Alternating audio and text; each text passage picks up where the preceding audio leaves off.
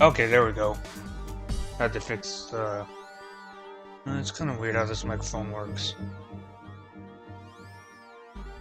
I've been having a little bit of an issue trying to turn it down a little bit. I was selecting the wrong slider. I meant to select the live stream slider, not the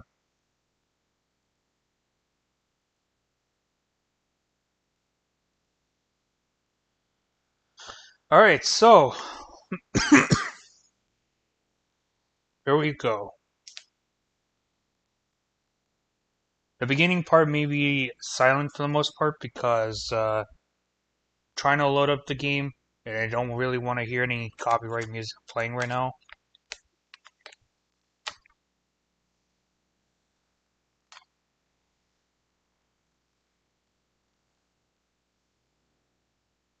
Because we all know how YouTube is. We all know that they're really picky on copyrighted music, so let's try to make it avoidable as possible.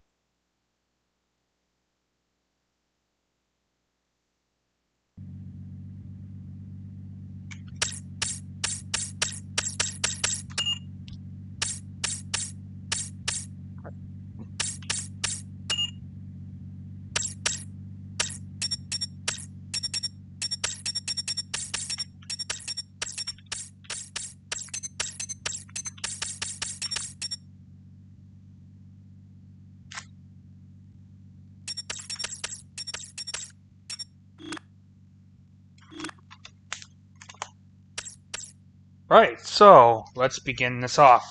Hello everyone, I'm ICECADE, and today we're going to be playing some Need for Speed Underground.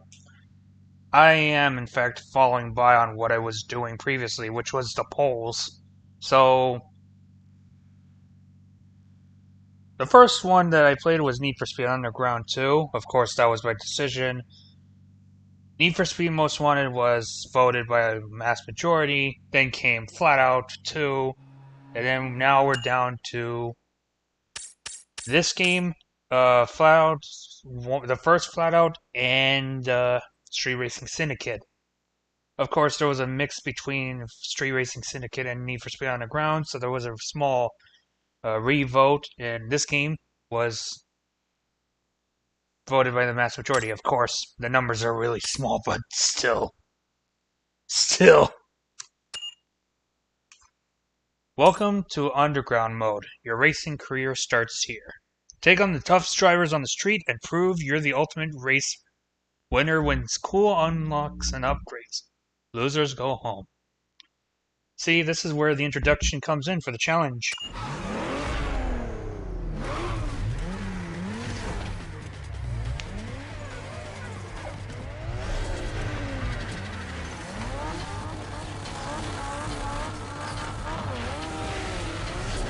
Here we go. Thus how the game starts off.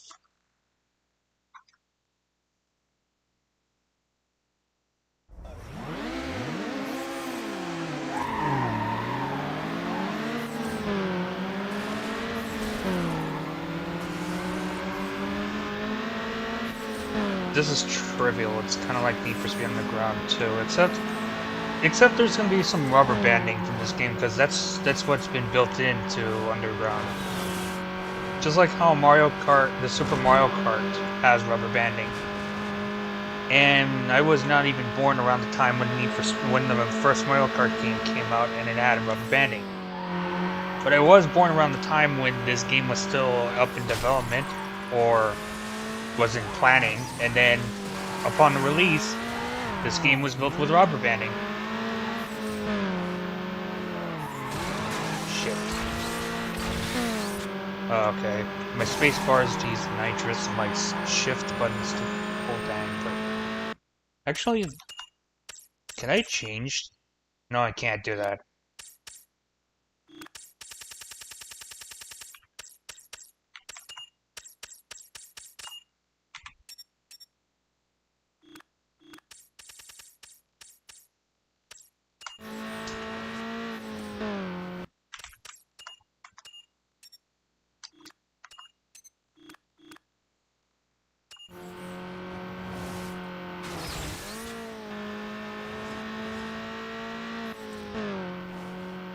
So a little bit of an ICECADE / Ice Shadow 01 history. In regards to Need for Speed Underground, the first game, this was most likely the only game I've played so far on the PS2. Actually, in fact, this was mainly the only game I've played so far because, well, a long time ago when I was a child, in other words. But I never really progressed through it. In fact, the only reason why this game was played the most out of any other games I played before, or I had, which is like the Need for Speed Underground 2, or the Street Racing Syndicate, or the Supercar Street Challenge, was because those other games were not working anymore. Like, they wouldn't work at some certain degree. And I did play some Gran Turismo 3 here and there, I just never really progressed to it that much. And that's the first race done. That was actually simple. Is that your fantasy? Look, that's Eddie. Take a good look, man. He's a winner, and winners get mad respect. It ain't just about the car, it's about the attitude. So which one of these is your car? Look at this.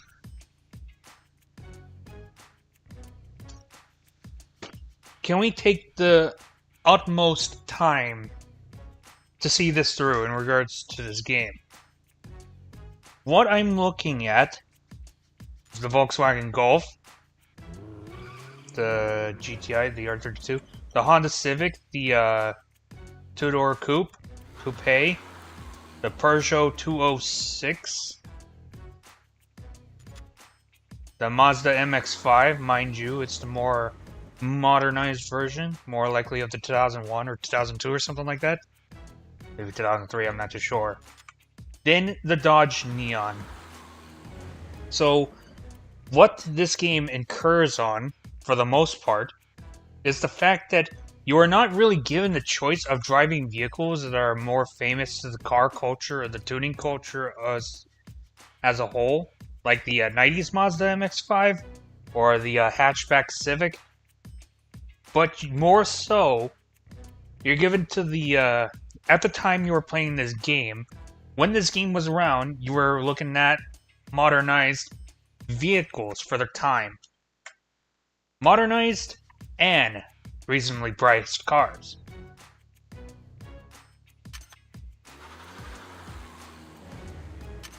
And if you think these starter cars are just about it for the reasonably priced, you'll be quite surprised that there are some more models throughout this game that are kind of the same way. They're not like high-end sports cars, they're medium to low-end vehicles.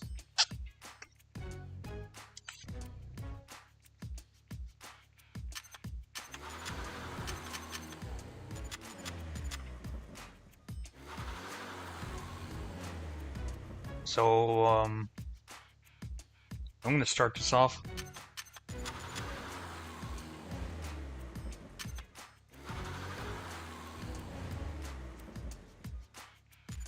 I just have an itch to choose around inside of these cars to find out which one I want to do.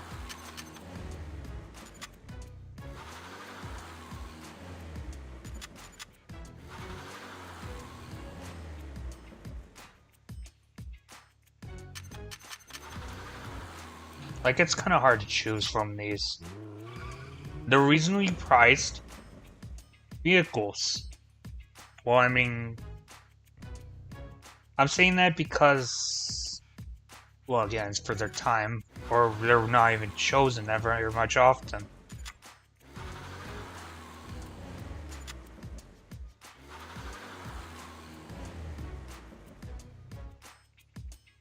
I think the last time I started off was with the Dodge Neon.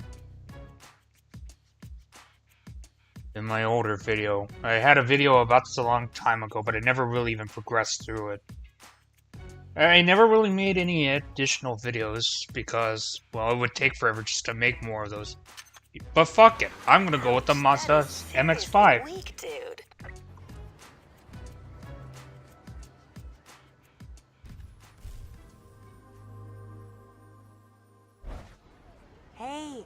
loser. Alright, check it. Maybe I can help. Just you and me, one-on-one. It's money in the bank. Let's go! You want to be the best? You gotta take these boys down. If you lose, you're gone. Got it? Good. Now move it. Come here to find the latest races. The race map will show you where all the action is. What's up, bro? I'm Jose. Sam told me I should keep an eye out for you. She said you plan on turning the streets upside down. Welcome to the streets, dog. Let's see if you can hang. So this guy voicing Jose is the exact same voice actor from the guy in the first. I think it was. I'm not sure who the guy was inside of the garage at San Diego, but he's the exact same voice. He was inside of Midnight Club 3 as well. But the game came out like 2 years after this one.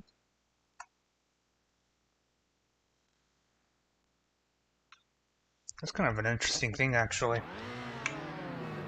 The more you know.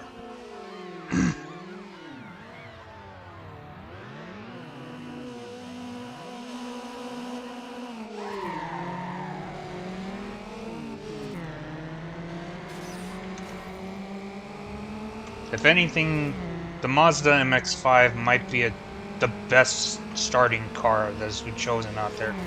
It's got good amounts of handling in regards to stock performance. I would choose the Neon because why not? But I might as well just go with this one.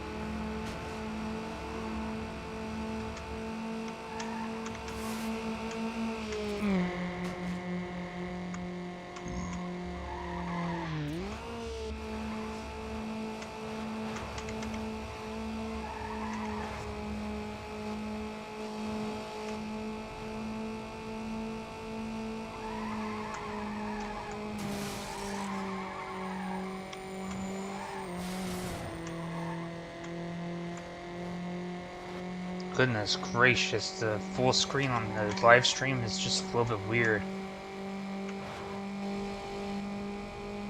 By that, it's because, there's like, well, I guess that's like every other stream else. There's always going to be black lines when I'm doing the stream and I'm looking at chat at the same time. But hey, it's not as bad as the, it's not as bad without the widescreen fix, because without the widescreen fix, it would be a little bit more embarrassing as to how to stream this game. Honestly, what makes it more awkward to me is the fact as to how the camera is.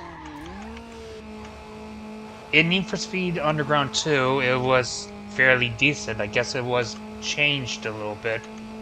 Unless it's like this, and I'm just not too fond of it being like this.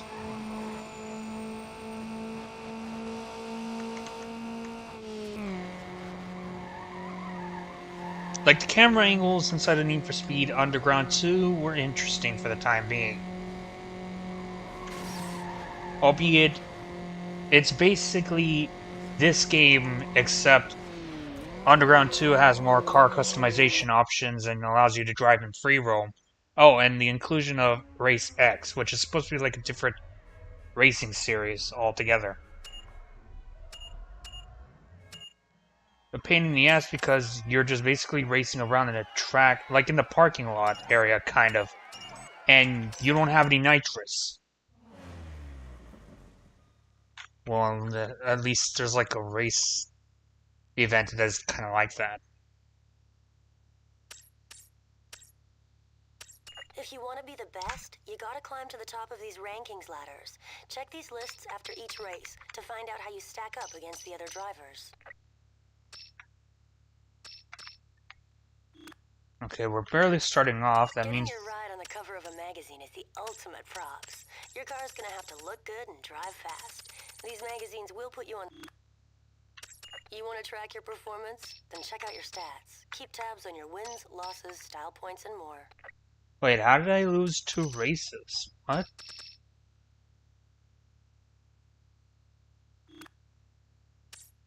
Maybe because I was playing... I don't really even know. I wasn't even playing this game for a bit. And I've lost 2 races. Like, that doesn't make any sense. Hey, what you think? You digging it? Then you gotta win. No racing cred, no cool parts. Come here to customize your ride and build the buy and install upgrades here to turn your car's performance from a kitten to a lion. Sometimes your ride can't cut it. Trade it in and get back to racing.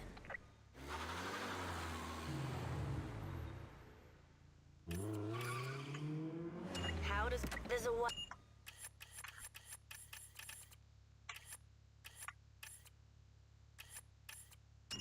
I'm like not giving a shit as to how half of what Samantha is saying, and I'm just getting into the game. Oh, my bank's up there. So I wasted $1,000 on just a front bumper and a rear bumper. Now, if this was Forza Horizon, that would have ruined my handling. Of course, I say it like that because I play Forza Horizon. I just play that game and I look at the car customizations and just see what's going on. But thankfully, this is not that. Also, yes, I need a break from Horizon for once in my lifeline. But then again, I'm playing Horizon 4 because that's like the last one I've gotten so far. Didn't seem too interested into getting Horizon 5.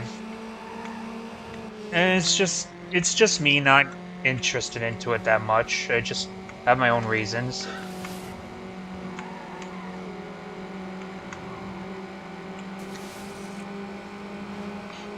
I mean, Horizon 5 was only controversial for a bit because it was with the bugs and glitches. Like it was launched off as a half-baked game, and there needed to be a lot of bugs and glitches to be fixed inside each and every single update. Of course, there's a lot of people that had a lot of issues in regards to how the game developers were trying to monetize the game, which is putting some vehicles inside of certain packs. But there's a lot of reasonably put cars into those DLCs. There's plenty of them that you could get inside of the game.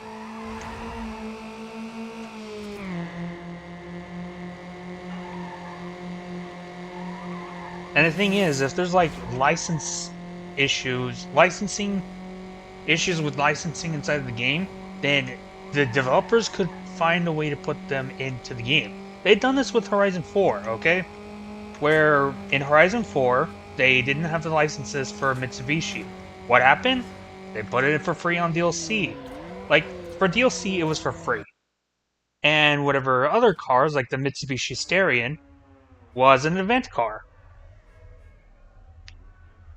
You know, and the thing is that it's more reasonable for Forza Horizon to have this kind of stuff than in comparison to what you get from Need for Speed Unbound. Like, come on, man. Come on. You're literally saying that you want to spend $5 to $6 on Need for Speed Unbound. And what you're getting out of that is like 1 or 2 cars, and that's just about it. You don't have very much to choose from. And some of the cars that are added into paid content inside of the game as DLC. Most of it is pre-existing since Need for Speed Heat. Actually, since Need for Speed 2015 as well. I should just say it like that. Whoa, kid, this is sick. Yet another convert to the drift scene. Let's see what kind of moves you got. They call me Dirt, and I like to get sideways.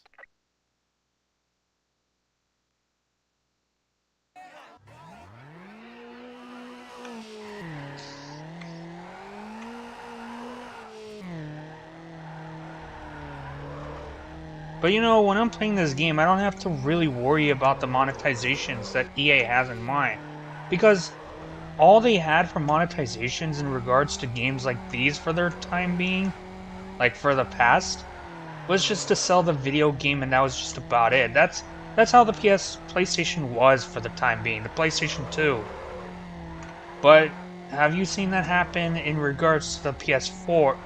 Have you seen that happen inside of the Xbox One? Have you seen that inside of PS3 or Xbox 360?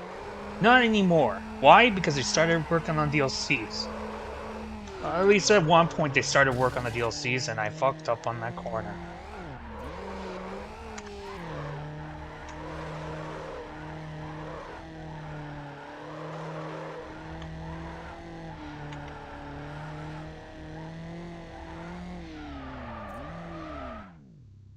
Yeah, I gotta start all over again.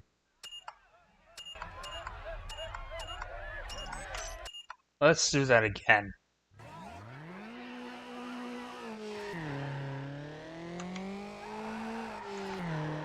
It is doable to drift around these corners and get a decent amount of points.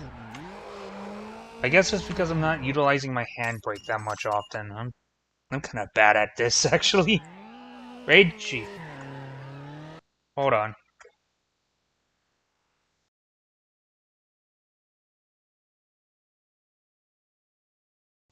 Alright, give me a moment. I'll be right back.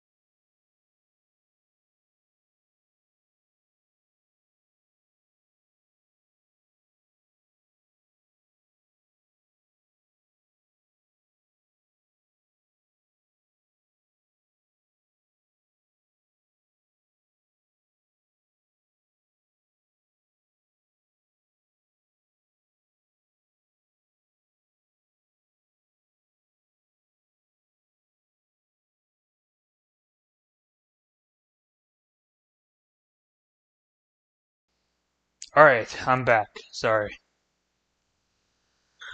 So,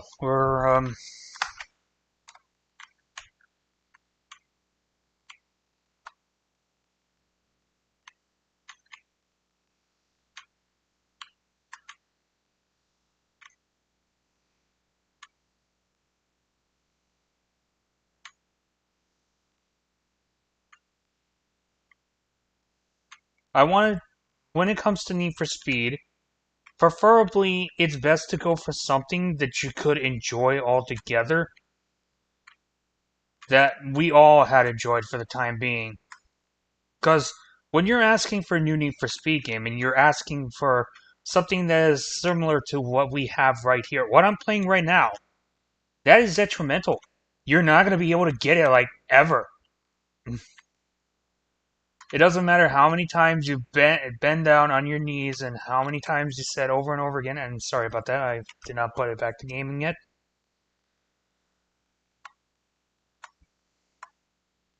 My bad. Let me start all over.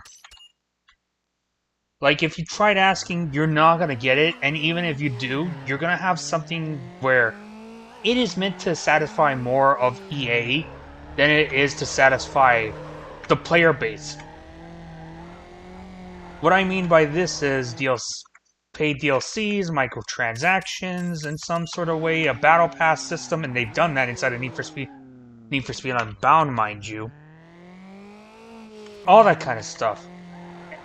The worst case scenario is that single player, like everything you earn in online, you can't even drive inside a single player.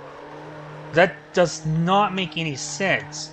Like, Forza Horizon has this thing where you could basically win your cars, and after you win the cars, you could still drive them around in free roam inside a single player. So you don't always need to play online just to be driving that specific vehicle.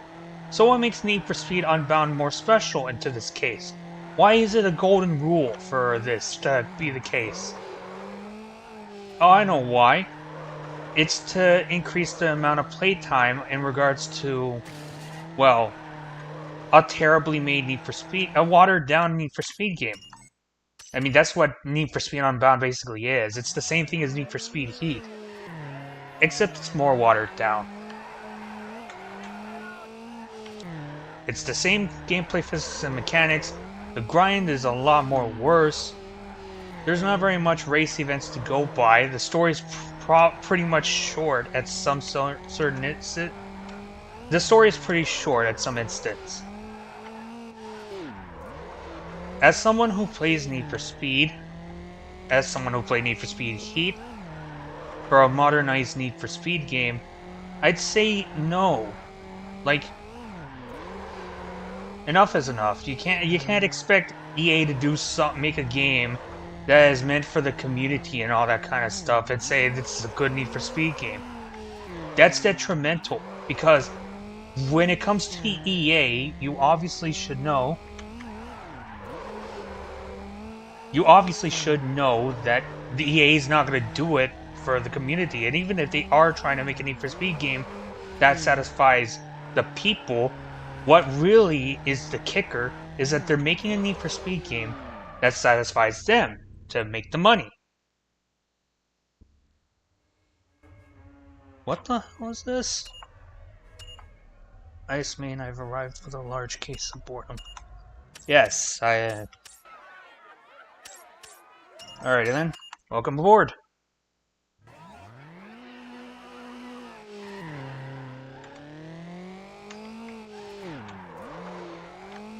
Need for Speed Heat, alright? So let me say about it. It was a decent Need for Speed game that I've played within my lifeline. And this was before I even got to do YouTube on my PC. Or maybe even when I was doing YouTube around the time before I even got a new one. It's not a microphone, it's actually a headset.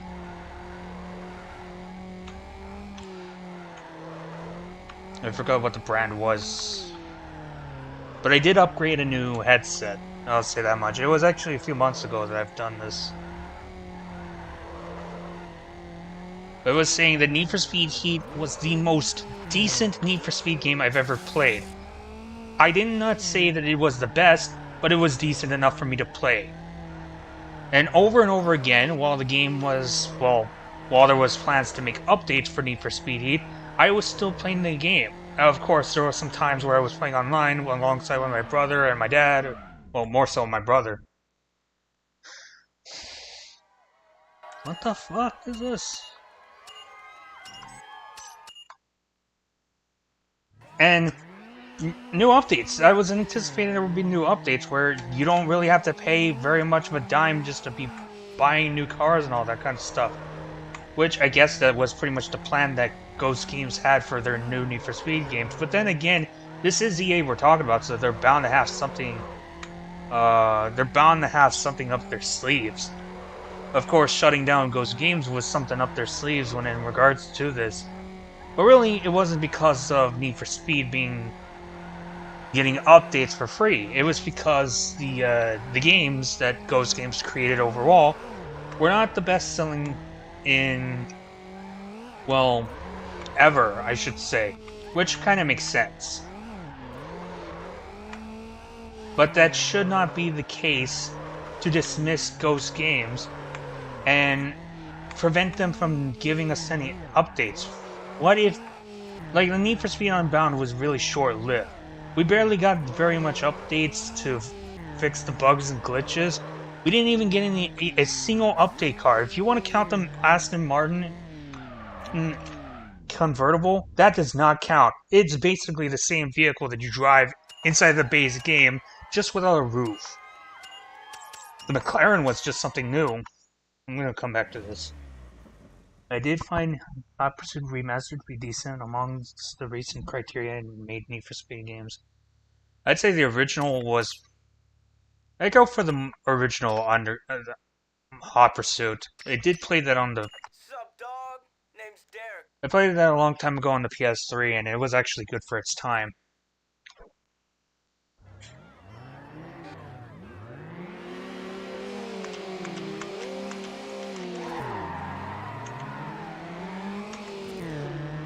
I don't know how to shift. Okay, that was my handbrake. I am not used to playing underground with these kind of controls. Even the original does have its phrases. Yeah, the original Hot Pursuit 2010 has its own phrases. Like, some of the content that came inside of that game still remains inside of the original Hot Pursuit, but when it came to the remastered, it was just like, some of the cars were removed, and the Polizia, I think it was the Italian, or the... most likely the Italian paint job of the Lamborghini Gallardo police paint, was swapped over for just a generic-ass police, and it's just like black. They didn't even bother to make like a full-on Seacrest County Police Department livery for the Lamborghini Gallardo for the quote-unquote remastered version of the Hot Pursuit 2010.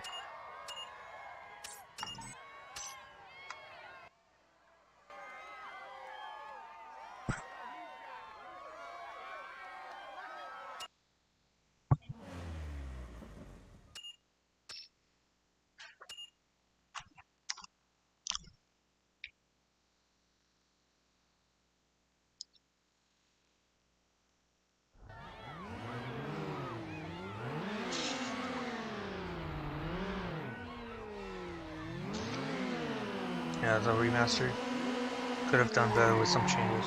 Yeah. It is what it is. Not very much we could do about it now.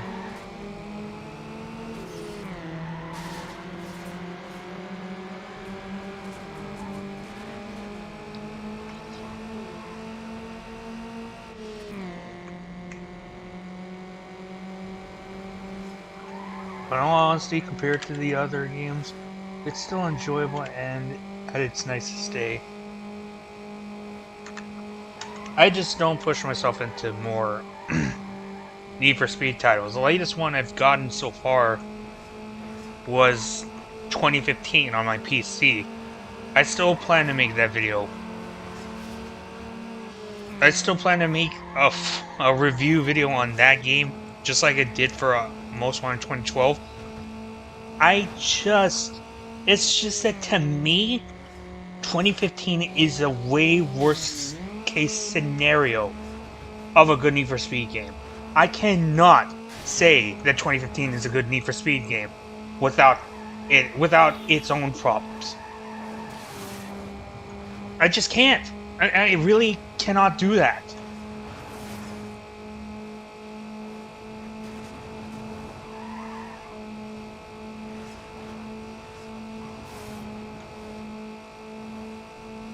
Like, I know that for me, Most Wanted 2012 didn't really feel all too well made of a Need for Speed game, because Most Wanted 2012 to me felt like I was playing more of Burnout Paradise, only that I'm playing with licensed cars, and the crash cams are a lot more worse, the handling kind of a bit more terrible than in comparison to the Burnout Paradise.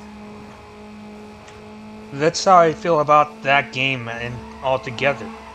It's somewhat decent, just not the best kind of decent that I've played in ever. But 2015 takes the cake to me, being the worst Need for Speed game made for its time. Well, I mean, that should have gone to Payback, because, let's just face it, that's more of a cash grab of a video game. But to me, ultimately, is 2015.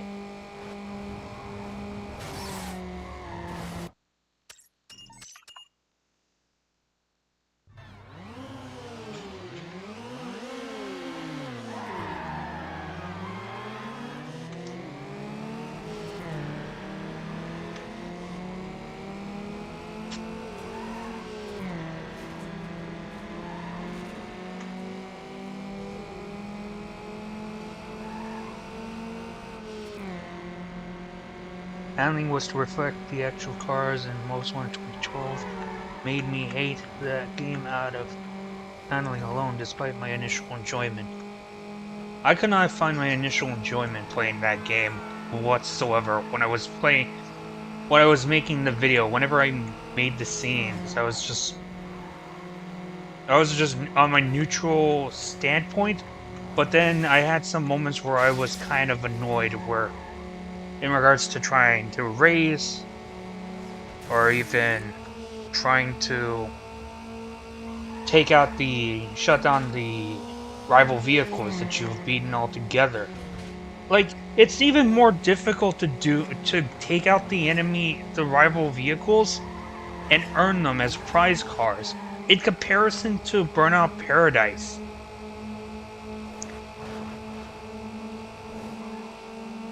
Like, honestly, I just can't stand the handling of that car. I mean, in that game.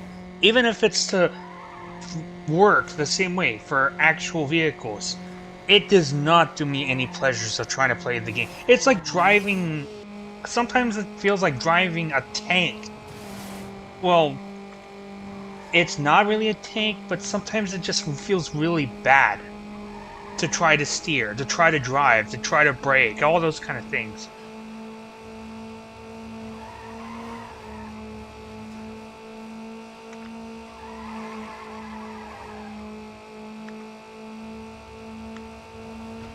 And if you're wondering, when I play tanks, I don't play tanks in Battlefield, I just play tanks in War Thunder. I draw the line when a game punishes me for being fast, whether it's fairly or not. I draw the line when the game doesn't do me any favors, like, at all. Like, if there's some things that don't appeal to me. I draw the line for Need for Speed Most Wanted, or not Most Wanted, not Most Wanted 2012, but I want to say 2015, because what draws the line for me is the fact of the online only requirement. It's a live service game, just like the first Crew game. The first Crew game came out a year before Need for Speed 2015? Or maybe 2 years before that. But still, it was a live service game. What the fuck am I gonna do inside of a live service game if the server's shut down? That's what I want to know.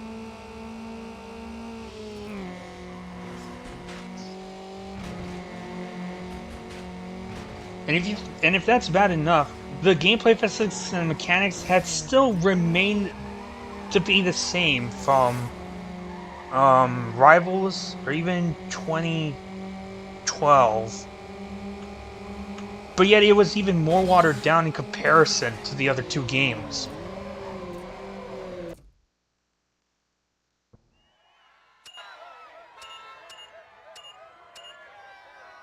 Live service shouldn't belong to full price games at all. Yeah, well, there's still AAA game companies are gonna do that regardless of what people think. They don't really care. If they're gonna do that, and if EA is gonna do that for the next Need for Speed game, yeah, I would not even be surprised. Whoa, kid.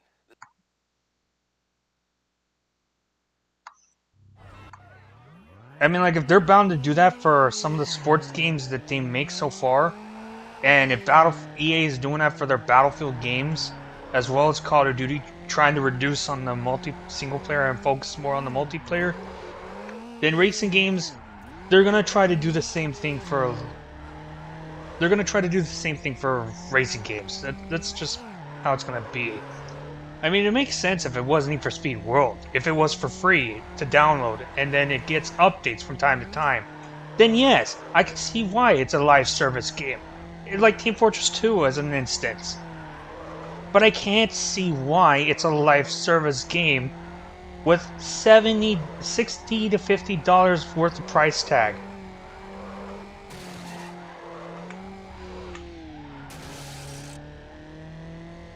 Essentially, why Tokyo Extreme Racer is successful despite its early access stage. Yeah. At least, Tokyo Extreme Racer Genki has followed in on the example of how to not make a racing game. I'm doing poorly. But I refuse to make this any easier for me. So that's to be expected.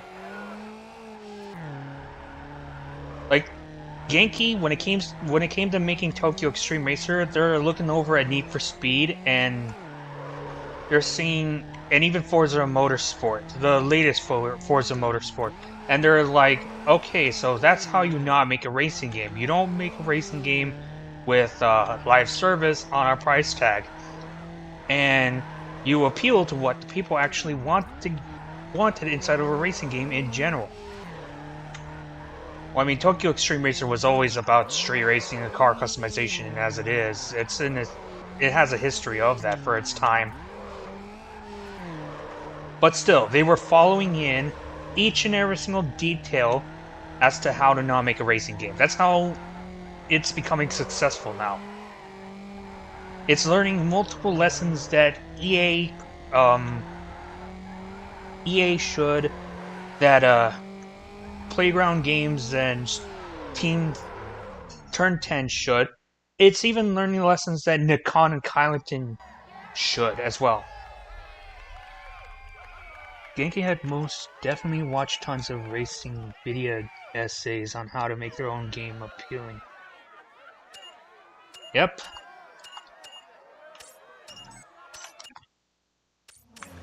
Of course, they've been out for a while, and they've made a platformer game before they made Tokyo Extreme Racer. Before they got back to making Tokyo Extreme Racer, of course. But regardless, when it came to Tokyo Extreme Racer, when it came back, it actually has a good run for its money. A lot of people are going for it because, Eddie's looking well, pretty unstoppable. Gotta get hooked up with the Junkman pronto. bunch of 3 series race showdown.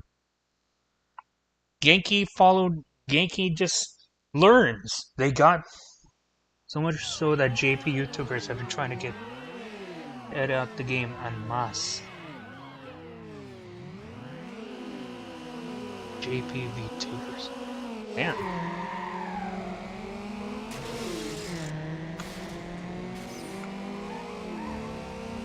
It impresses the JP VTubers that play racing games. It surely impresses everyone.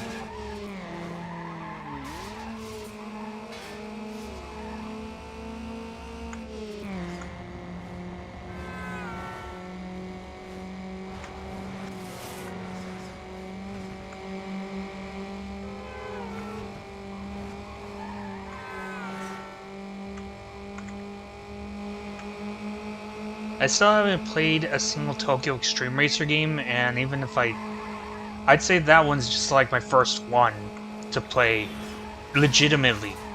I'm not counting Drift because I got that at some point like last year for the PS2, but yeah, I wouldn't even want to count that because it's just basically drifting. But Tokyo Extreme Racer just appeals to me because I'm able to enjoy the game without having too much of a restriction to play the game. I mean, yeah, sure, the early access, you have it at a specific price, But that's just about it when you get the early access of the game.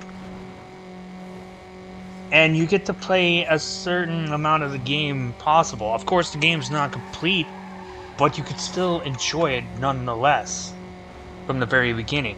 It's showing you, the Gatekeep's showing you that they have a game where, available at early access, they're working their hardest. They're not working blood, sweat, and tears, but they're working their greatest passion within their soul into this game.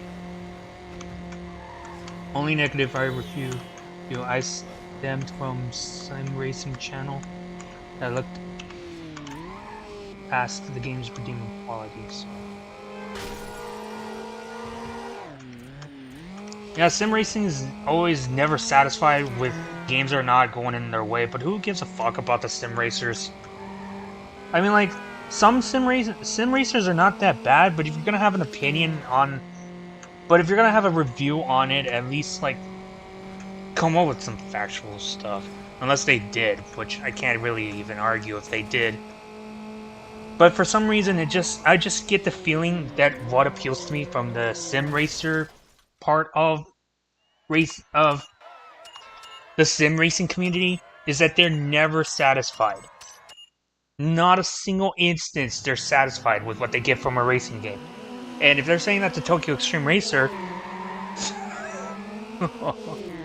how are they not satisfied? This is the question.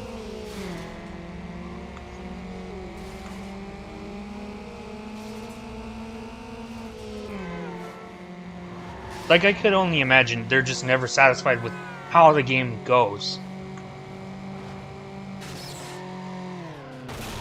I keep messing up on that.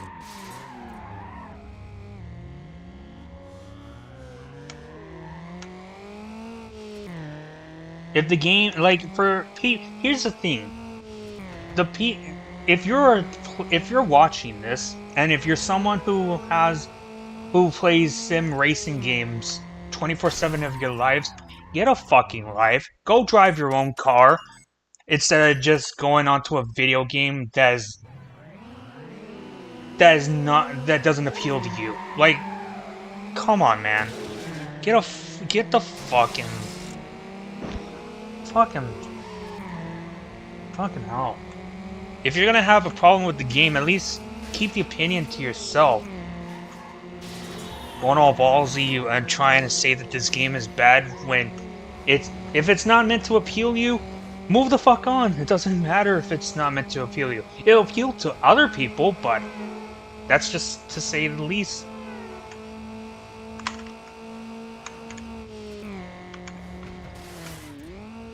Unsure myself, since there's instances of mainstream sim racing channels hopping on TXR for the nostalgic factor. And if there's people who are playing sim racing games, and if they have Tokyo Extreme Racer as the nostalgic factor, I don't mind. I mean, like, it just bothers me when people come out of nowhere and they talk about a racing game that actually is interesting to a lot of people, where the developers are actually caring for the public. They're caring for the gamers.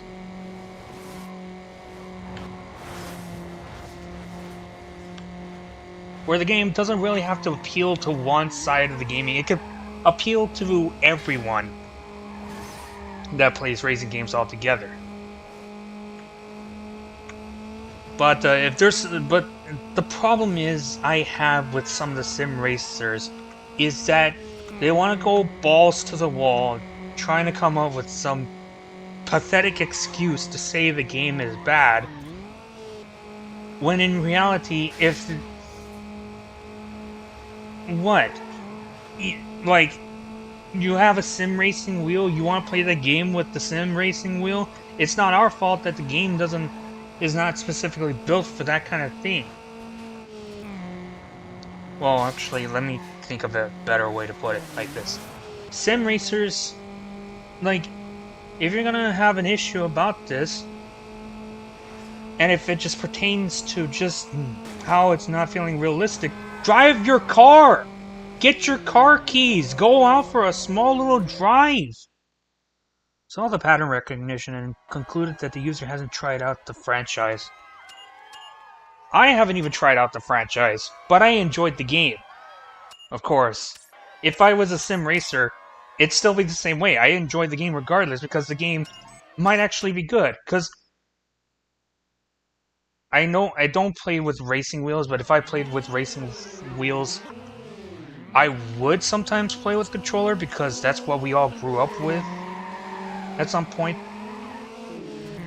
We play racing games on the PS2, we play racing games on the Xbox, and most of the time we're playing with the controller, not with the steering wheel rig. The same could even apply to the PS3 and Xbox 360. The one gripe that people have that has people questioning their commitment towards sim racing is the elitism behind it.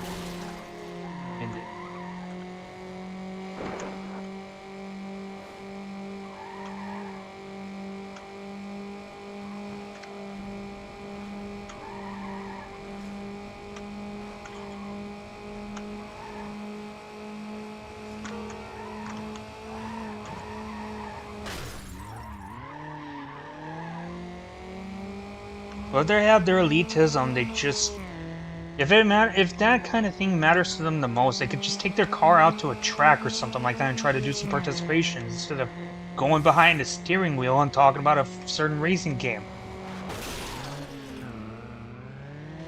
Playing Project Cars is not gonna solve the whole entire, well, like, if racing actually matters to them, and if they're playing a sim racer, I can't even process this. How am I supposed to process the whole entire shit show with sim racers? They want to say that they're professional drivers, but yet they're only doing that when they're in the video game. And when they're out in the road, they're like driving around, they're just cruising around in their cars. Like, if you want to play, like, if you're trying to prove that you're an elite, show that kind of behavior to someone who actually... Again, I can't even process how this is supposed to go because... I just can't. I just can't. I'm never going to understand sim racers. And you know what? I don't even want to understand them anymore.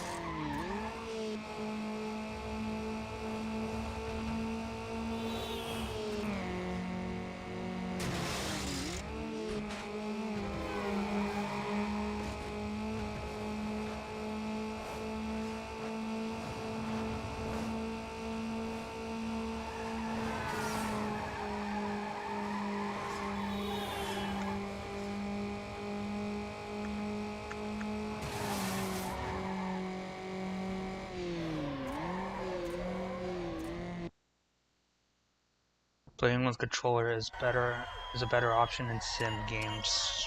Well, for some, it's not really to be the case.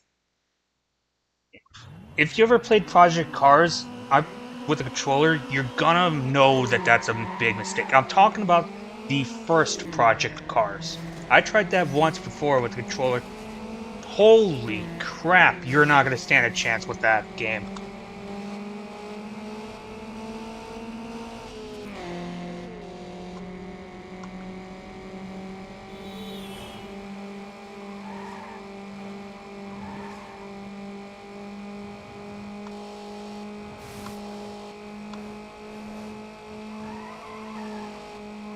Unless you figure out a way to actually make it more compatible with the controller. But regardless, that's like the one game that you'll have a problem with in regards to controllers.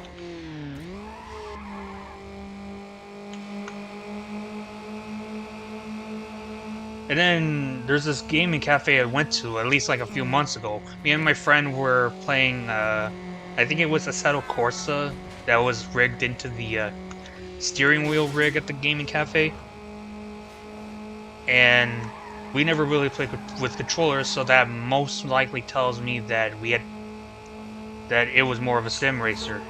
I mean, despite that Slap Train has probably played the game without the steering wheel rig, I would not be too sure about Assetto Corsa. Project Cars on controller was a bitch. Had to tweak the steering dead zone and sensitivity in order to play that game. I never really got myself to figure around all that kind of stuff. I just grabbed the controller, run the game, and just give it a try. Played it for a few minutes, maybe an hour or so, and just ended up refunding the game and never bothered about it again.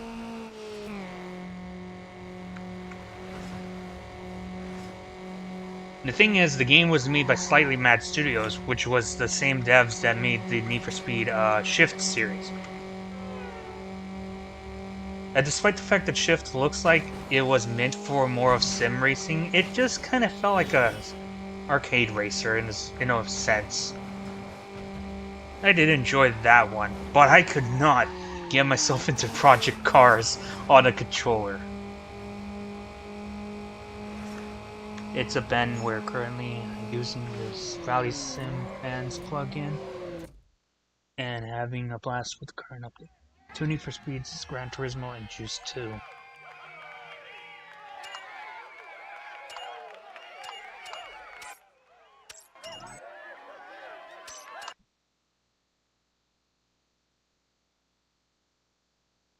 Slap is now doing some competitive drifting on his G35.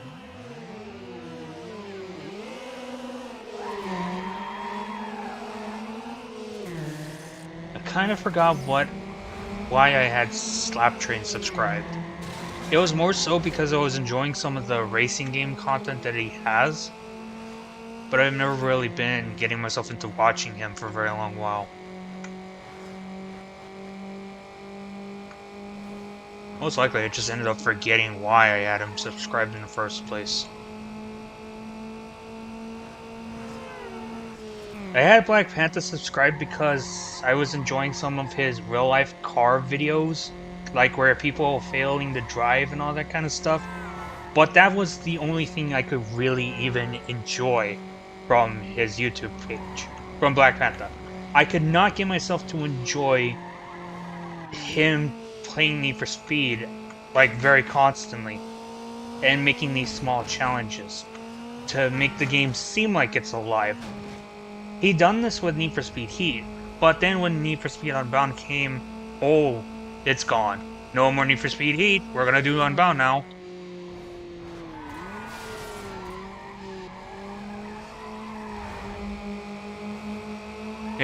And the worst, what makes things bad is that he also talks about Need for Speed very constantly. He's trying to be the main voice for the Need for Speed community, and thinks that what he's doing would solve something. It's not gonna change anything. It's not gonna change how EA makes Need for Speed games nowadays. It sure as hell, like, even if Criterion is working for EA has them on their payroll. EA is gonna ask them to do DLCs, and that's what Criterion's gonna do. Criterion's done that a few times before. And if Black Panther wanted updates for this game, so he probably wanted to recommend updates to be put into the game, but some of them be put underneath a certain price tag. Like, that's most likely absurd. Why am I gonna pay $5 or $6 for a pre-existing bought hero car pack that existed in Need for Speed Heat when I could just play Need for Speed Heat on my console and I could still drive those cars for free? Like, to me, that just makes no sense.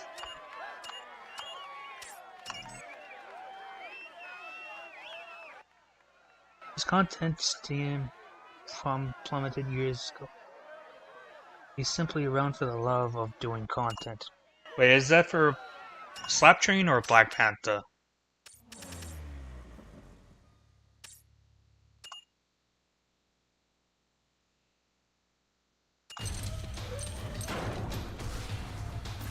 If it's Slap Train that he loves to do YouTube videos, then that's fine. I gave him the edge, and they blew it. You think you're better? Prove it. And maybe I'll help you out. Really think you're special, huh? Okay. Yeah, I was thinking it would be Time to for build up slap. that engine. These options increase your overall. I was thinking it would be for Slap Train because I don't see Black Panther doing that anytime soon.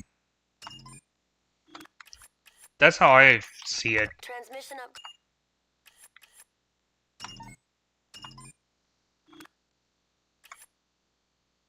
Hey, let's put some new rubber on the wheel. Let's put Kumo because not very much people knows about Kumo. Oh, I'm brain dead and don't know about Kumo. Funnily enough, you could skip the unique events, parts events. Yeah, but I want to do them.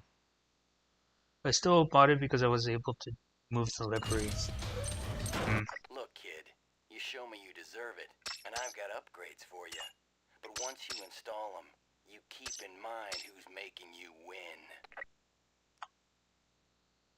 Despite the fact that Kumo's more one of those Korean tire brands that are still around. Yeah, but you don't really hear them instead of racing games very much often anymore. That's something that Heat didn't let me. In Heat, I didn't really have very much of a problem in regards to livery editors inside of vehicles.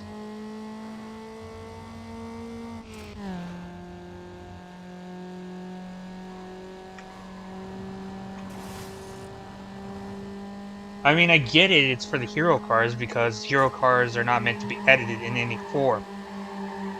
You could put vanity parts, yeah, sure. But you don't really need to edit the whole entire vehicle in general.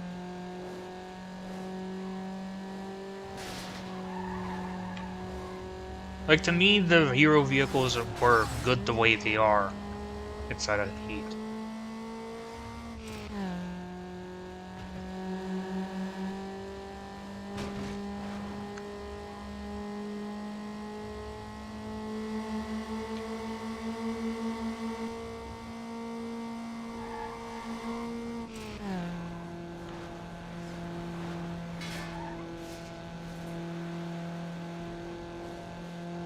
I think that one crash just ended up ruining my lap time.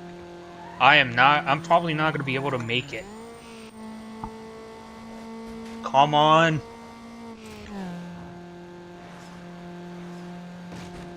Come on! Oh!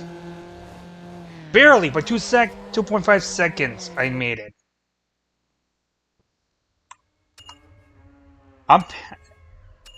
I've tried this a few times with the Dodge Neon, and I never really got to do it on hard mode. Of course, that was on my older videos. Or at least one of my older videos. You won. All right. You go ahead and take one of my upgrades, but try not to wreck it. We're gonna need more acceleration and top speed, so we're gonna go with the exhaust and engine upgrades.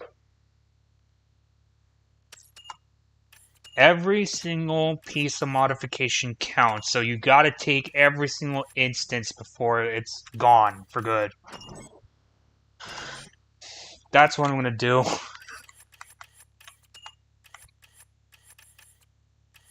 This just looks like a drag wing, I'll just do that one. Is the heat app still functional? I don't really know, and I'm not really... I probably would assume it's not. Stock rims just don't cut it.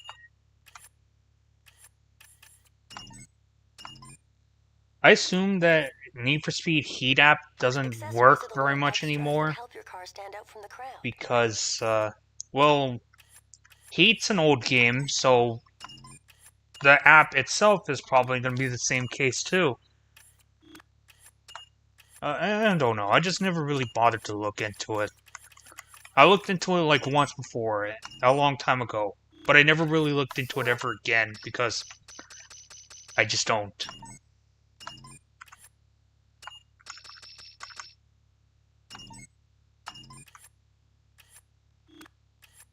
You can find plenty of sponsor decals here.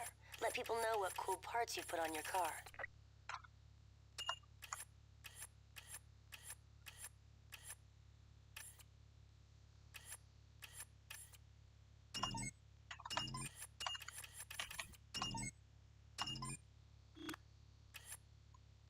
vinyl. I do know that I'm picking the X mods custom vinyl because that's been because in general X mods has been a childhood thing. I used to remember growing up as a child and seeing my dad just time to time trying to get some X mods for himself. He had X mods, he still has some, but he never really got to work on them nowadays. But they were like our childhood. They were my childhood thing. He had those RC cars where you could modify them. It was actually pretty cool for its time.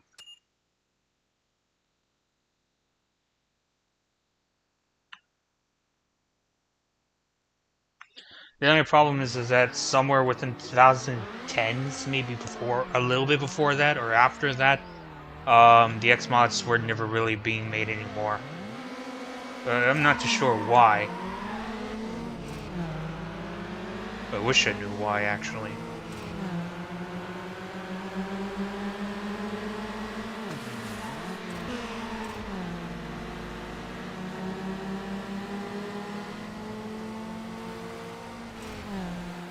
And if that's bad enough, we had a Radio Shack a long time ago. It was it was far into the city district area, and well, it was a little bit further past that. Right next to Target, there used to be a little Radio Shack, which, of course, obviously sold a lot of electronic parts and stuff like that. But at some certain instance, I don't know what year it was, but I do remember that supposedly the Radio Shack that used to be at our town, at our city, it ended up shutting down. Probably because the business wasn't building up very much money inside of Texas. So they ended up closing down the Radio Shacks. I'm still kind of familiar about the name. It's just that it just doesn't feel the same anymore without Radio Shack. Like looking at the advertisement of X mods, and that's where X mods came from Radio Shack for the most part. And I'm not seeing any more X mods happening anytime soon, and Radio Shack, it's out of our reach. Maybe it's gone out of business completely, or it's just limited to some areas. I'm not too sure. I do know that it's one of our histories. Can't say the same for Kmart. Kmart 2! We actually the last one we had was down within the freeway area. And I think it was further down it was further down Harlingen. Well, past Harlingen, and then it ended up getting to the McAllen area where the well, it was not completely near to the city hall, but it was near the La Plaza Mall. There was a big Kmart store, but now it's like I'm not sure what it is. It's like some sort of small black market, a small little mart thing. But there used to be a Kmart. I think it used to be open, say, I think 2018 or 2017. I can't really be too sure. But it was a very long time ago before the business ended up, or maybe it was 2020. I'm not too sure. But it was around the time when the store was about to go out of business.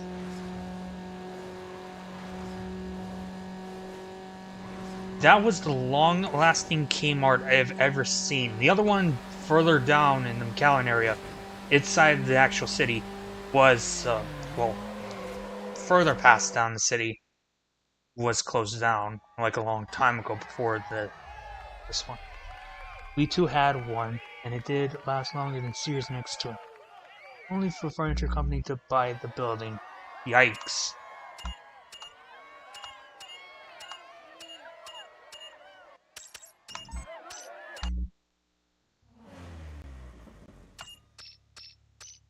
Option Laborer. Sweet, you're on the cover of an Italian tuner mag. Well, the details are not there. Well, despite the fact that I've gotten the comic cover, the magazine cover, my car is not appearing there. Excellent. Now that you Okay, know it's the same as happening for this one. Be totally famous and Yikes. That's actually bad.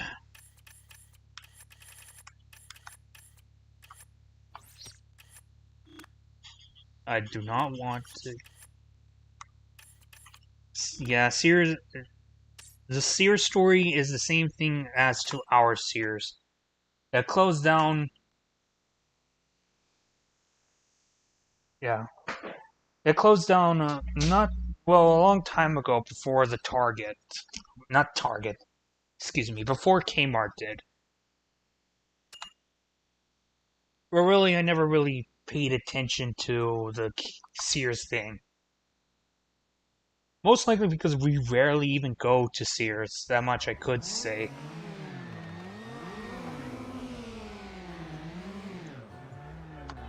It's either we rarely do, or we never gone to Sears.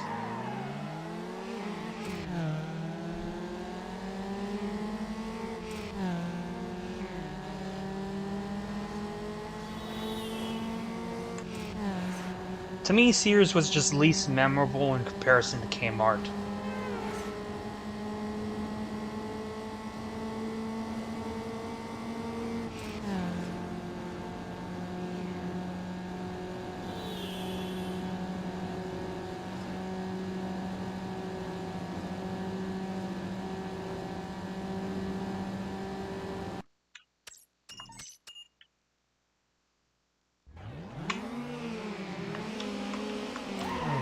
I refuse to lose to a vehicle that supposedly has a powerful engine. Are you fucking kidding me? That SUV ruined. Try drafting the guy.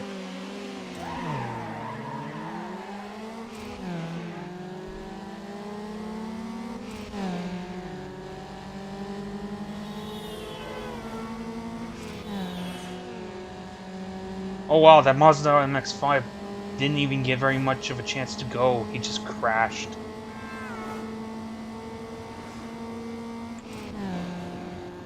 I just look behind me and just see a Mazda car crash within a certain instance of the race. We barely started the race, but the Mazda MX-5, the rival MX-5, ended up crashing. That's sad.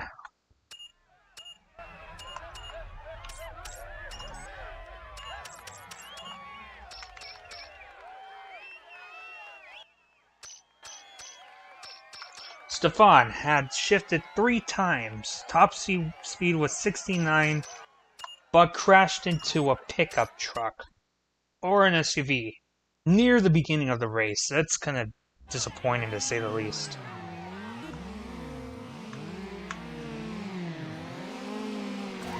Of course, I cannot really expect the AI to be perfect.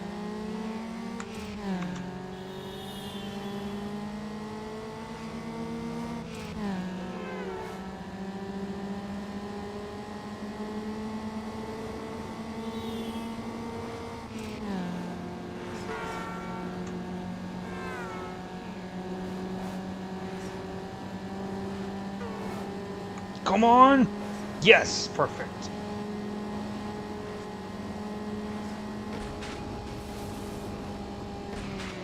It'll probably be a lot more worse if the train was just actually on the move.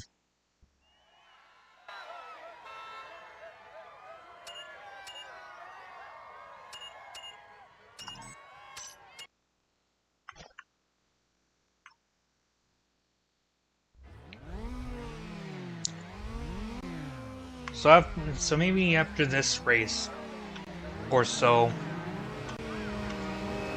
I don't know how many more races there is in order to beat this championship. Always with the damn brake. But how many other races actually there is to beat this championship? Once I get through it, I'm gonna be right back afterwards because I am gonna eat dinner real quickly. But I will be back to finish up or to do as much as I possibly could.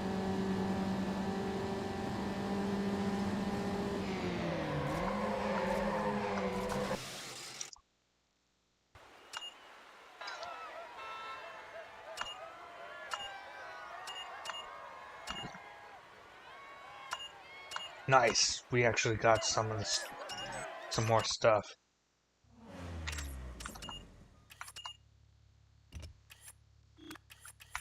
This is where science meets.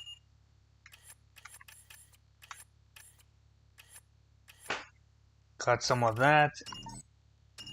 Thank you. Turbo boosts your. We're going with the HKS United If you're gonna States. put more power.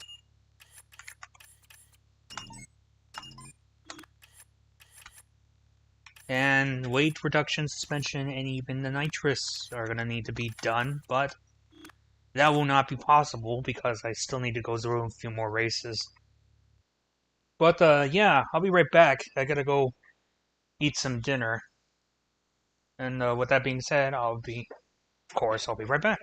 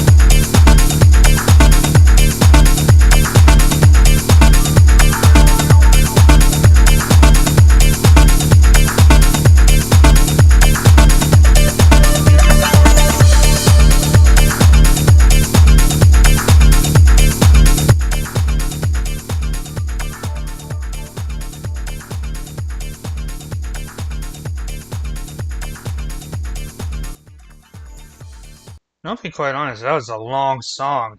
It lasted when I was just trying to eat right now. Alright, I'm back.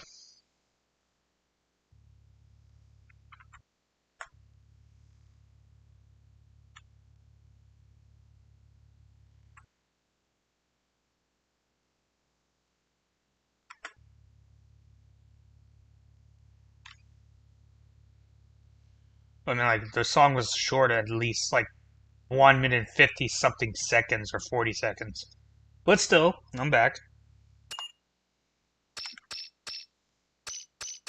And quite funnily enough, I was watching a video from Ultraviolet. Well, I was watching some of the video in regards to the Tokyo Extreme Racer.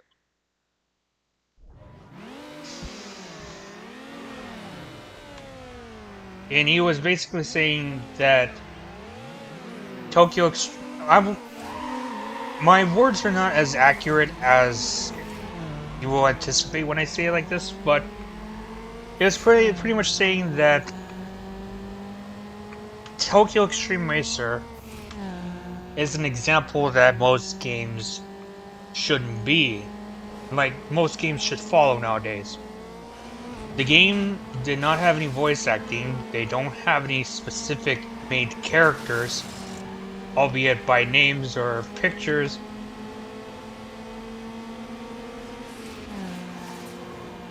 And they don't even have the voice acting for inside of the game.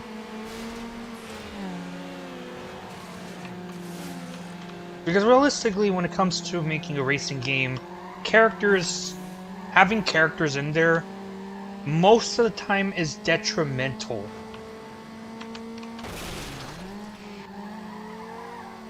Most of the time it's detrimental. So really, it's not really necessary to have characters. You could put them if you want.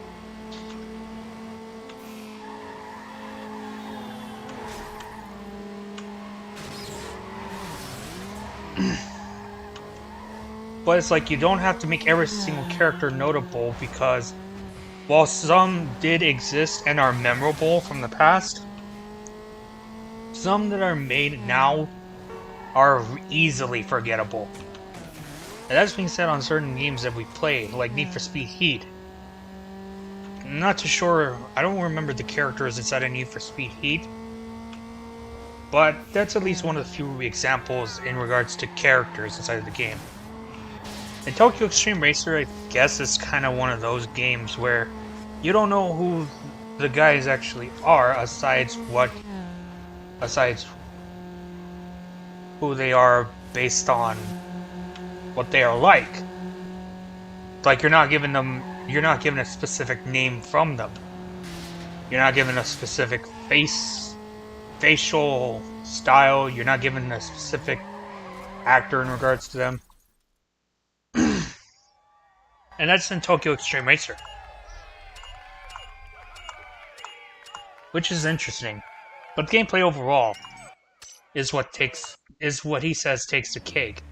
It's been a staple since, I guess, since pretty much the first Tokyo Extreme Racer, where it's basically like a fighting game. It has a health bar system, and in order to decrease that, you would have to be ahead of your opponent, or you would have to do damage to your opponent. The lack of memorable characters is a byproduct of a forgettable story. Yep.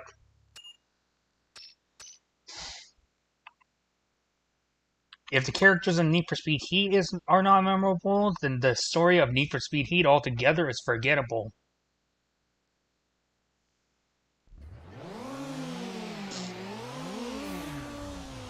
Of course, the full in-depth story.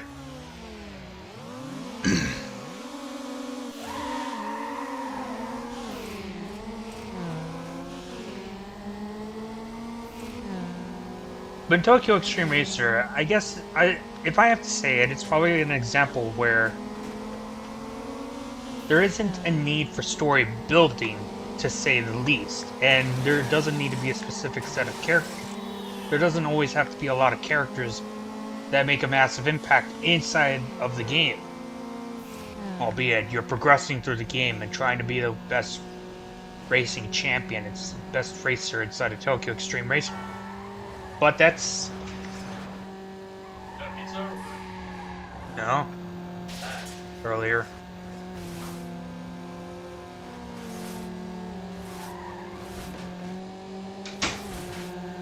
In Tokyo Extreme Racer, you're just aiming to be the best racer inside of Tokyo. Of course, that's kind of common. But does that mean you need like special characters or something like to determine your story? No, not really. Of course, if you want to go through the extra mile of doing that, then you could basically do that. But Tokyo Genki, when it comes to creating these characters, they were just making them just people that do not need to be memorable all the time. Like their facial recognition is just blanked out, they don't got voice actors, and that kind of thing. Which is perfectly fine.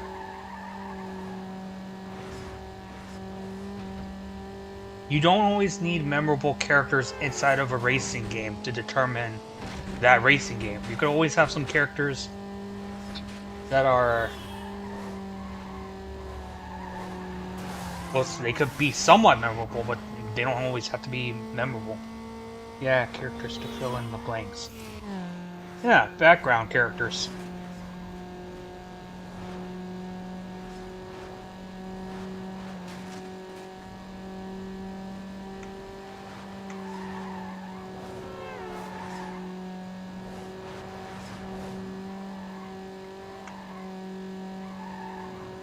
The Fast and Furious Tokyo Drift had no character design whatsoever, in spite of there being vehicles with drivers' names on them, and even the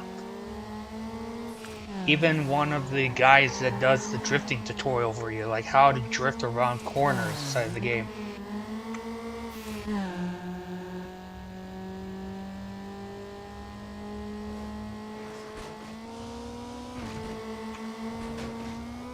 And he actually did voice his demo when trying to teach you drifting inside of the game.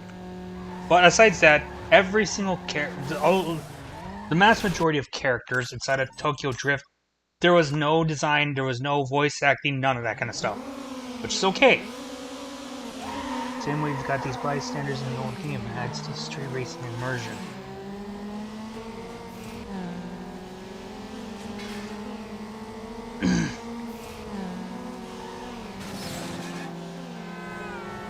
Yeah, this Honda Civic. Actually, no, not this Honda Civic. The people that are inside the starting line of the game, yeah. I guess I could see where that's coming from.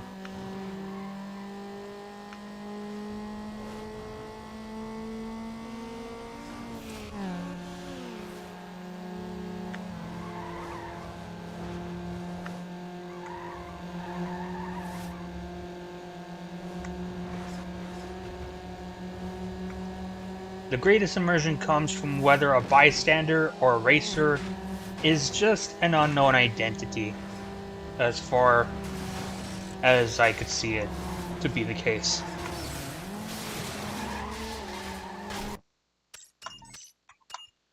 Some people will play Need for Speed games, of course that being me right now, wants to think otherwise. But I do not want to think otherwise. Some people want to think that the real immersion, the real immersion comes from the racing. It doesn't matter about the characters. Well, actually, it does. The characters do affect the immersion of the game in every single aspect of the game.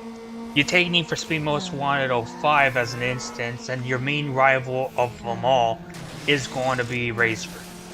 That's the number one rival you want to go up against. Then you familiarize yourself with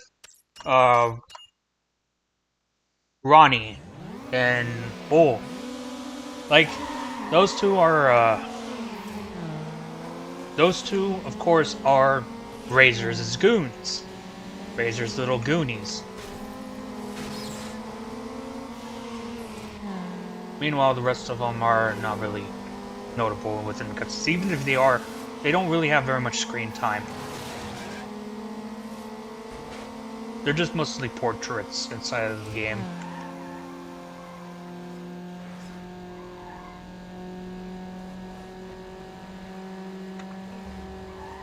Like, you could have some moments where there are some main characters appearing here and there, but not so often, though. For the most part, you want to have the immersion where the rest of the racers that are around you, that you're competing up against, don't have to really be known. Don't have to be really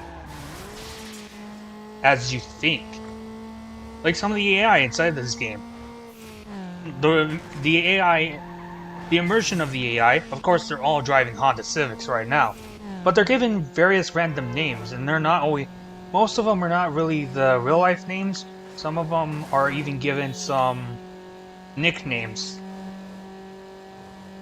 But these are AI.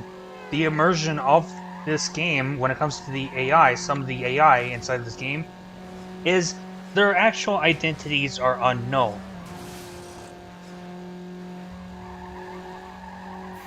And most likely, it should remain to be unknown if they're not really big characters inside of the game. Kenny was just, in Need for Speed Heat, was really just a waste of space. That's number one. The team, the league, or whatever may lies to be the case, was a huge waste of space. You may think they're somewhat notable, but no, they're not really notable.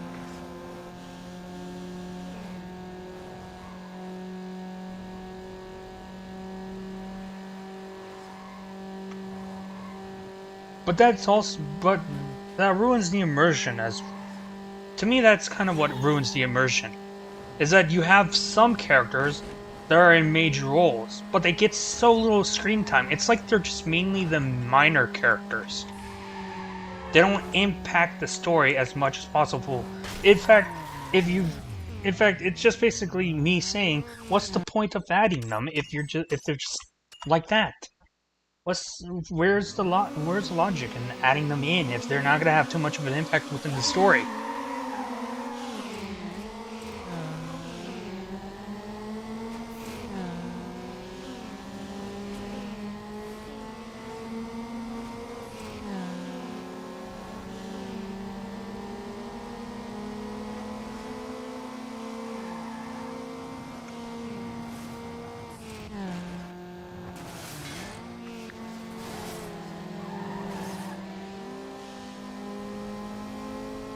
For the most part, it's just you, some 2 other protagonists, 1 antagonist that is becoming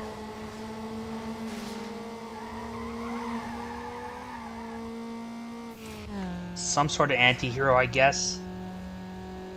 Meanwhile, 2 antagonists. And that's all the story should have.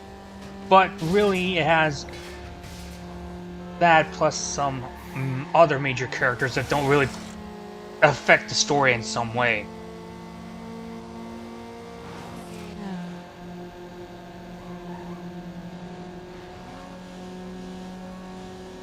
I don't know, the game's just ruined. I just feel like the game is ruined by the I feel like the immersion of the characters in Need for Speed Heat is just ruined by, well,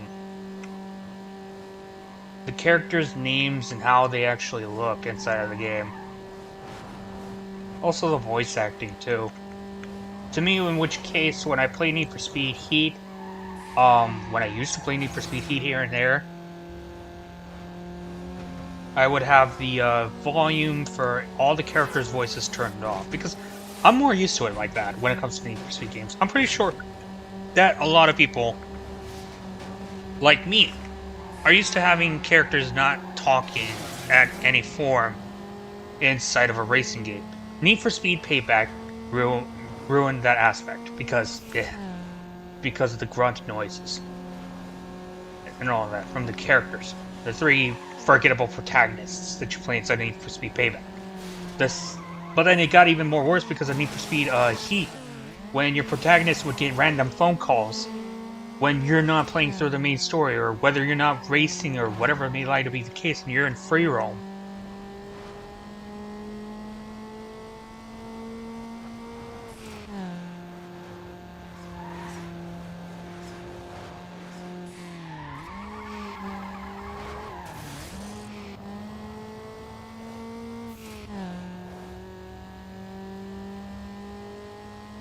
I mean, cops are a different story. They're just basically the blanks of the game, despite the fact that there's two antagonists that are cops inside of the game. But all the other cops, they're just blanks to fill in the background space of the game. They're not most of them, all of them in which case, are they're unidentifiable. Which actually makes the immersion more interesting if it weren't for the two antagonists that are police officers. Hey, Lucky. Yeah, I just had a bad launch last time. Checking out the ladies. Let's see if your luck holds. Let's do this. These background characters certainly got the immersion going on. Just bystanders watching to see what's gonna go down.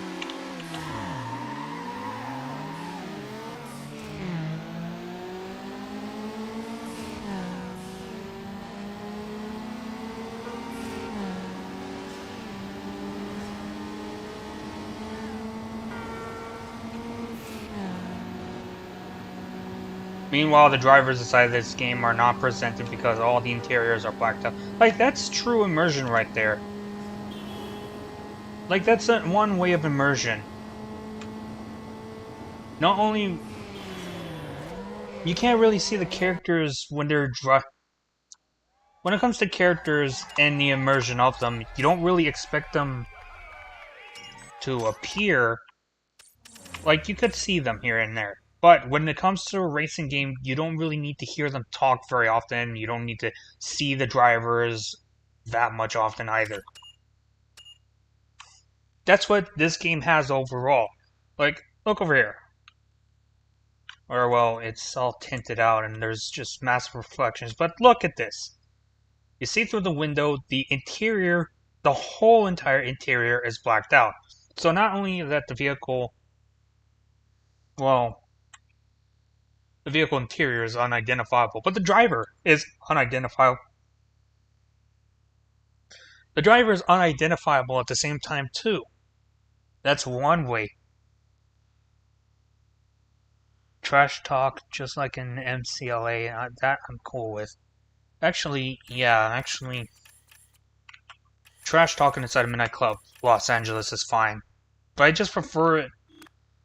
But it's just that I'm not a big fan of racing games where my character talks. So in Midnight Club Los Angeles, yeah, sure, I'm fine with my opponents trash talking me. I just can't stand the main character, which is just me that's doing the talking. I'm not a big fan of it.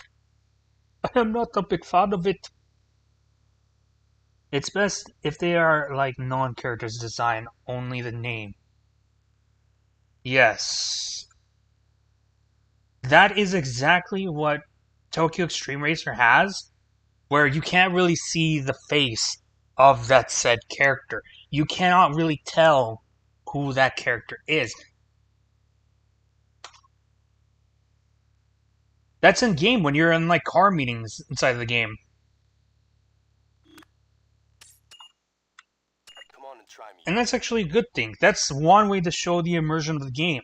You're pitting yourself up against whoever is that guy. Because there's a downside of it. Less characters to race with.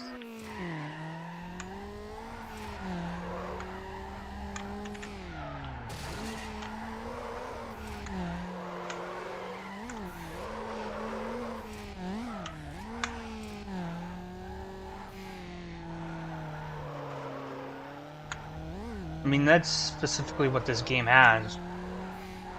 But I can understand where that's coming from. In fact, I did look at when I look at CarX Street, of course, it's still a work in progress. I look at the characters, and there are some characters when you're playing in, say, some races, like some random street races for story mode. Some of them, through progression, are not really the main characters of the game overall. In fact, based on the cars that they drive, some of them are not within some events. Which, unfortunately, Unbound included. I mean, like, yeah, sure. Oh yeah, Unbound's the biggest factor of this. Actually, this kind of started before Need for Speed, Heat, but it was less notable in regards to Heat. Like, you couldn't really even tell what... You could really see the names of who is what, but you never really got the drivers. Like, I don't know how to put it. The characters that are not characters inside the story of Need for Speed Heat, they're somewhat notable. Despite being non-characters inside of the story, there are characters that do appear inside of the racing. Lena Navarro, well, Lena, from within the Koenigsegg Regera. Of course, she obviously was from Need for Speed Payback. And she's one of the drivers that does return inside of Need for Speed Heat, most likely.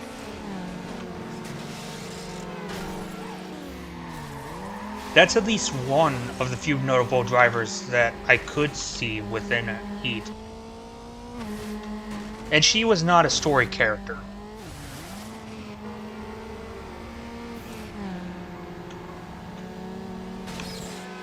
There may be some other characters else that also were also made, but they were not the characters inside of the story. But I can't really tell who though.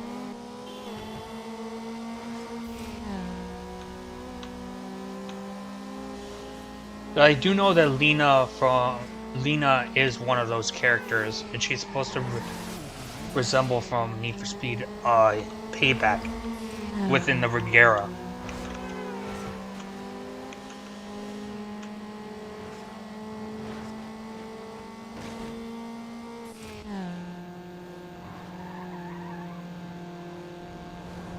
That can't be the same person.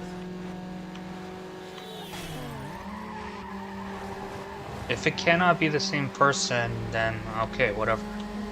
But I'm just thinking, like, kind of suspicious. Could be a coincidence. Maybe.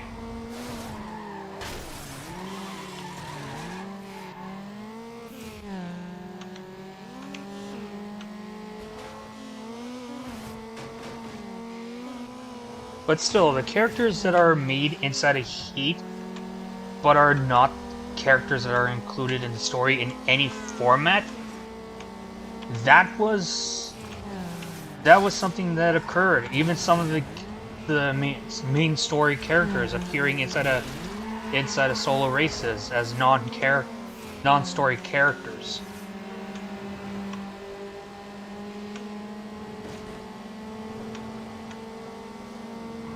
It's just that everyone inside of Need for Speed Heat, actually the game in general, everything about Need for Speed Heat is very forgettable. The progression, the story, and all that kind of stuff. After you complete the game and you haven't done anything else inside of the game, besides play something else, and you just forget about it. That just happened to me. Like, I forgot how the progression to get the BMW M3 GTR, the progression to get Eddie's Skyline and all that kind of stuff. I forgot how everything about it. The characters inside the story, how the story goes, everything about it I forgot.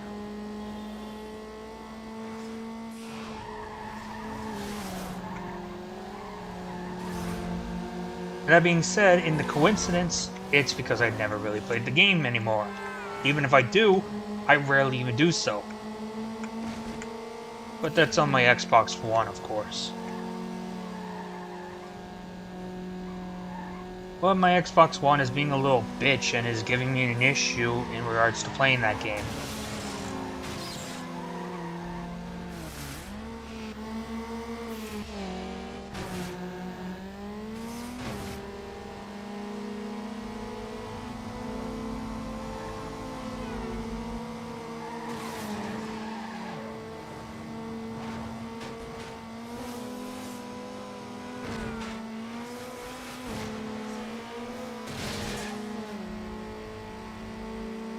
Nearly landed on him.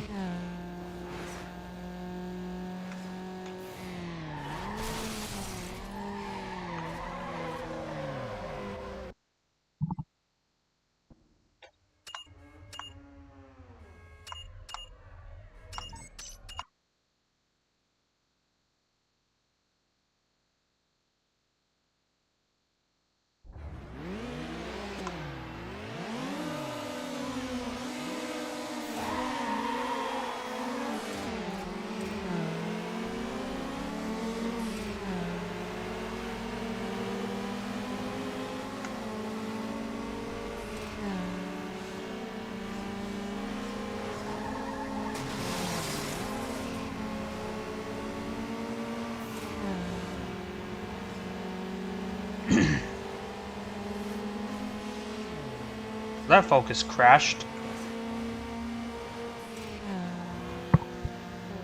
Yeah, you do not want to rely on my live stream.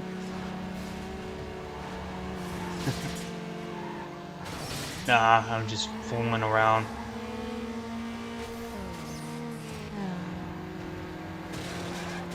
Yeah, I'm away, bitch.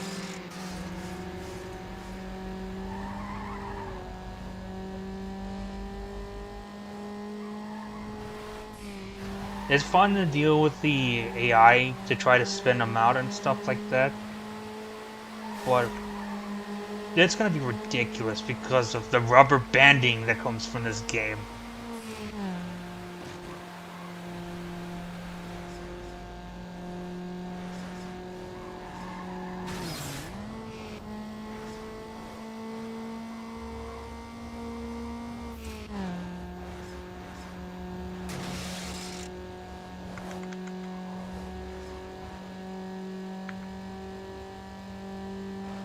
If I have to say the Need for Speed Underground is guilty of one thing, it'll be because of the rubber banding. That's just about it from the first game.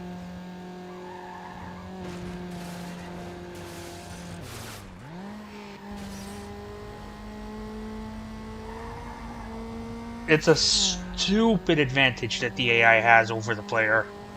This existed since Super Mario Kart on the Super Nintendo Entertainment System. Never really even played the game. In fact, it's probably way more worse inside of that game in comparison to this one.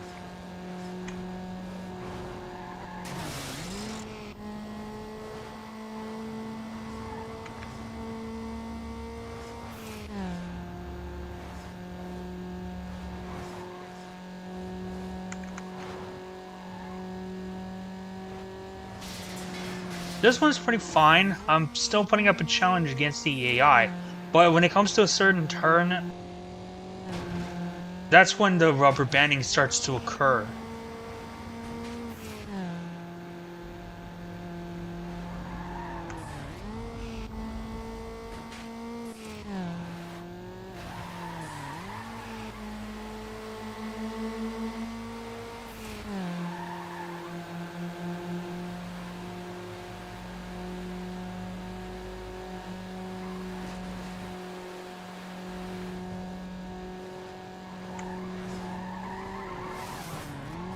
I was drifting without even tapping the handbrake.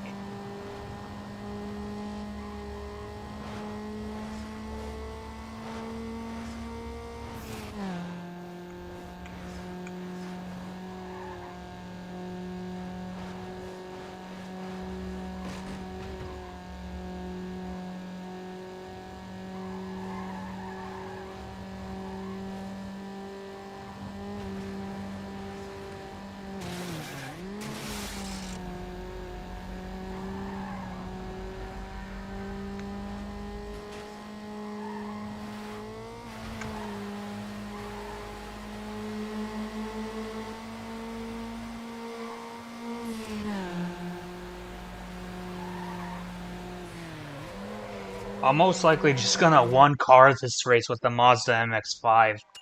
Never mind swapping or trading vehicles, I'm just gonna do the whole entire thing with the MX-5. I mean, sure, I could do that with any other car else.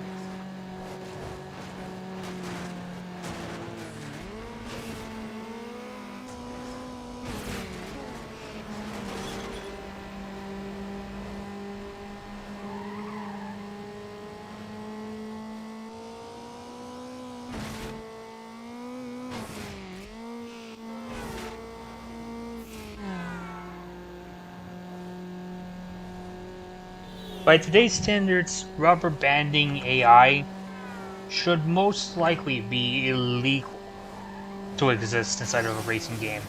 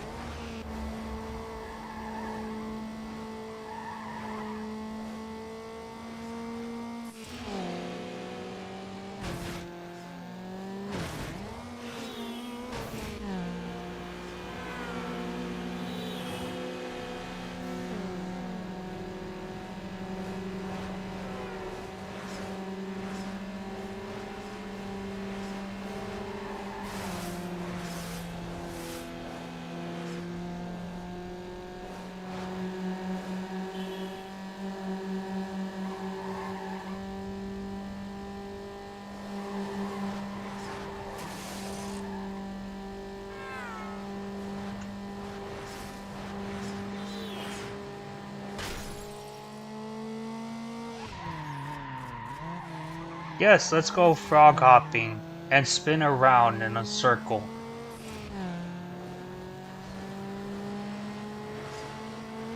Oh, this level design is ridiculous. I mean, I get it, it's a racing game. They blocked off that road because they want you to go around the track, but that also affects the AI cars that are not even racing, the traffic vehicles.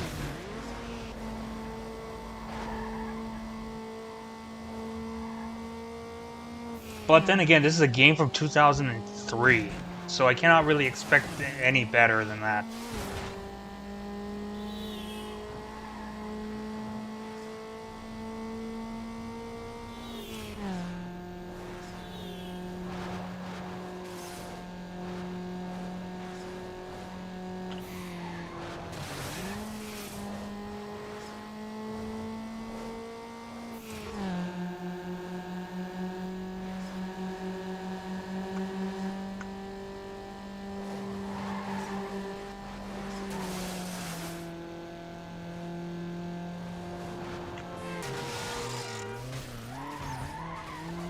And it happened again, this time with a minivan, with a step van.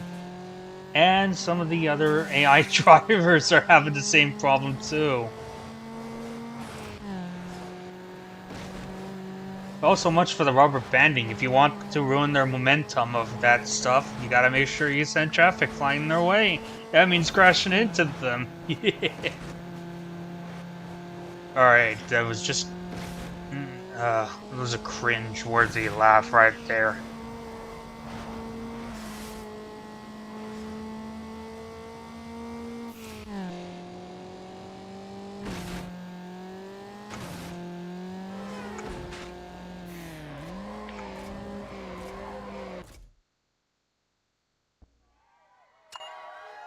But regardless, we managed to win. Reduction, nitrous oxide, and then the suspension. Let's get those fitted into the vehicle before we start fucking around with the rest of the other events. Before we start cheesing even more. All of them says Sparko, so it won't make really much difference.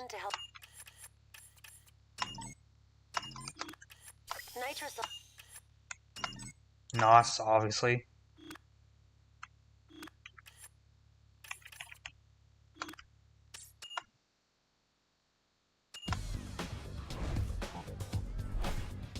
This might be another special parts event. This stuff's weak. Anybody can buy this crap. Trust me, you don't want this stuff. Hey, I got what you need. Get real. There are some parts you can't buy at any price. I'm the only one that can make it happen for you. Another parts You race. think I'm gonna give you this upgrade for free? Don't make me laugh. Let's do this.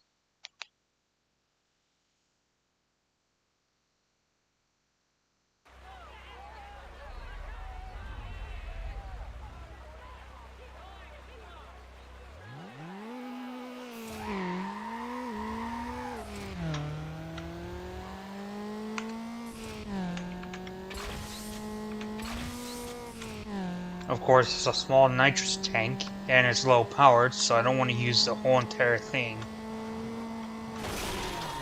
Okay, that ruined my run.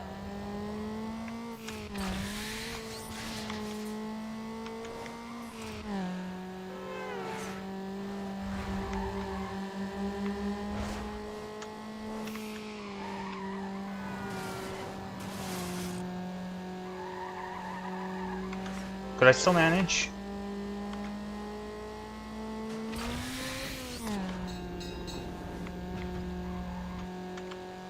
Could have probably just taken that shortcut, but I decided not to. Okay, yep, nope, that one ruined. That one definitely got me.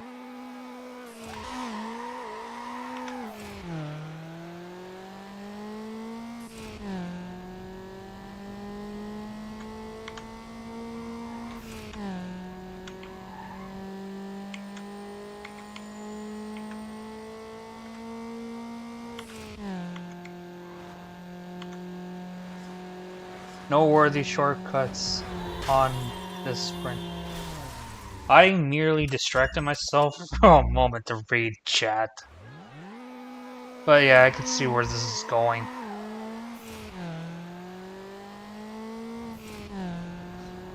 It's pretty pointless to take a shortcut. Because there's gonna be a chance that the AI is gonna do the same thing too. And with the rubber banding, it's a lot more worse.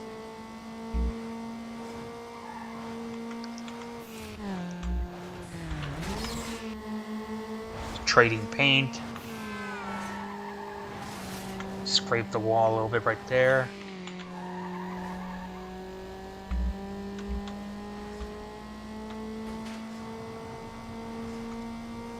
Tram didn't appear, that's a good thing. Still taking the shortcut.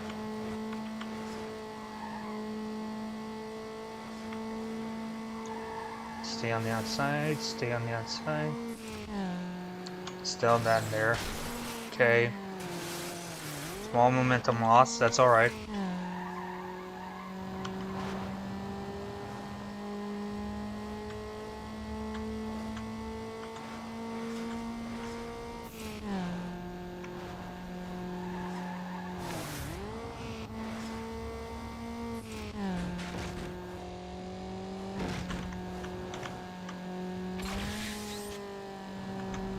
That was a waste. Why did I take this shortcut? Well, actually, it helps me get around the corner without having to use too much braking. So I don't think that did too much. But I feel like it just ruined my run.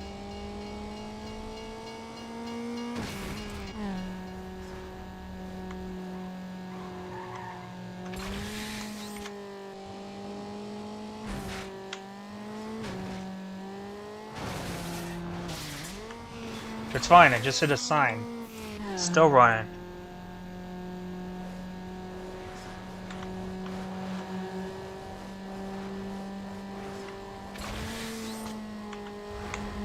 Come on.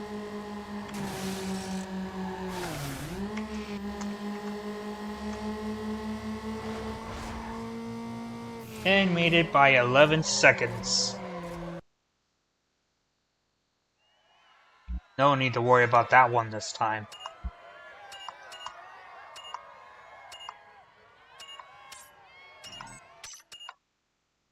I love making a winner look good. Now you get a unique car mod.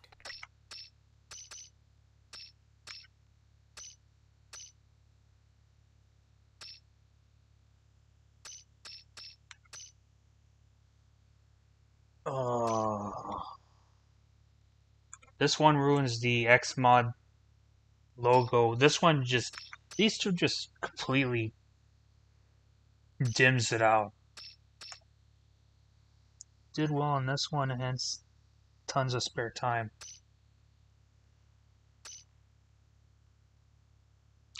Yeah, I think it's because I probably did some rubber banding on my own terms, despite the fact that I may not have noticed. Sick, dude. You're on the cover of Auto Press.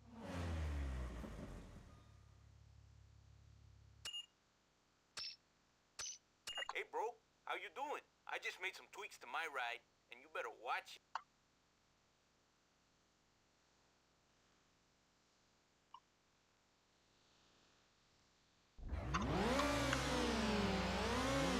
The more I go through this, the more difficult it's probably going to be, but it's no problem for the MX-5.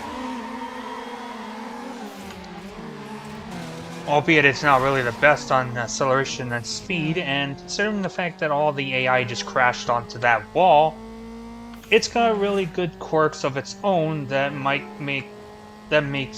doing these competitions way cheesier. Like a cheesy way to do these competitions.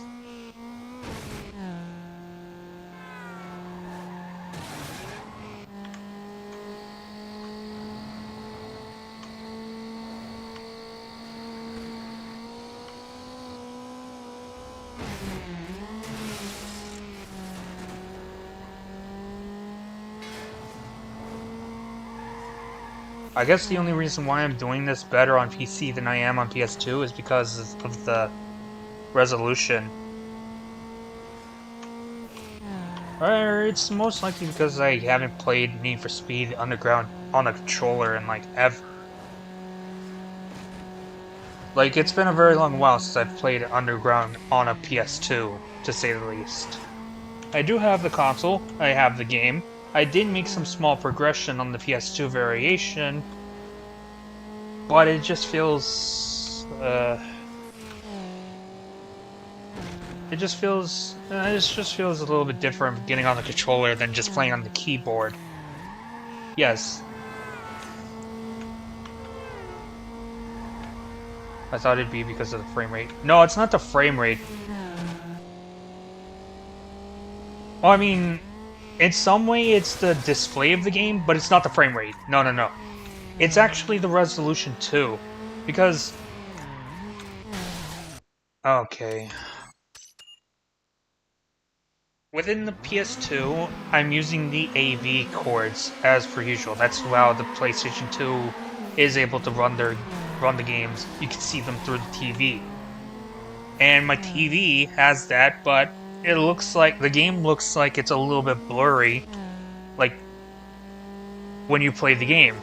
When I'm playing Need for Speed Underground 2, Underground 2. I mean, the first Underground on a PS2. Damn it, I'm getting those two mixed up.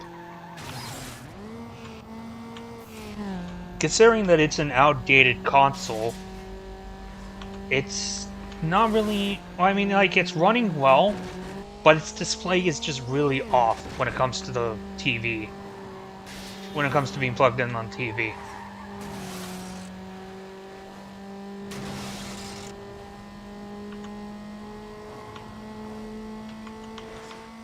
And if it doesn't only happen inside of Need for Speed Underground, but it also happens on Gran Turismo 3. But in the difference of both Gran Turismo 3 and Need for Speed Underground, in Gran Turismo 3 I was able to get through a certain majority of the events in the inside of Gran Turismo 3. But as for Need for Speed, I've gone through some, but really, I didn't really get through all of them.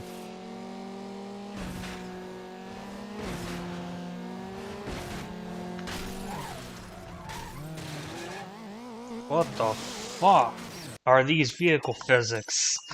I get that this is underground, but I've been cheesed by traffic vehicles. It was like flat out all over again, except it's not the driver that's flying up the car, it's the whole entire damn car that's flying itself. What's the Neon doing? Neon was tweaking.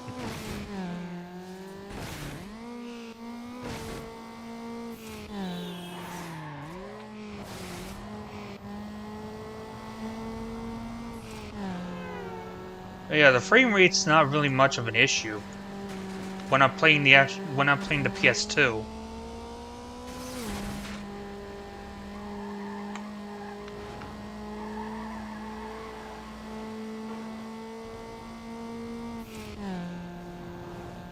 It was just me not getting used to playing on Need for Speed Underground on the controller, and the TV was just extremely blurry. Like, I have to look into it again, but if I'm not mistaken, Need for Speed Underground, whether you're playing this on console or PC, did have motion blur.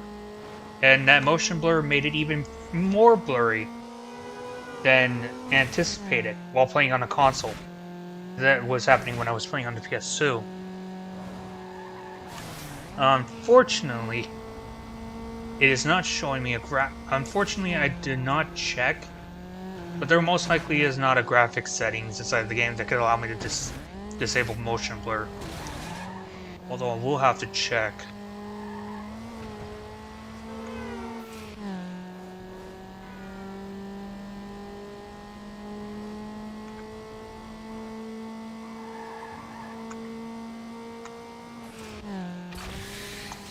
Some tweaks to your engine, huh? Some tweaks to your fucking engine, huh? And how is it that you lost to a Mazda MX-5?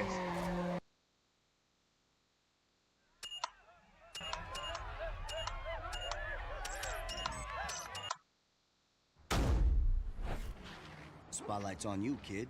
Pretty dope considering you got no skills, no crew, and you look like a dork.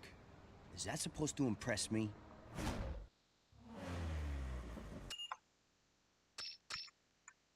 Bro, this is when the races count.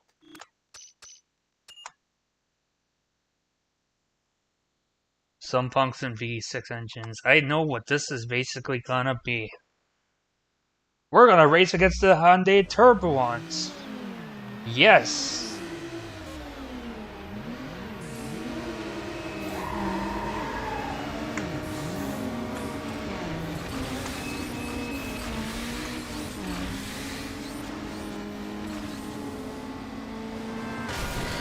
Fuck!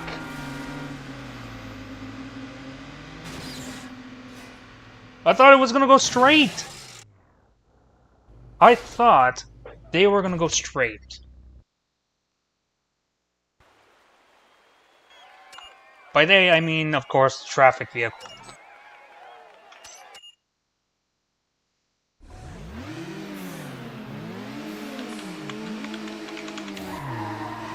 Okay, we're not gonna screw up on this.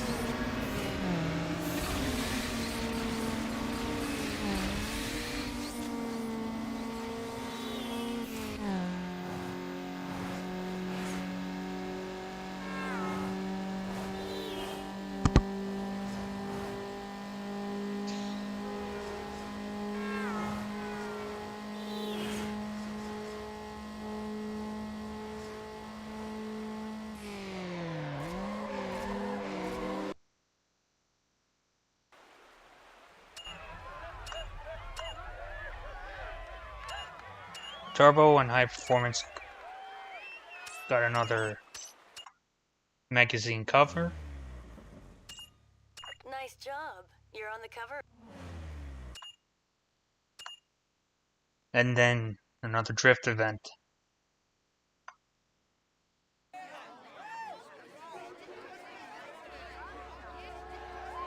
Well, I'll be quite honest, on my racing career, that is the first drag race crash I've ever gotten so far.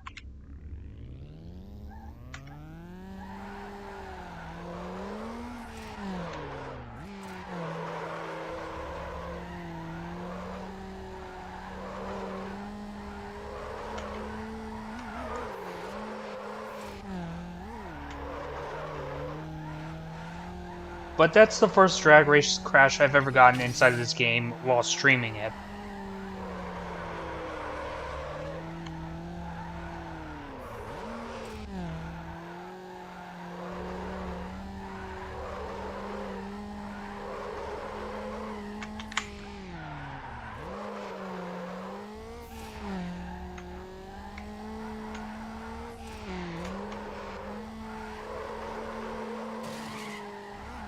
Are you fucking kidding me?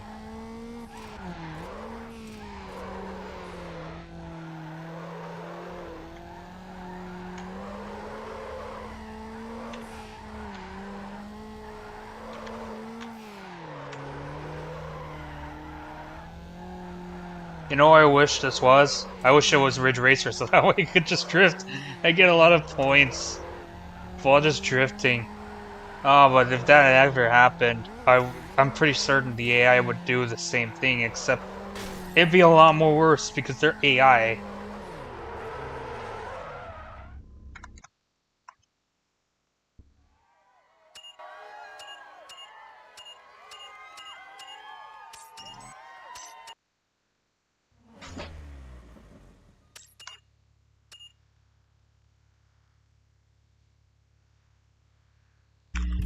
And AI do have a way to cheese the event. That's some possibility.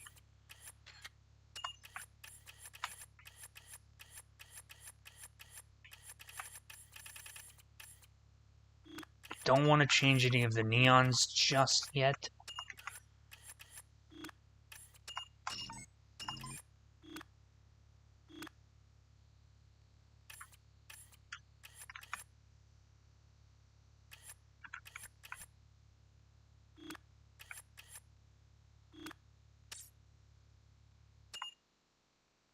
Some serious stuff now. Well, try to lose gracefully. Who knew these guys would be interested in you? Modified Mag is here and the word...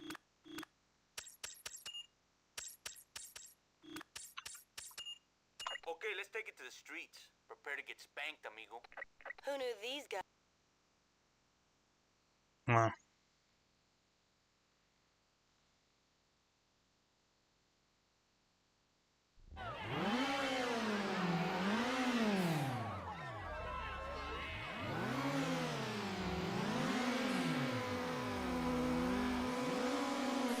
A 240SX.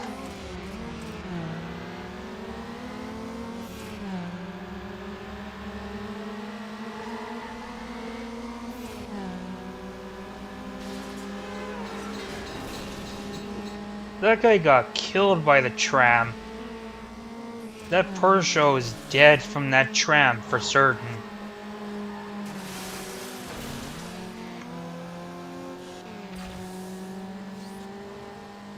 Are you fucking kidding me? 240SX.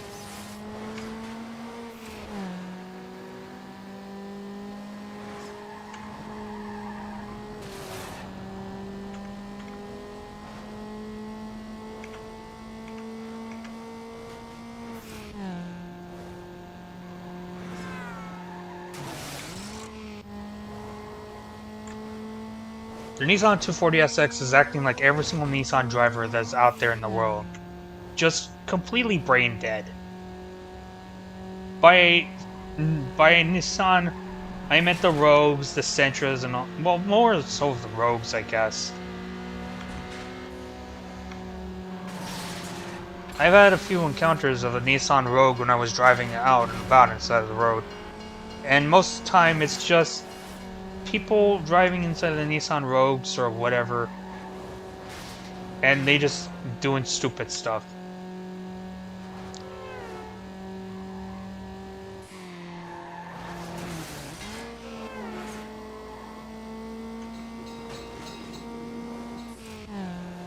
What the hell? I saw someone crash out. None can match the sheer Ultima energy. I have not seen an Ultima do some stupid shit in, well, ever. I guess it's because I haven't encountered them that much often.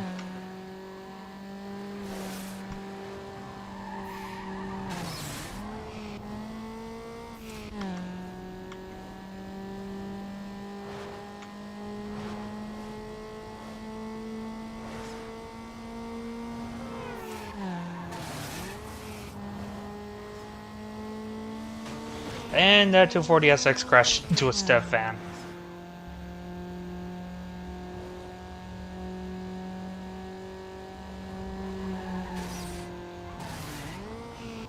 But the AI is acting like this is flat out all over again. Well, actually, it has to be due to the lack of encounters. Yeah, it has to do with that. That much I can say. You ain't wrong about that. I lack the encountering of the Ultimas.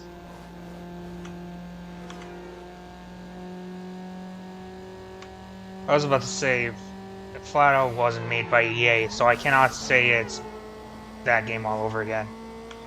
Plus, the shortcut brings in a whole lot of momentum. And I near missed a tram while I was reading that.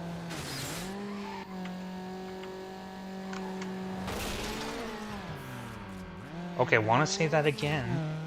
You just end up losing your own momentum.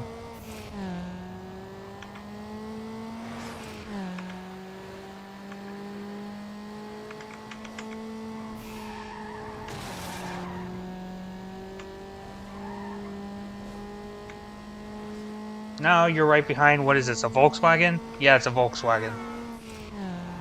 Fucking Kudo, get your ass back here!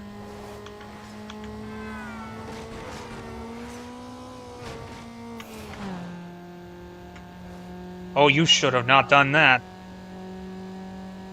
I'm coming hot, boy.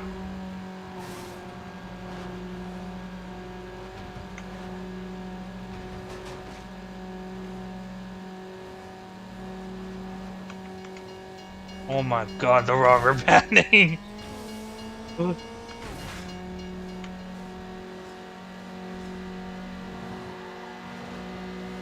Bring that ass over here. Fuck. And I rear-ended him. Fuck.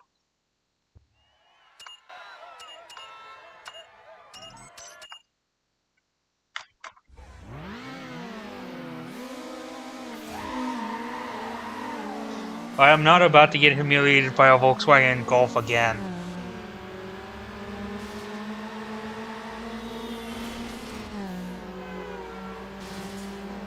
But hey, at least it's not as bad as encountering taxi cabs.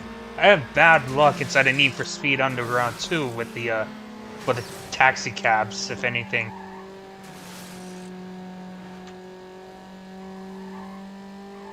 I should have used the nitrous for that last stretch.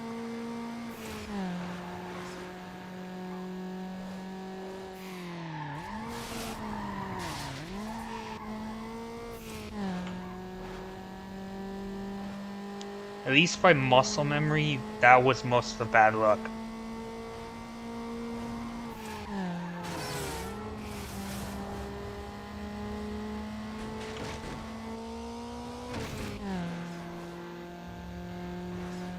Like, not really the pickups, not really SUVs, not even the police cars, just taxi cabs inside of Underground 2.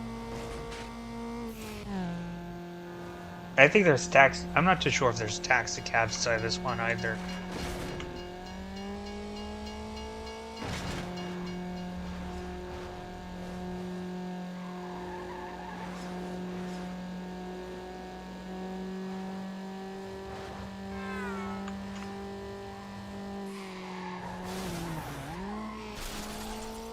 And I just got bit by a fucking taxi cab when I'm talking about taxi cabs.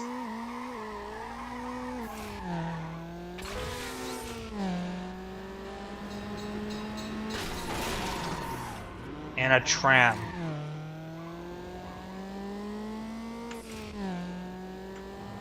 It's fine, we're far from over.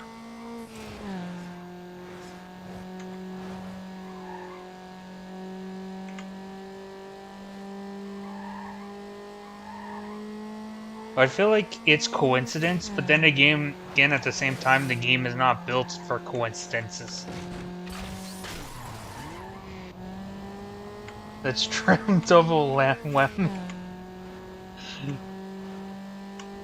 It first started with a cab, and then it ended off with a tram. That's a double knockout right there.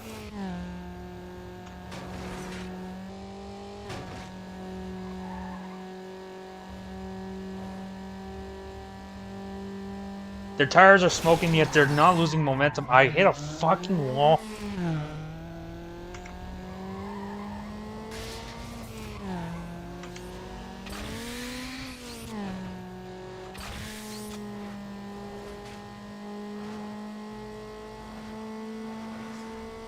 All the tire smoke, and they're still able to get through the corners. That's redundant amounts of rubber banding. Ridiculous amount of rubber banding.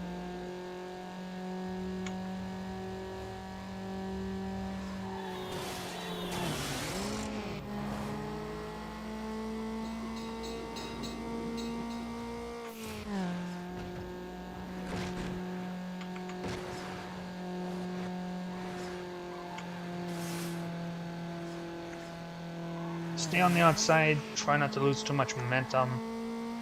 Shortcuts irrelevant.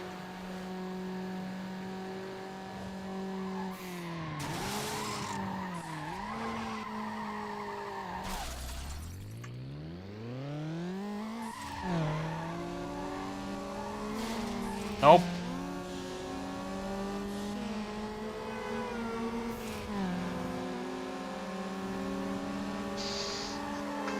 Are you fucking kidding me? Oh, okay.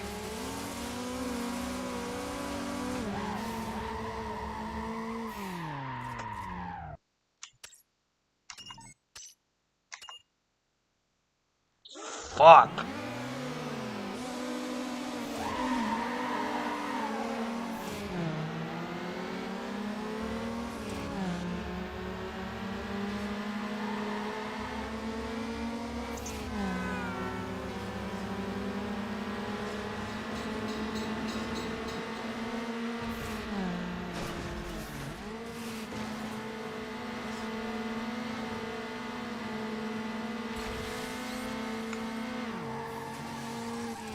That Golf just crashed into a wall. He tried to get up on my ass.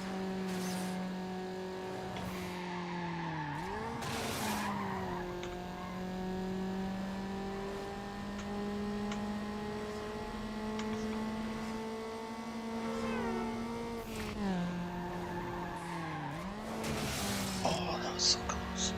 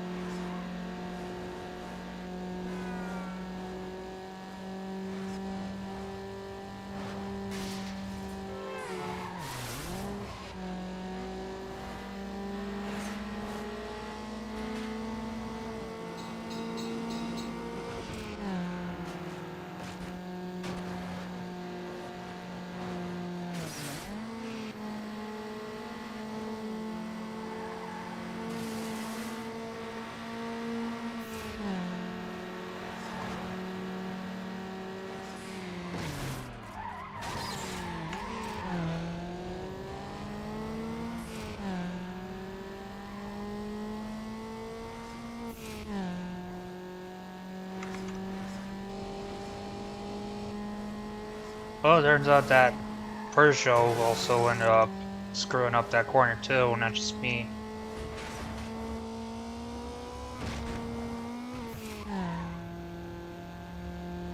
Oh, it's nothing as long as nothing bad happens, everything should be fine.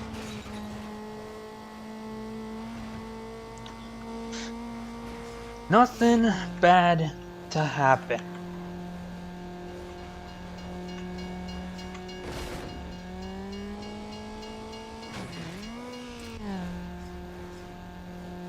Yeah, getting through this pretty well.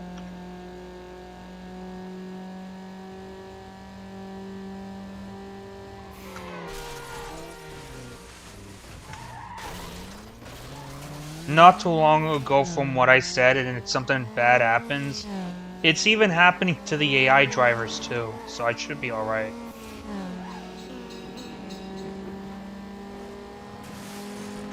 That AI did an oopsie. He just break.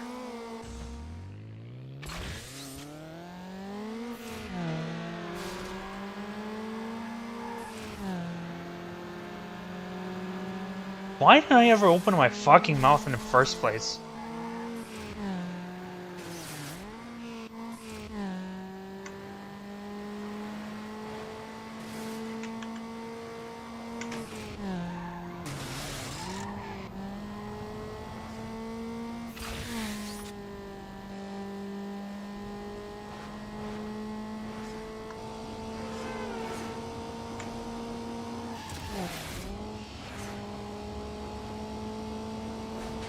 Oh, avoided that avoided that van.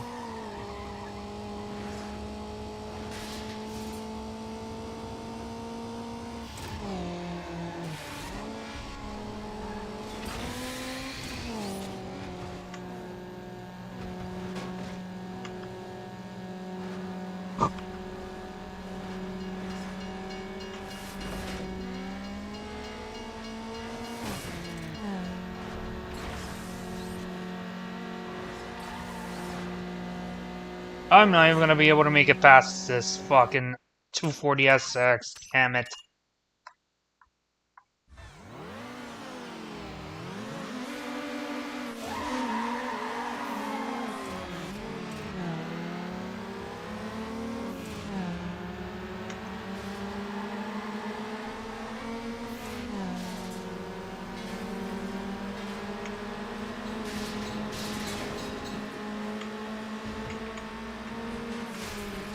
What the hell happened right there? Me and that Peugeot just clipped through that gate.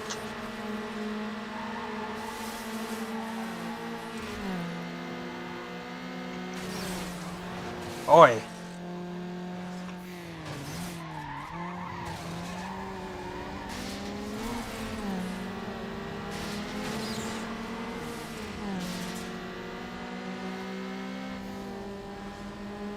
The game logic just basically said, fuck you, I'm not gonna...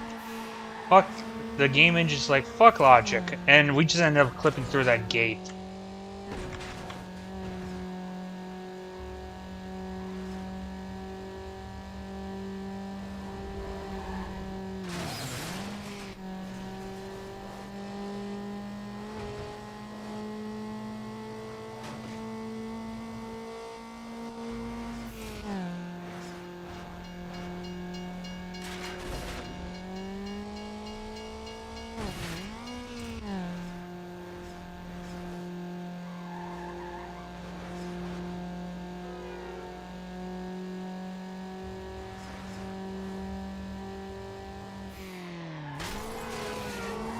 Okay, that wasn't so bad, but I was on my two wheels.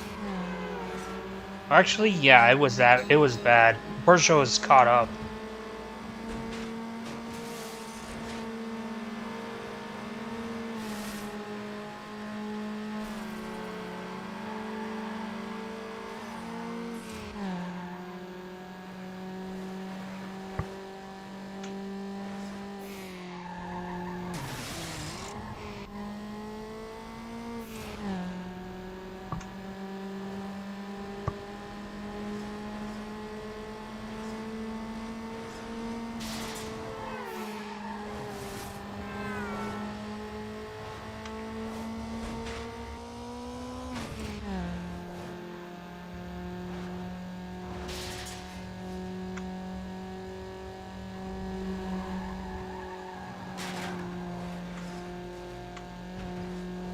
I'm not going to lose against some French baguette-ass car inside this race.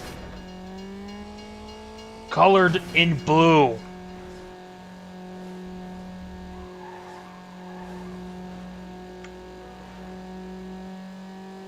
Let's just hope he does stay behind a bit further, though.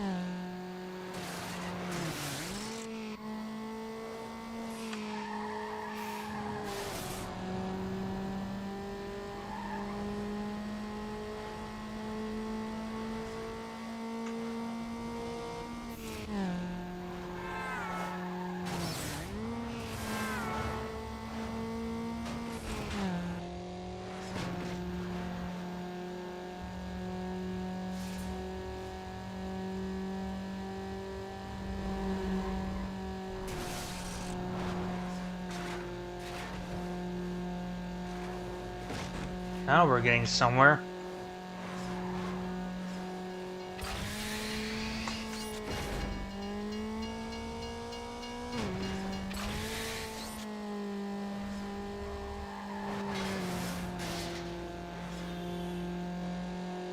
Now we got ourselves somewhere. Dude, way to go. This You game. just became a ranked racer. Alright, so we got rank 9. Which means 8 more ranked racing to go. Or rank 10. We're at rank 10, now we just need 9 more. You made it onto Modified Mag. You are totally the man.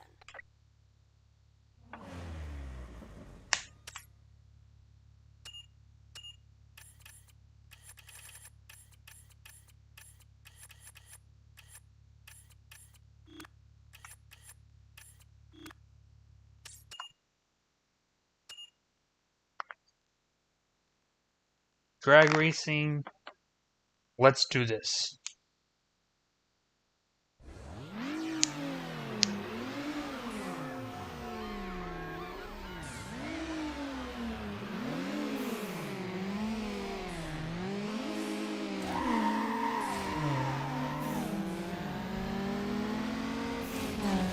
That's a Subaru economy sedan. And it's a bug eye. Stay behind me. Lose momentum. Fucking hell, he's not losing momentum, he's actually gaining it. Well, that was close.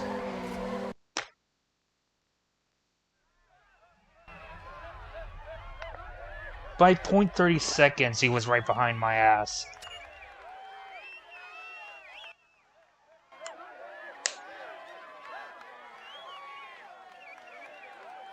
.5 RS, not exactly economy trim. RS. Oh, okay. I thought it was an economy sedan because it's not really it's not really in the Impreza variation. Like the WRX variation of the car, because most of the Need for Speed games, whenever they bring in Subaru, it's always going to be the Impreza WRX variation. For the most part.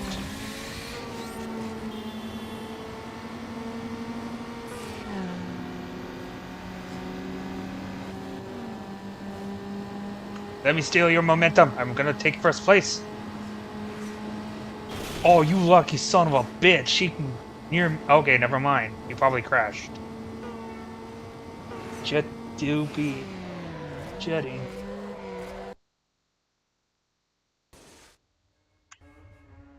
What the hell happened? What am I doing? What is this camera?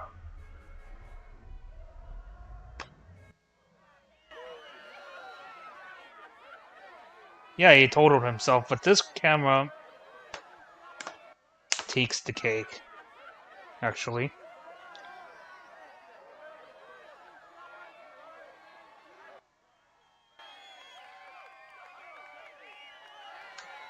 I'm gonna screenshot that real well.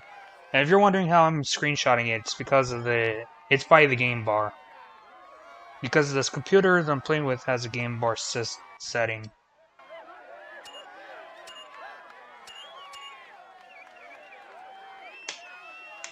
Drafting is important in drag. Yeah, that's how the RS was able to keep up with me. I was trying to block him.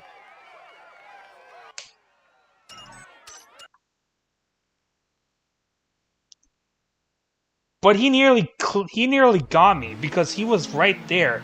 He near missed the garbage truck.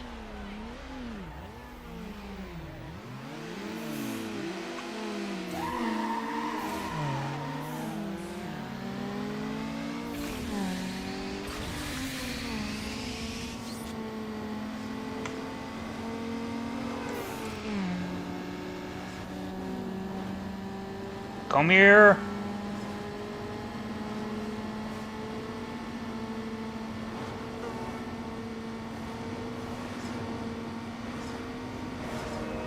Oh fuck, train.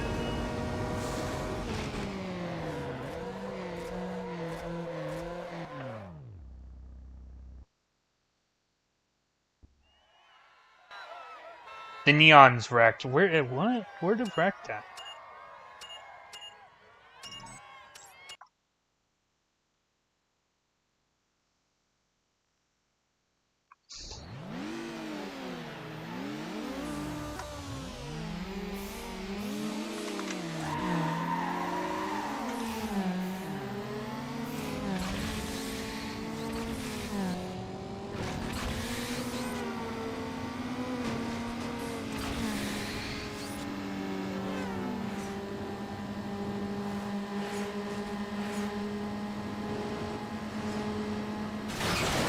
Fuck!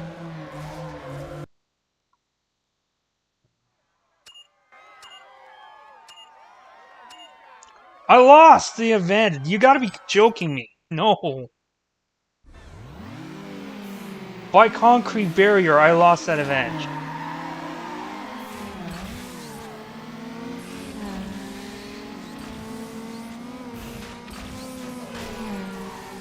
Oh, that Subaru crashed.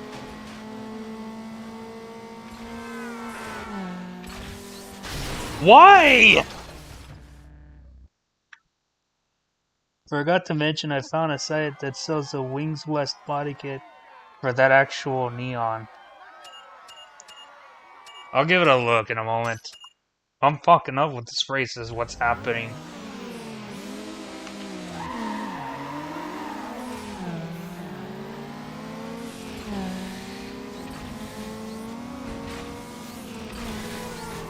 Okay, the Subaru's dead.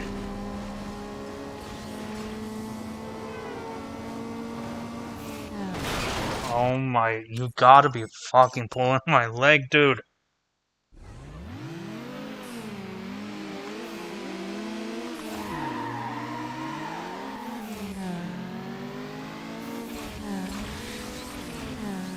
Will it crash again?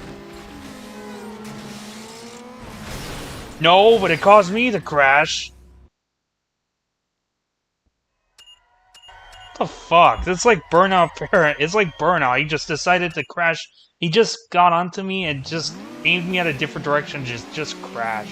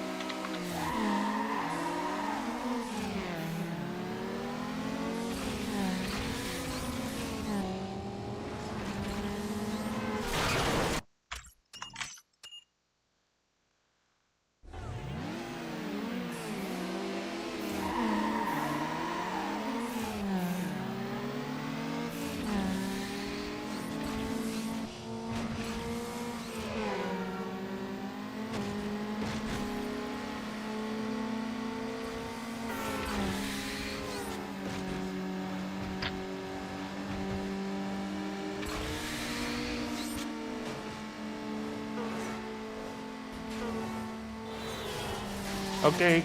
Okay. Yeah.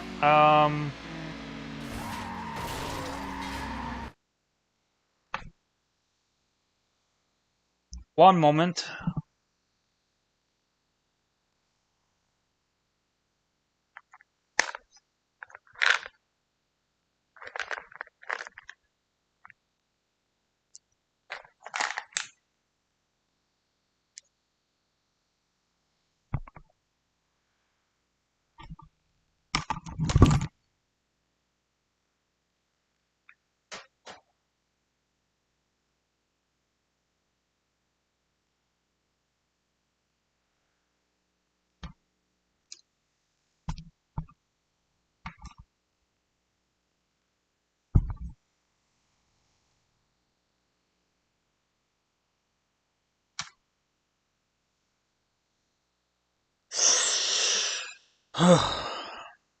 Okay, so question is it just me, or am I the only one with shitty luck on this track?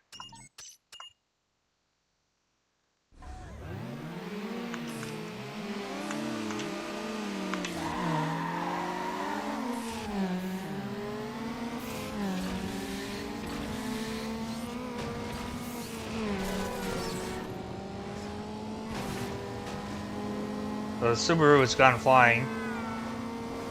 Bye, Subaru, you will not be missed. How do you lose grip? How do you lose... How did that Impreza survive? No, that is not how you do that. It's RNG. Fucking RNG. It's like... You're telling me this is RNG that's taken from World of Tanks and it's implemented in here from 2003, before World of Tanks even existed. No, I'm just fucking around.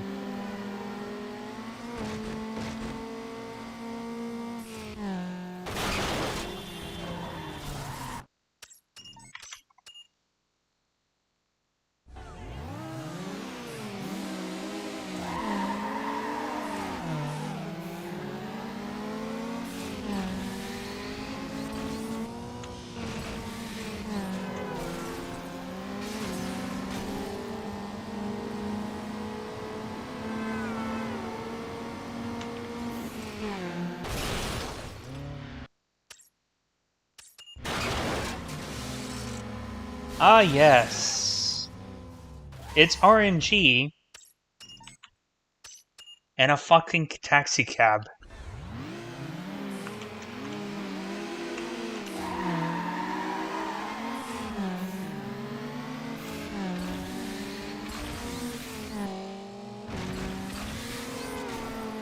No!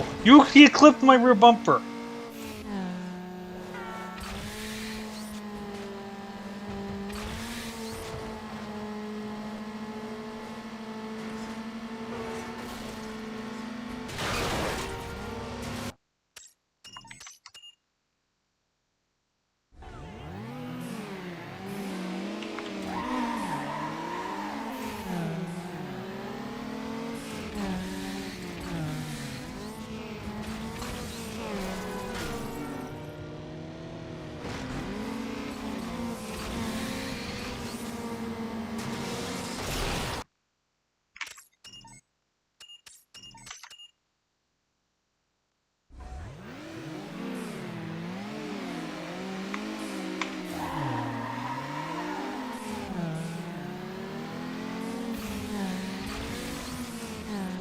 This was attempt how many now?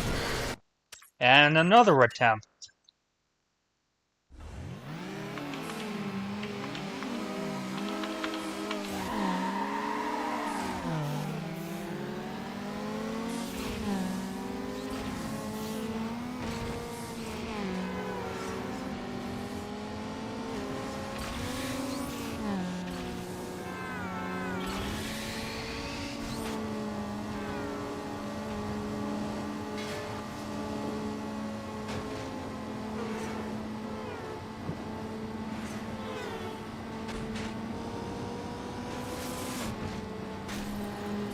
Are you kidding me?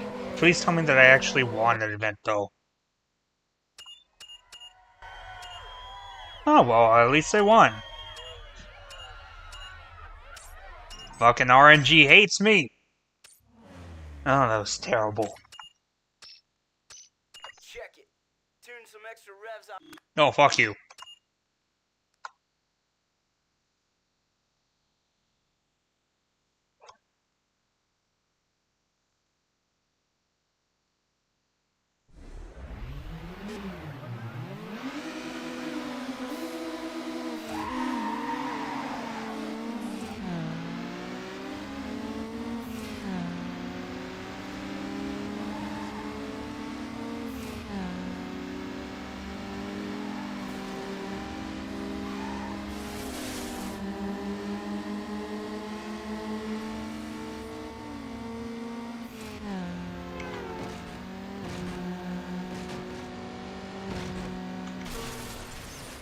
What the fuck?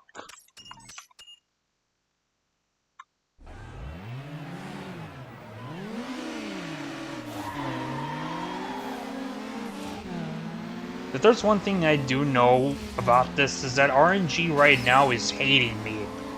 That's why I'm getting the worst out of it right now. That's as much as I could say.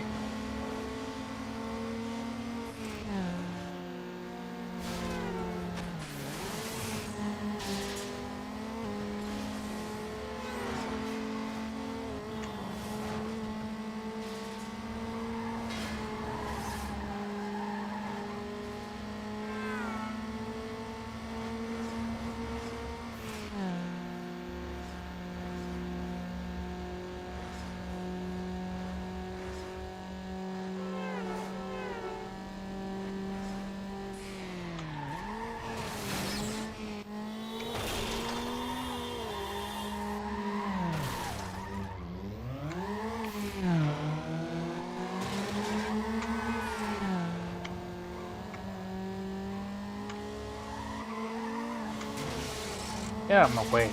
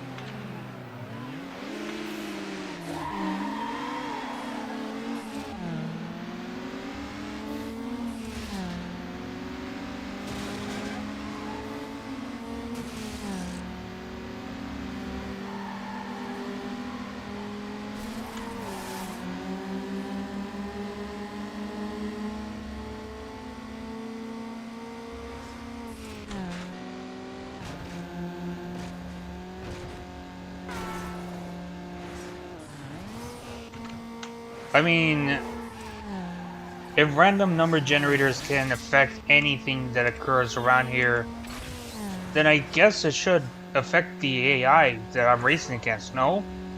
Because one of them did try to spin me out.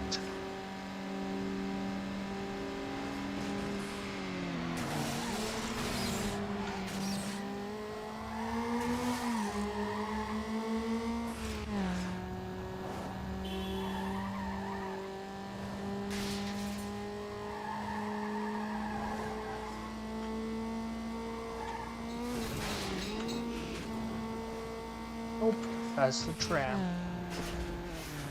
Oh, now I'm not clipping through the gate.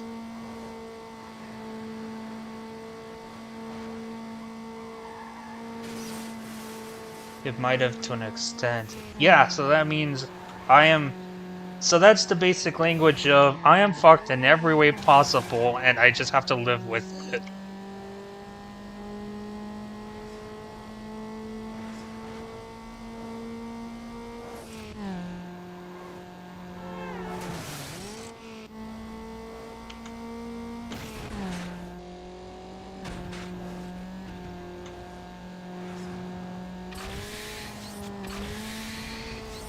Well, story of my life. Well, I guess it's only Don't know happening what when I'm. Eddie's got under his hood, but that car is up. I guess it's happening through at some certain progression of the game.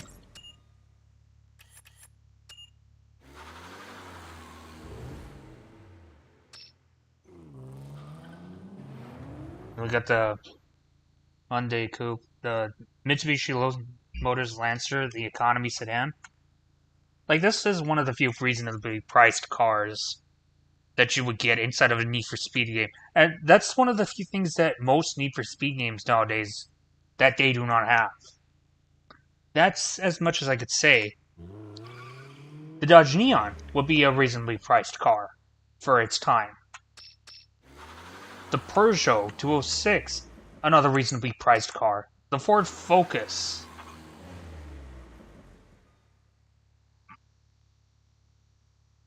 Coupe, Tiburon anymore. I guess this is because I think it's because this is before it was. Well, actually, wait. It says it's called a Turbo one. Maybe they didn't add that in.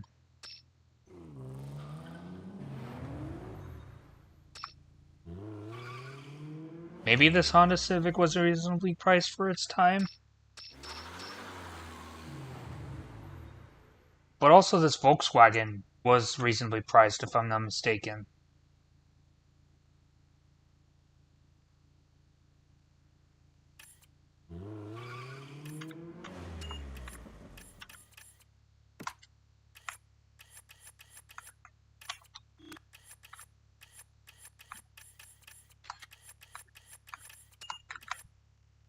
And that's the charm these older games had in comparison, in regards to vehicles, in comparison to. This has to be a PAL version. It's simply called the Coupe in Europe.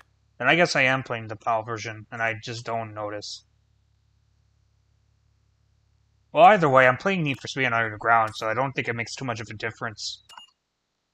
What's up, Lucky? Thought I was tough to beat before?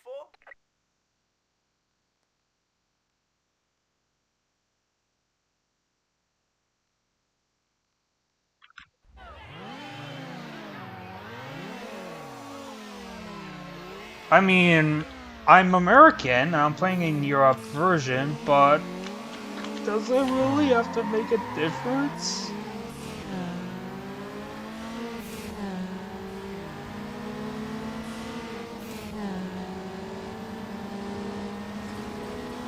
But I do know that it was a bitch to try to get this game. It required, like, in order to, if I'm not mistaken, the American version, the other version requires 2 discs in order for the installation. And we got fucked by the train. But the other version required 2 discs in order to install and run the game. However, I did not have the Power ISO because it's giving me a hard time.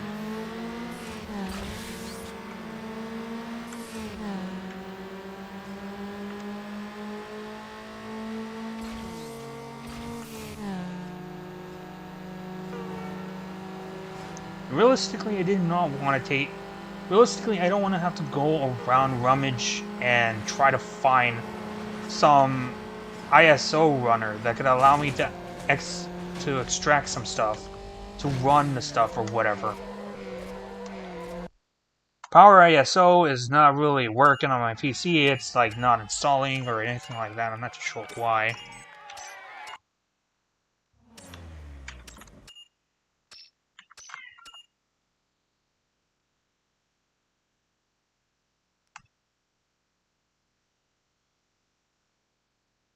But I mean, it's Need for Speed Underground, regardless of whether you're playing the PAL or the NTSC version, I think.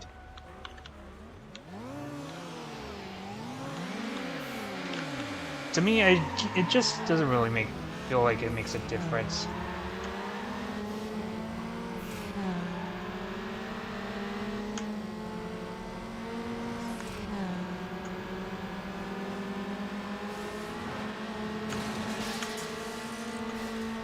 The thing is that I'm playing the game.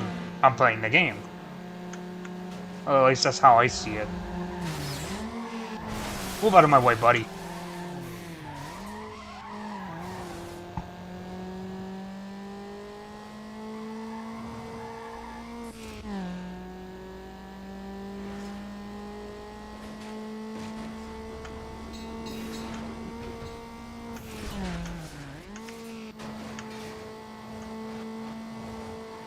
Hey, at least I'm still able to play with miles per hour, despite the fact that this is a PAL version.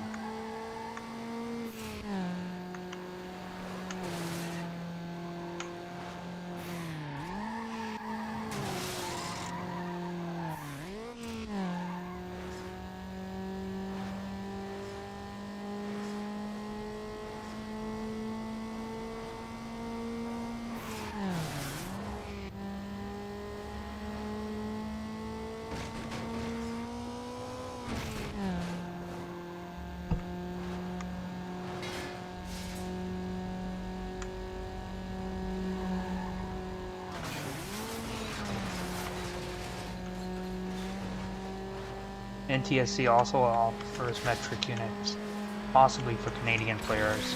Well, I mean, you can't really expect the Americans and Europeans to play the game. You also gotta have Canadians, so I guess that also makes sense. Canadians don't... And the Canadians are like Europeans, they don't use the Imperial system. That much I could pretty much understand. Even if they do, I'm guessing that the chances of that are rare.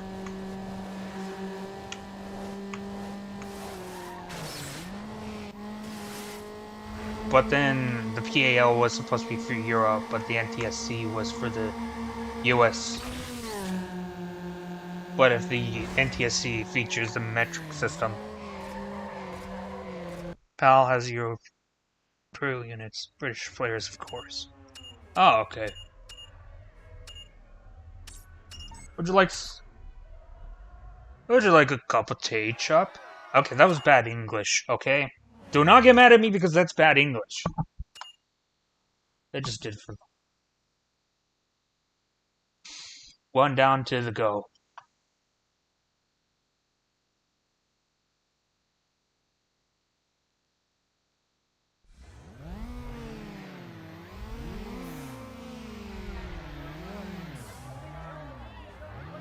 By that being bad English, I mean that I did terribly wrong. I did it in the wrong sense. Like, I didn't even do a proper English. Obviously, I'm not British. I tried doing iced tea. Damn it. You got me. I am iced tea. Iced tea?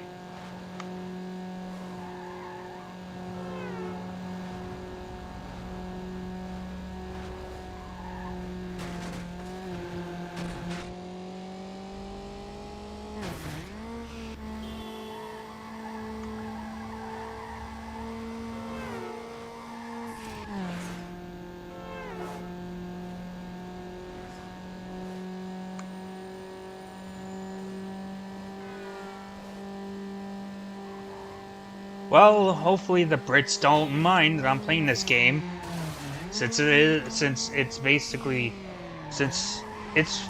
pretty much the PA. If it is the PAL version because of the different vehicle names, because this one's not inside of this game. The vehicle Hyundai, the Hyundai is not called the Turbo one; it's called the Coupe. And Black Panther, of course. I had to cook with the pun. I am cooked.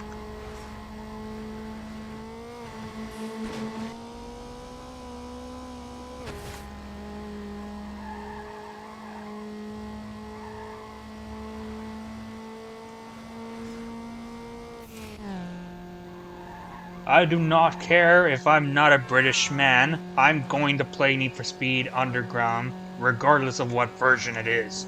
And you cannot stop me!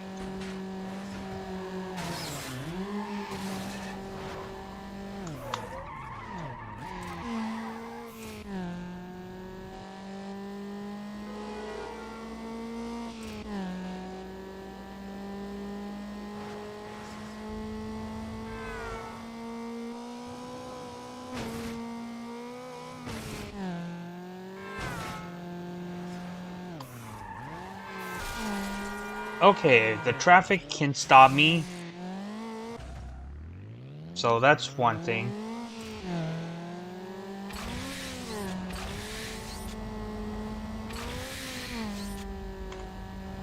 Here we go.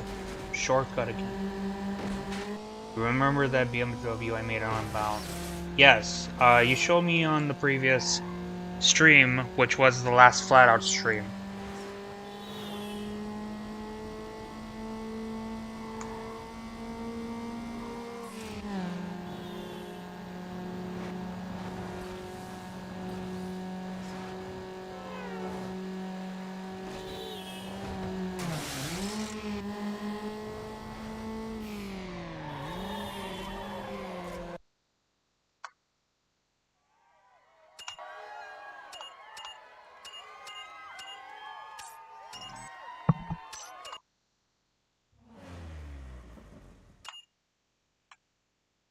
Whoa, so now you're all sideways style.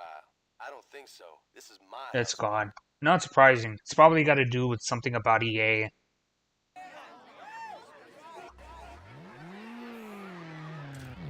Or unless delivery's been deleted or something like that. I'm not too sure.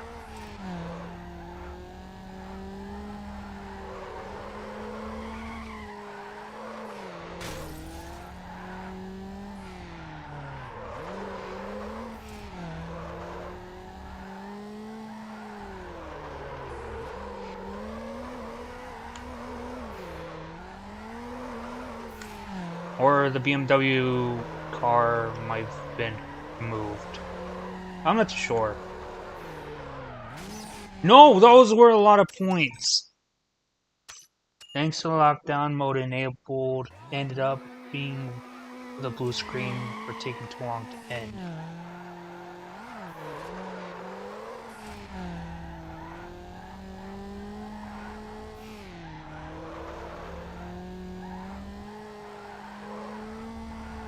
Are you talking about the PlayStation Online? Because that's what I'm thinking of what you're talking about.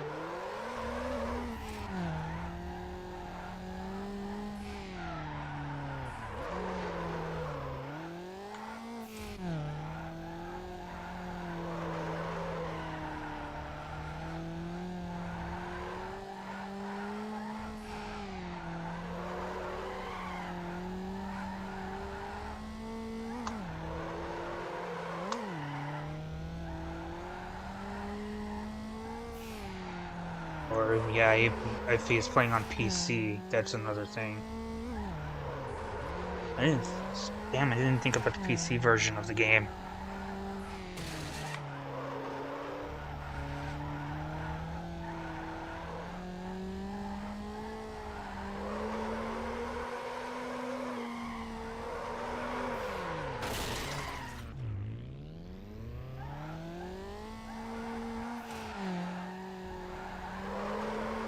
Crash loading screen.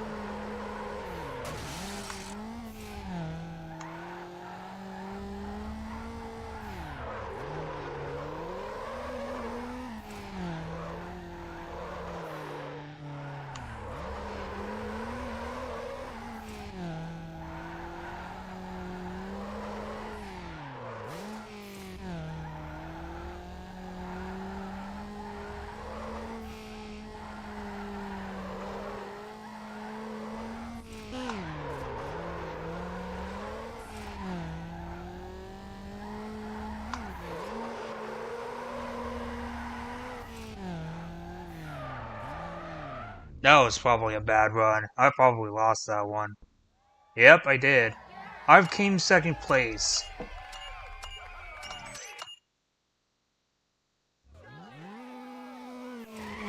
Bronze Jade caught you leaning. The Bronze Jade caught me leaning.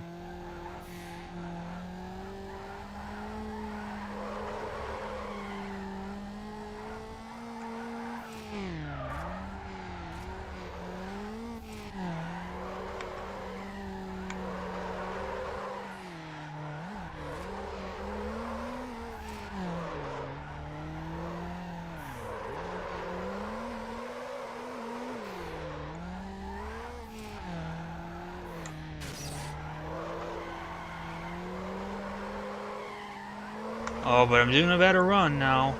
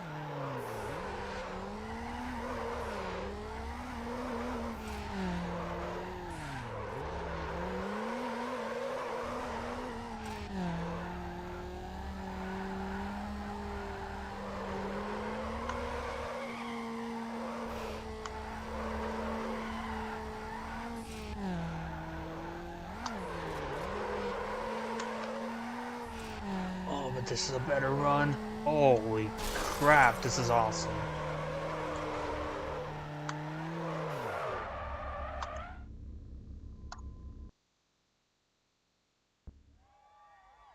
I nearly got to 10,000.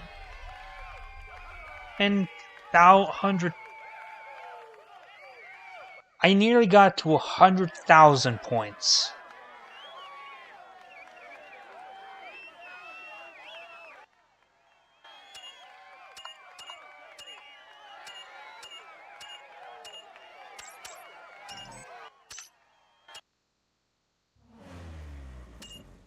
Whoa, now that you're on Kromenflammen, you're gonna be totally known in Germany. I didn't settle for that game because I felt like it was gonna be bad in multiple ways possible. One instance I've always picked on that game was because of the purchases for the game. Like all the DLC, all the content that the game has overall, the battle pass system, the volume catch up packs, the boss cars that you could, the hero vehicles you could basically earn from Need for Speed Heat, which are for free after you complete the progression, being put on the price tag as well. But I didn't even think it was going to be that bad because of the Vimeo, because of the saved.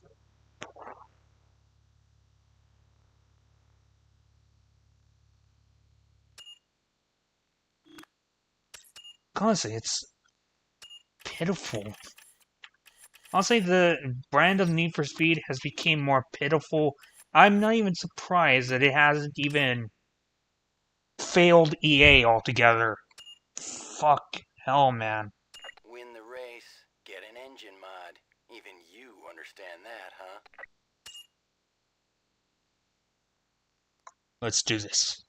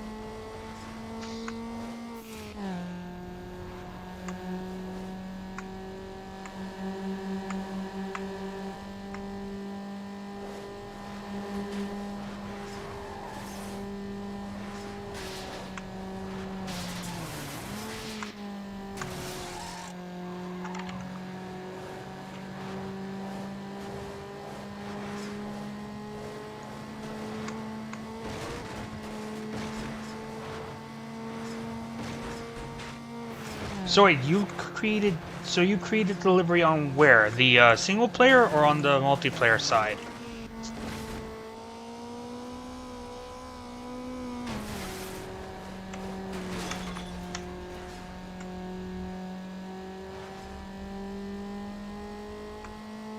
Because I'm thinking...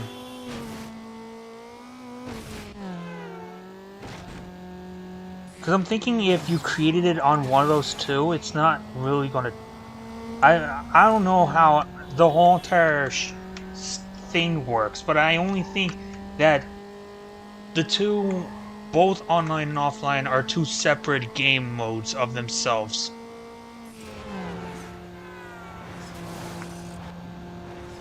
Doesn't matter where I made it. What the fuck? So you cannot access your livery like at all, regardless of how much you try to do it.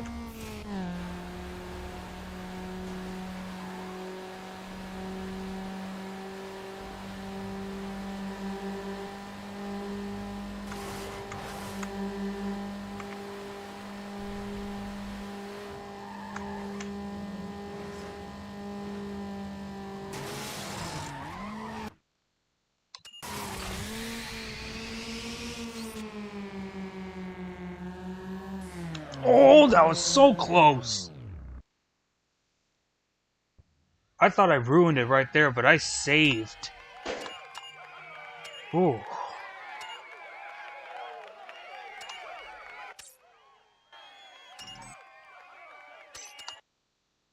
Here's one last mod for you. You're gonna need it if you plan on being at the top of the rankings.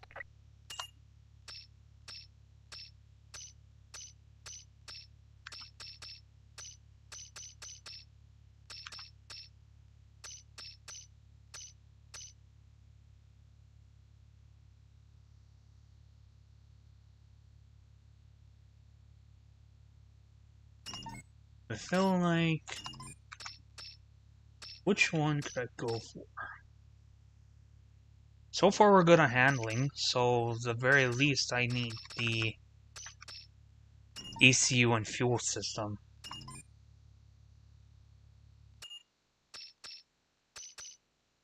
Hey, yo, small time. What's up? Name's Chad, and I'm itching to blow you off the sprinkler. Turbo for extra PS. Damn it, I should have gone for the turbo. Oh well.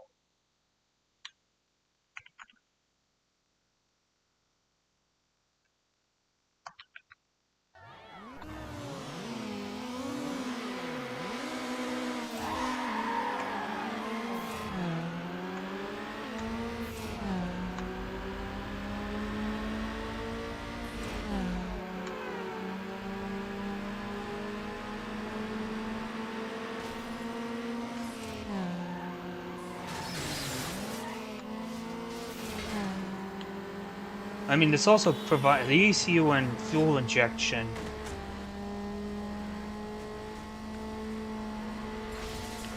There's always the last TJs for that, no worries.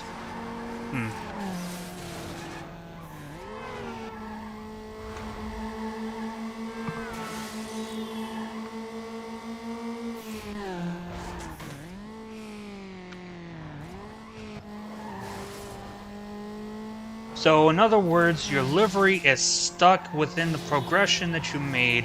It's unaccessible in any format. And no matter how hard you no matter...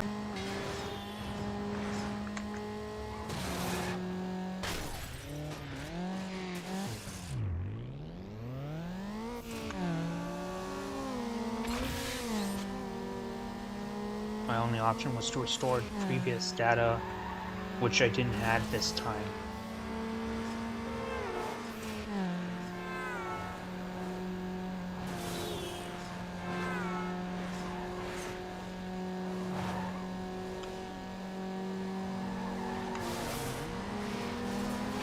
And I didn't know the rabbit hole of Need for Speed Unbound was this deep. Some people say it's a good game, yet there's still some problems. And delivery tied into the progression of the game overall, it's honestly fucked. Not even Need for Speed Heat has that problem. You could remove, you could even use the livery. You could do whatever you want with it. And you're not left with a problem. At least that's what I think of.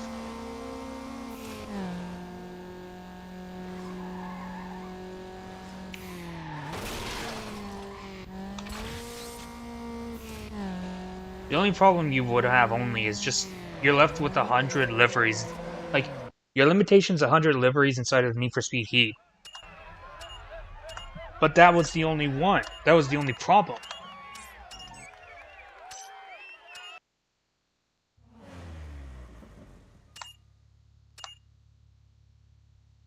Sport, compact car, young gun.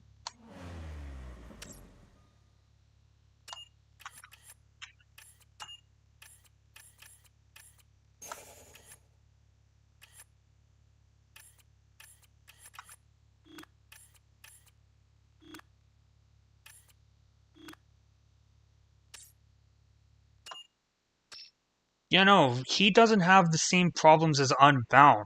That's the thing.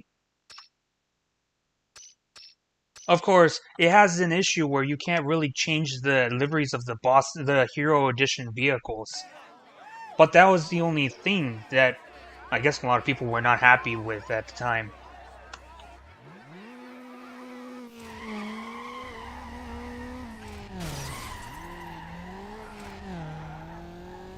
But really, it wasn't really much of a big deal.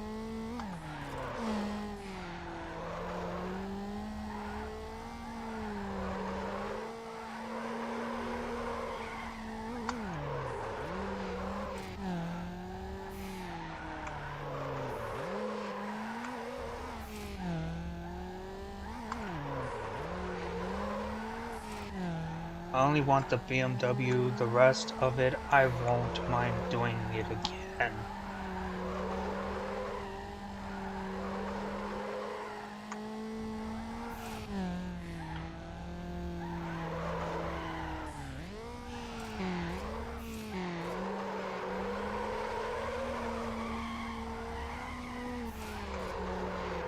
Let's see, with this run, can I get at least 100,000? No, I won't, because I crashed into a wall.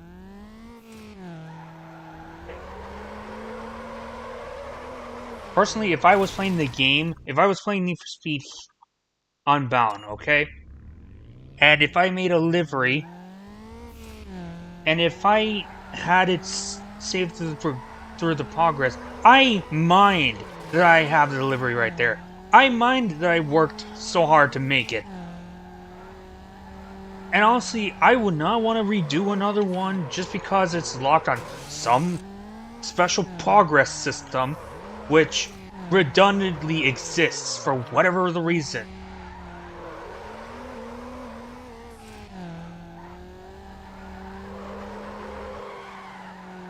But that's if I did do liveries, which of course I never really do.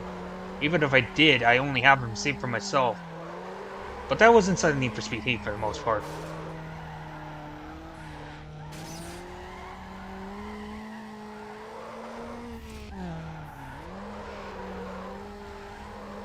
But if I did make liveries and if I had them inside of Need for Speed Unbound, and with that kind of progression, I mind so badly. I'm not going to do it again.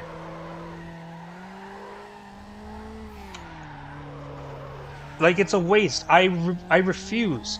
I utilize my time and effort to make that livery, and for what? I can't access it again?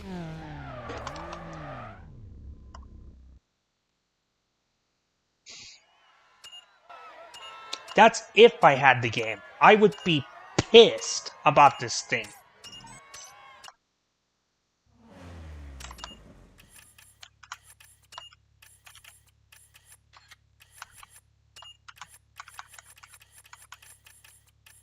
Nice, we got mufflers.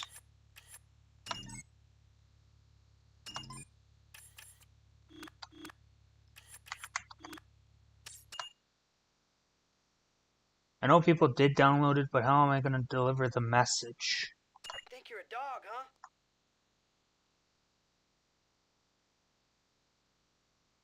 I'm not too sure.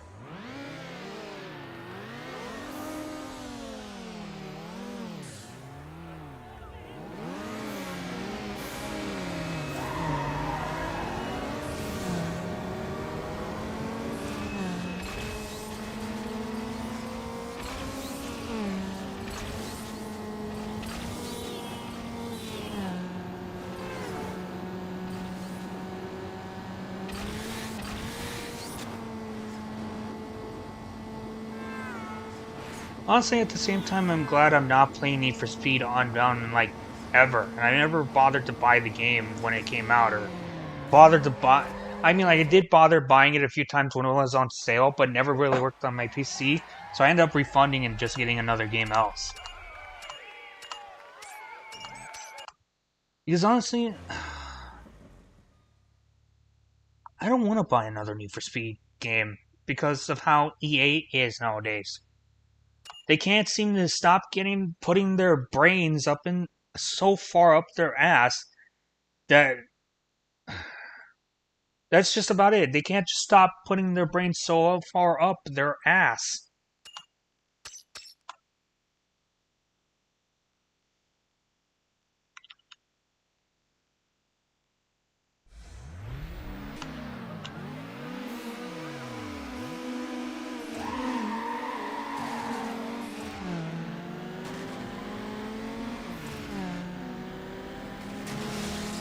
They want to say that they delivered an experience that everyone would enjoy altogether, or some would say. But how do you enjoy the same watered-down gameplay physics and mechanics from 2015, which is probably watered down from Most Wanted 2012 or Burnout Paradise?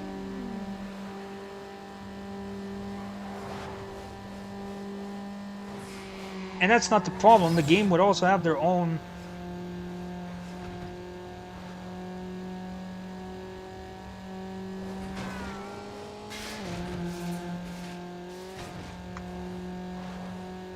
It's not only just the gameplay physics and mechanics that are a problem. Technical issues exist inside of the game.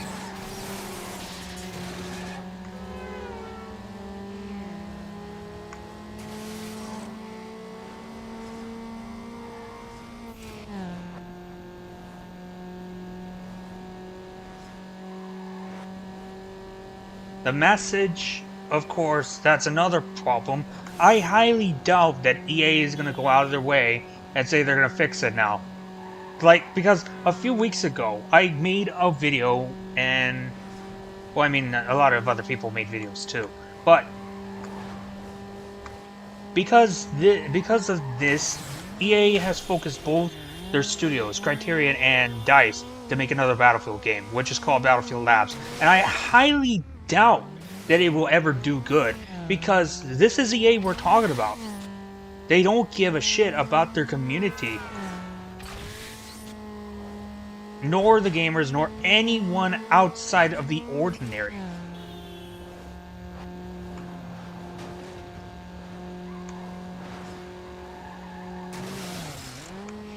Not to EA, that the people who download it.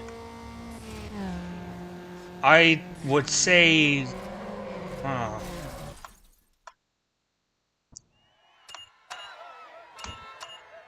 Like, if you're sending a message to a lot of people, don't they have a community feed inside their page? Like, is there a community page that you could access to send a message? Because if you do that, that probably would tell... you could most likely inform people not to download delivery.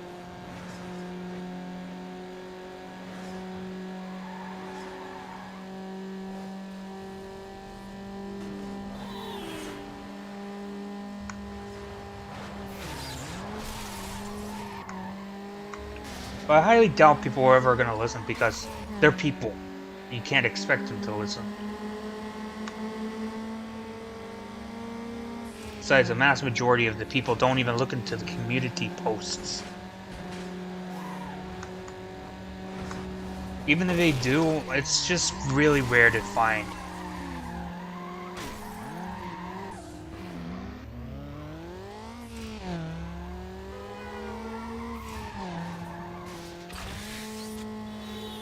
what I want is to download it to share it so I can claim it back.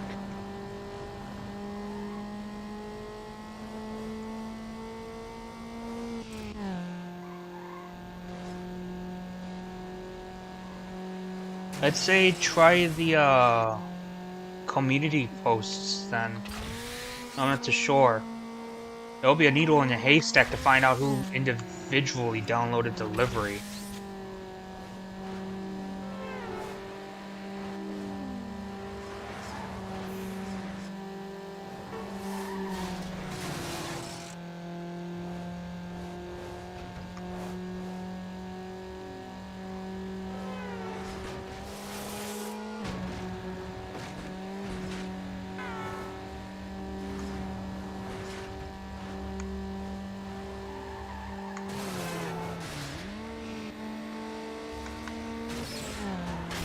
What is this rubber banding?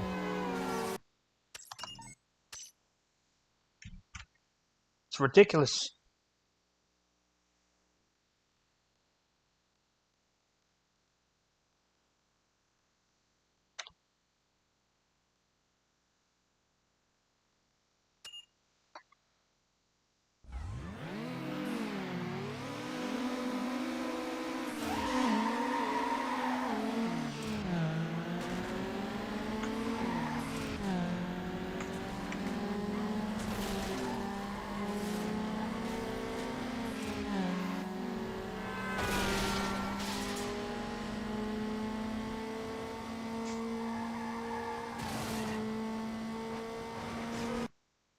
It's not Reddit, right?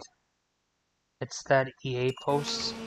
I don't know. I never really look into the internet to find Reddit or EA posts. I don't look into Reddit because it's just a massive shit show. Like, one opinion goes out, and I mean, like, it just depends, really, but you're probably gonna be complained on over and over again.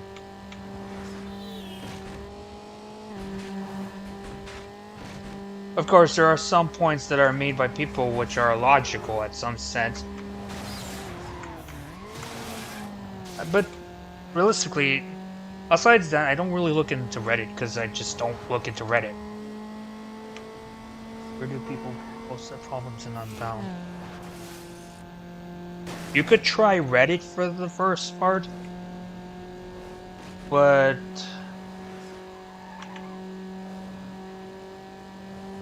either that or you're gonna have to post to the EA community page. Or even on Steam's community page for Need for Speed Unbound. That's if you're playing the game through Steam. If you're playing on Epic Games, I'm not too sure what to tell you right there. Because I don't touch Epic Games at all. Never in my life.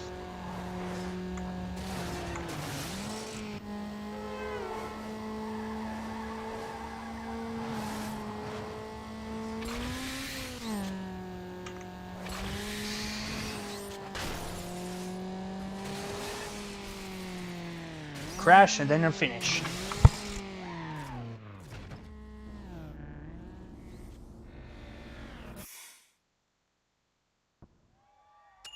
I'm from Steam. Alright then, so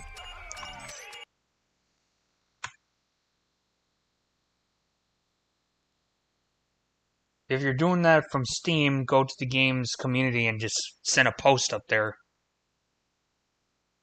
to the community hub. Make a discussion about it or something like that. Well, most likely just make a discussion about it.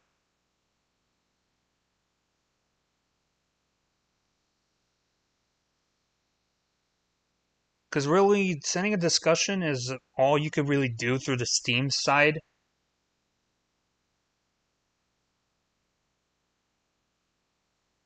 But as for other sources, you can try Reddit. You could try EA Games' community.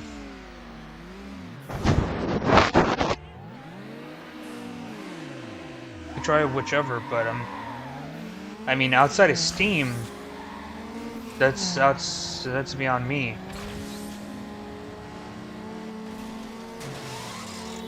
I don't look into the EA Games website really that much. Besides, probably Star Wars: The Old Republic, I think, but that would still log in to my account. But Star Wars: The Old Republic is on a different website, despite it being made by EA.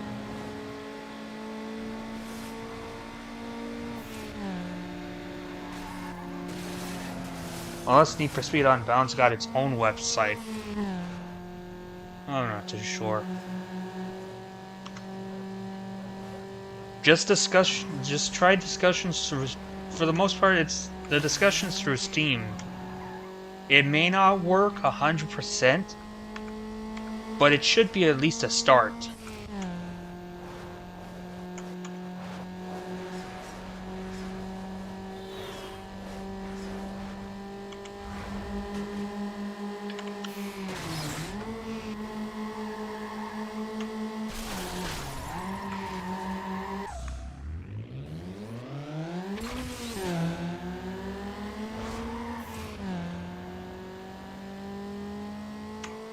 Oh, that son of a bitch took a shortcut. He went inside of the prison. If that's what it is, actually.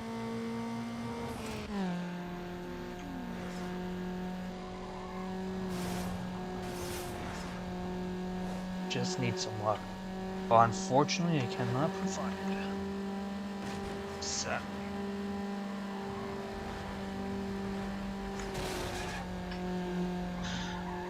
However, I'm just delivering on some content.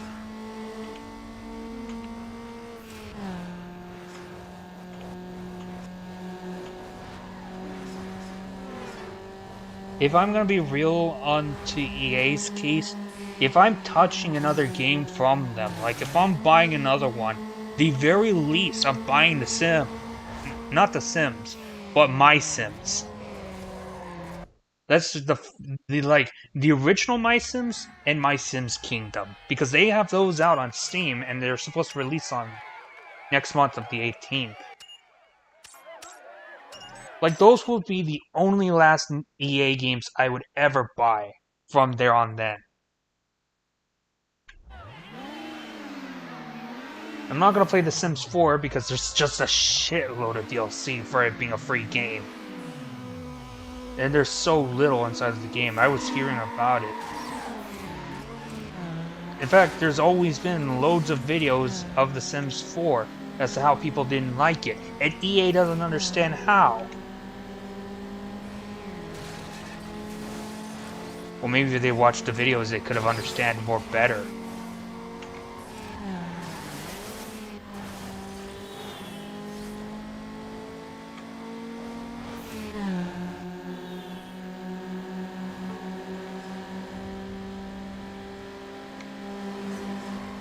EA says they're not greedy, but look at The Sims 4.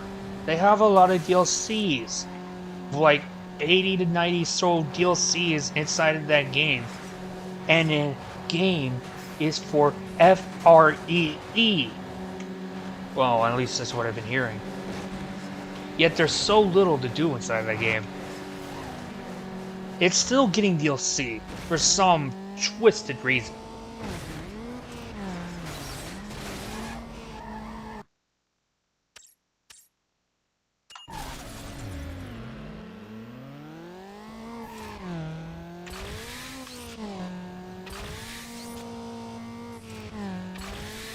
That's pretty much the majority of the studios. Yeah, that's Criterion now when it came to Need for Speed Unbound for the most case. That's Max, some other studio that Greenwood that made the Command and Conquer, I think. I'm not sure about the latest Command and Conquer. Maybe it has some DLCs, but it was not as successful as most of the predecessors that were made before that game, or the latest one.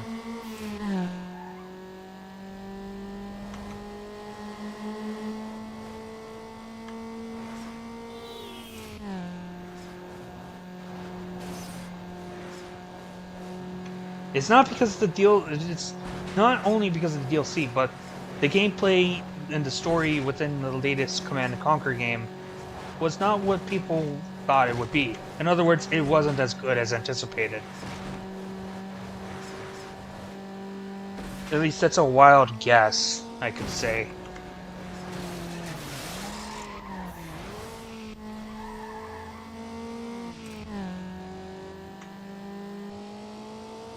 We haven't gotten another Titanfall, and Lord knows we haven't even gotten any additional stuff for Titanfall 2.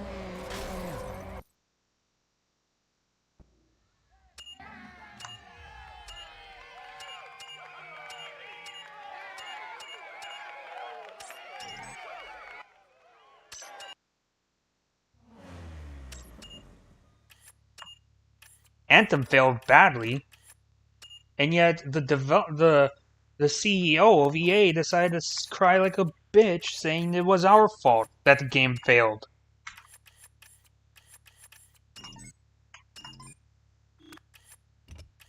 The game failed because of how the game is, not because of the people.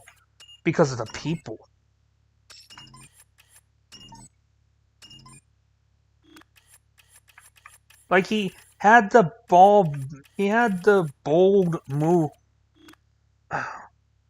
He had the mind to just blame it. Andrew Wilson blamed it on the players because Anthem failed. And if you think that's bad, that's bad. But then come to today, when we got Dragon Age Veilguard, and he could only think that the only reason why Dragon Age Veilguard failed is because it didn't have it was a live service, and that's not to be the case. There are more better reasons why Dragon Age Veilguard failed, yet EA is blatantly blind to it.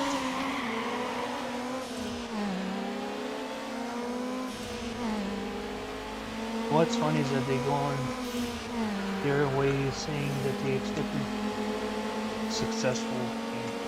Yeah, that's the problem. You expect much, but yet it's not how you see it. You're only going to see disappointment.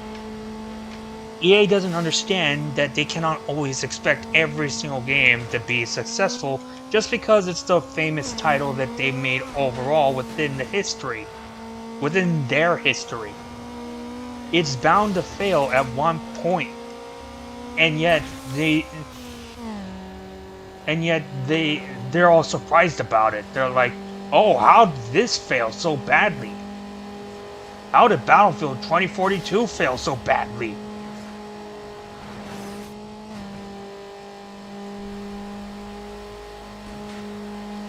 Literally being delusional. Yeah.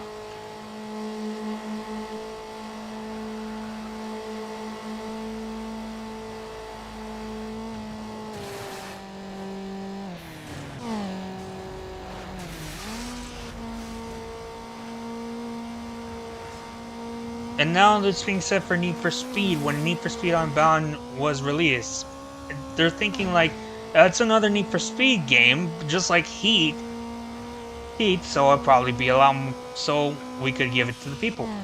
But let's go ahead and sneak our way around and make some in-game purchases, so that way loads DLC, so that way people could pay more for the game. But yet, Unbound, it did not get very much good reception. In fact, people, not a lot of people are playing the game, not a lot of people are talking about it.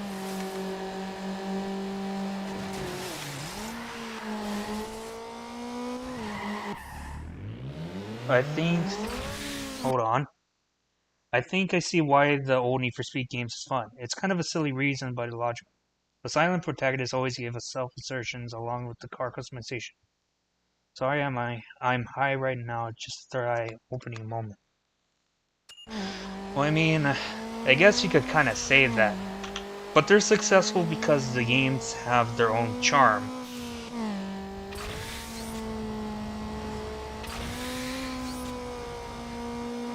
But it's to me, it's just more of how the studio makes the game, how well they do it, how much heart and soul they put into developing the game. It's soulless, and Need for Speed 2015 to Unbound at this point is pretty much soulless.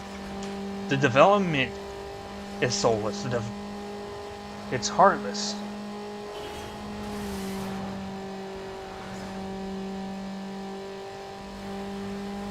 The only reason why Need for Speed is going back to the old black box roots in regards to car customization, story, characters, and all that kind of stuff is not because EA actually cares. EA doesn't care. They don't care about they don't care about anyone. The only reason why they're getting into it again is because Black Panther is Black Panther is voicing the concern. So EA is looking at that concern, and they're finding profitable ways out of that concern. And the one thing it does with the story, the characters are all mean to you, and they give us a reason to beat them in the story. Yeah, that's what I miss. You know what I like about racing?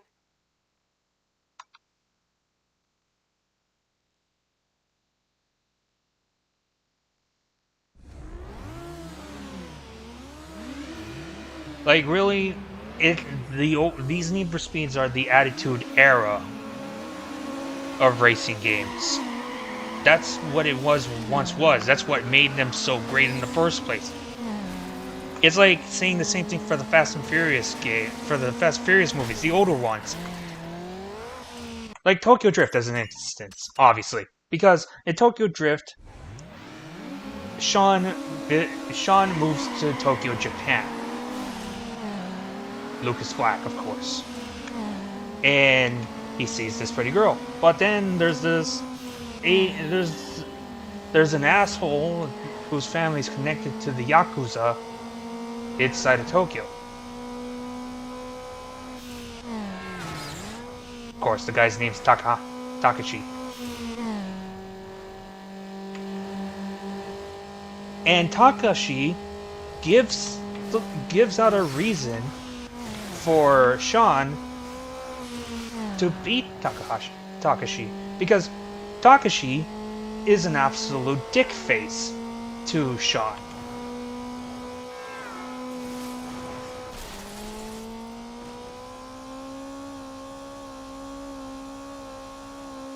Yeah, you could show the people my BMW that I lost.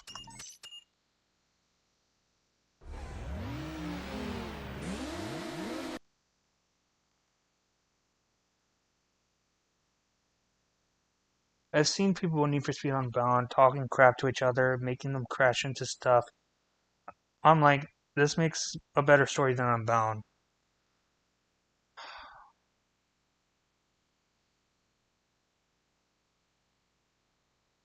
Hold on a moment, loading up.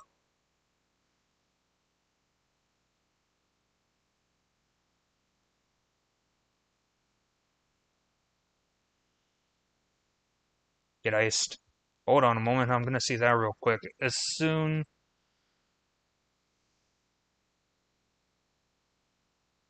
It was that one, no? Hold on.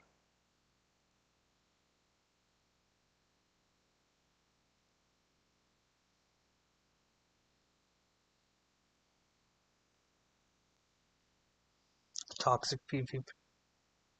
I mean... It was this one. It's gotta be this one, because this was the one you were showing me that you were working on.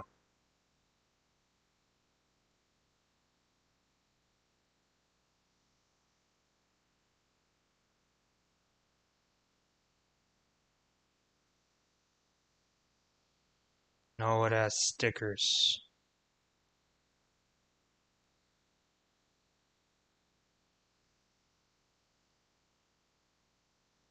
Hold on, that's not the right one. Actually, is it? Oh no, it's this one. Why is there like 5 different BMW G3 GTRs? Isn't it a super rare car in real life? Well, it's a race car, so that's how rare it is supposed to be. As 7.6 says, it's a race car. So yeah, it's pretty much that rare. And for its time, it was inside of Le Mans, though probably for a brief moment, I think.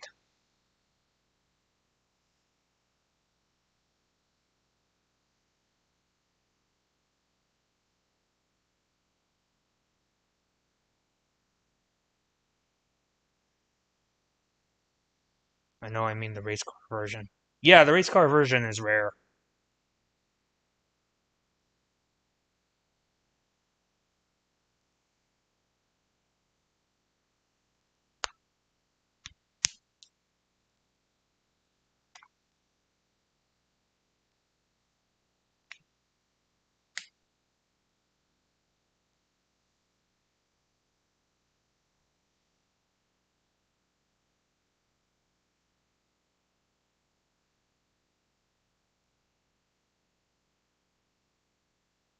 I swear they're gonna come out with a Need for Speed game called Need for Speed Speed.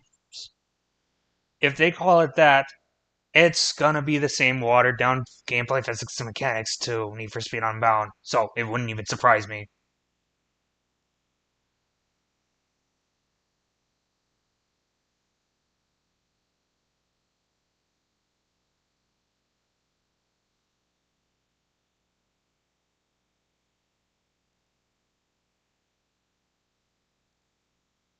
Like at this point, it would not even surprise me if they call the game like that, and at the same time, the game is it's gonna have that kind of gameplay, physics, and mechanics.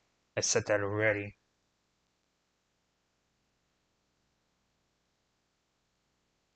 Hold on.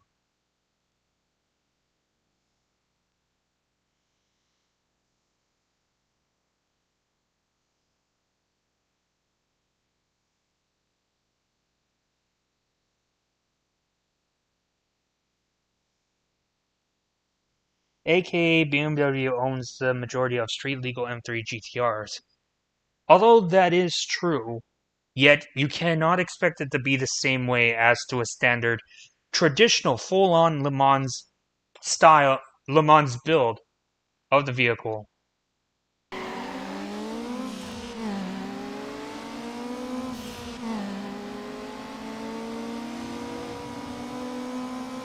It's not going to have the obviously it's not going to have the full-on wide body kit of the BMW M3 GTR. Well, I mean, it can, but it just won't have the same specs as the full-on race car.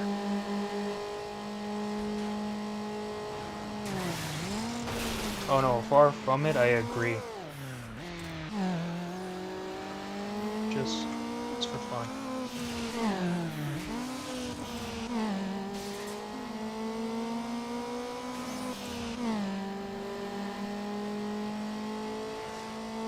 As for the production vehicles of the M3 GTR series, well, any GTRs that BMW makes, they could be rare to find because not a lot of people buy them. Even so, I never happen to see one inside the United States. So the best bet is they're most likely seen within the regions of Europe. I'm not too sure where exactly, but there might be some people that buy that kind of car inside of Europe.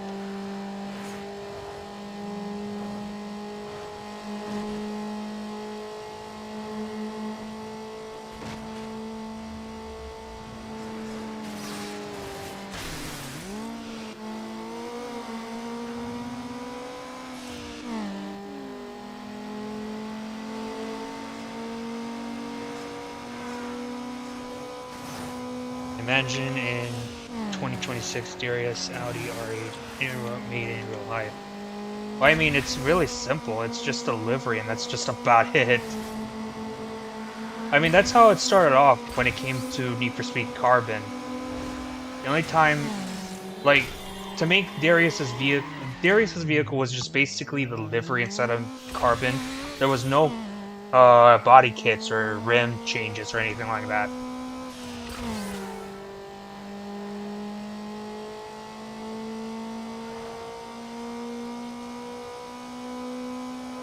And of course, the initial vehicle that was used for Darius's car inside of Need for Speed the Carbon was a concept variation of the Audi R8.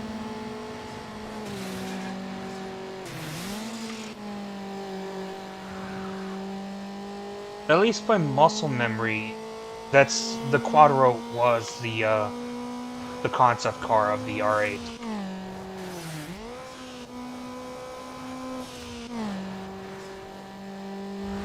Quattro.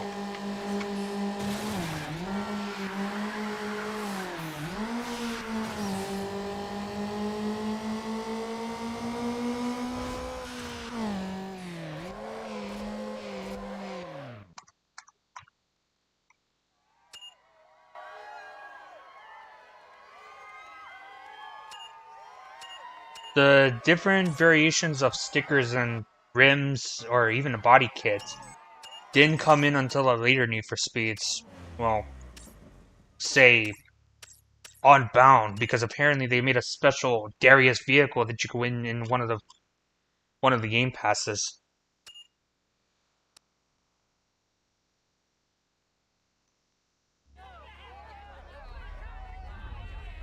Excuse me.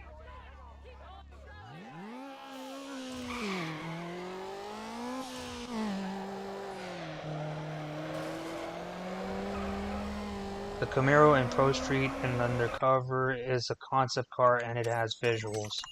Probably, it's most likely because the dev teams were able to work on the visuals for said vehicles that hasn't pre-existed. The ones that did just basically were ported into the game, like reported into Pro Street.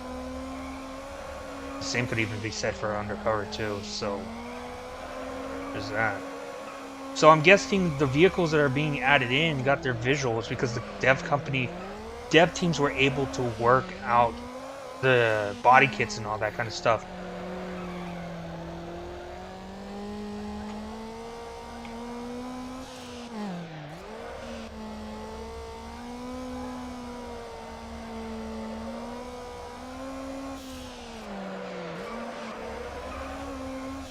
But as for Need for Speed Carbon, the Audi R8 never got its visuals because, well, I guess it probably was planned to be later added into the game, and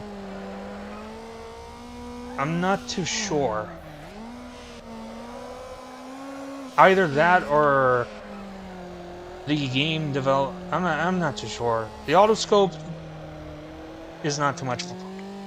It's weird that there's somewhat a debate about the Need for Speed Underground character being the NFS most wanted character. I'm not looking at. I don't really care. It's just a dispute that just seems out of tone for me, to say the least. I'm better off not getting into it.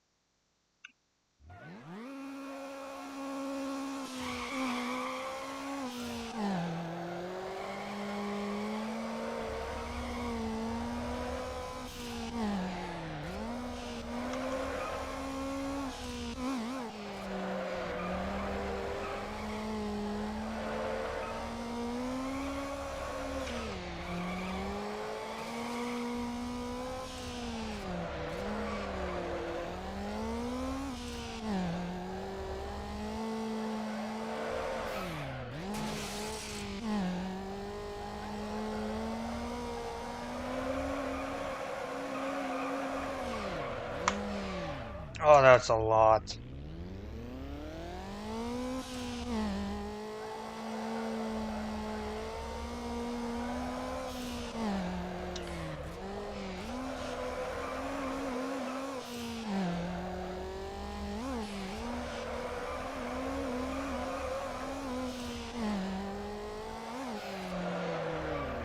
drifting around that corner.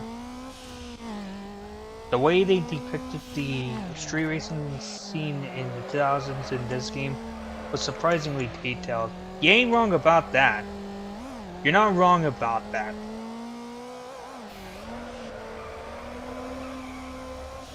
Actually, I would say that it's ahead of... You could probably even say that it's ahead of its time.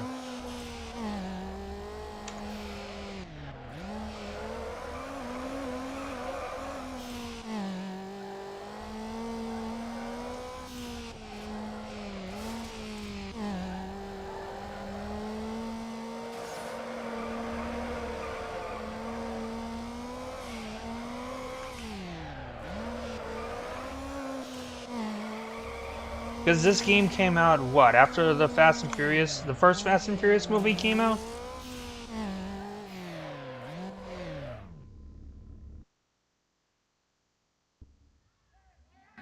We'll take the Camaro concept all the time.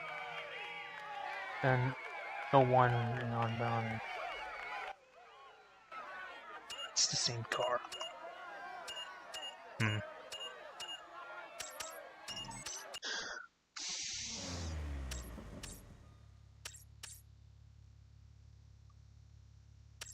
The second movie. Oh, okay.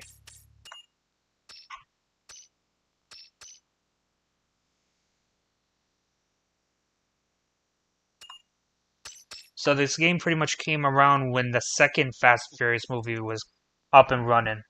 Or was coming up.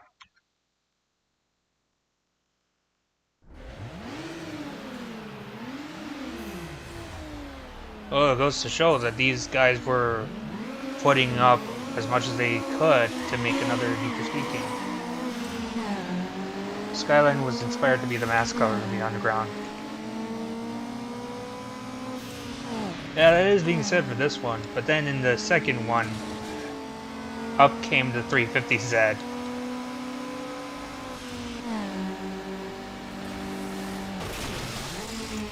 Of course, it makes somewhat sense for Skyline because the Skyline, aside being in the the second Fast and Furious movie, it has its quirks of being a good car, a good sports car within the tuner scene. But of course, you don't really get that very much often inside of the United States unless you're inside of California for the most part, if I'm not mistaken.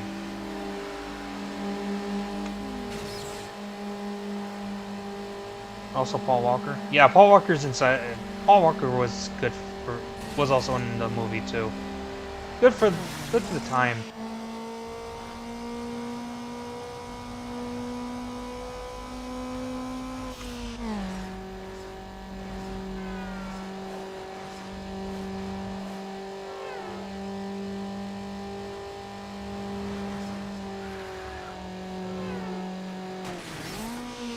But I don't think they made a character inside this game that was inspired to be like Paul Walker or Brian O'Connor to be the Brian O'Connor inside of Need for Speed. Not that I know of as it is.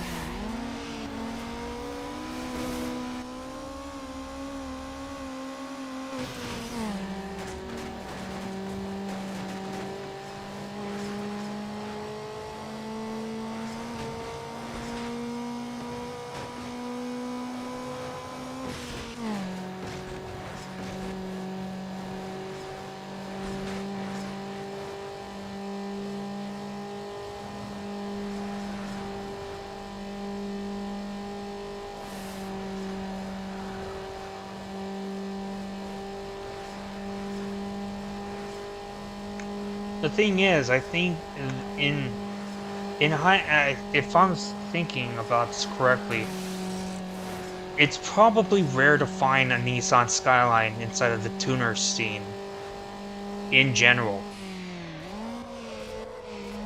That or even the street racing scene. I'm not talking about I'm not talking about video games, but more so in the real world.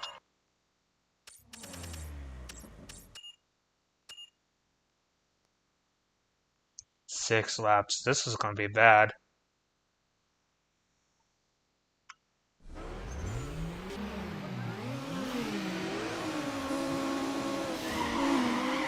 Yes, this race is 6 laps, and they did the same thing as what happened earlier. They all crashed.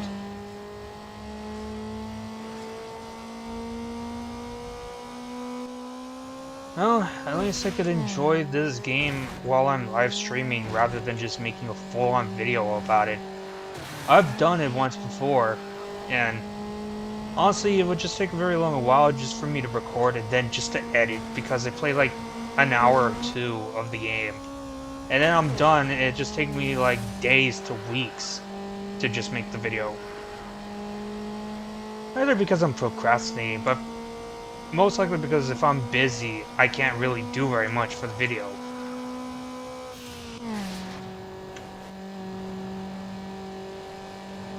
For this half the portion of the year though, from January to May, the thing is that I'm inside a school, so when I'm at class, there's not really much I could do for making videos per se.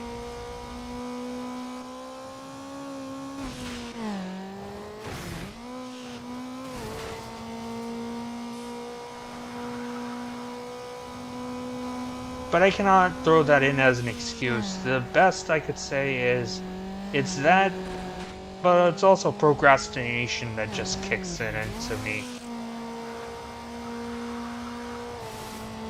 Because honestly, at some certain instance, which we all could understand at some point, the video editing could get boring.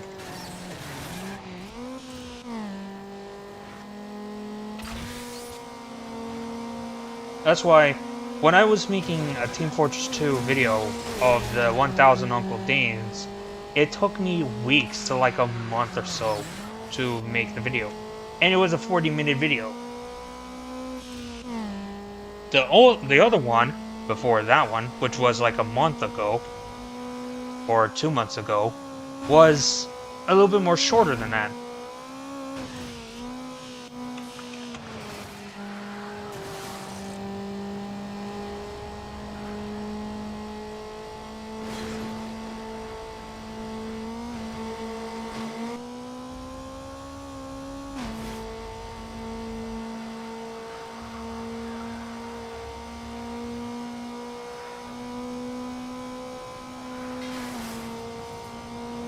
And you know, this is not the only game that this is not the only game that fell victim into not making additional videos, and I just crashed right there.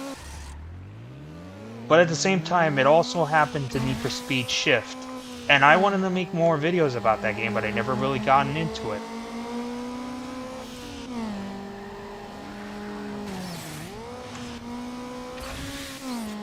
And that was a little bit of a lag.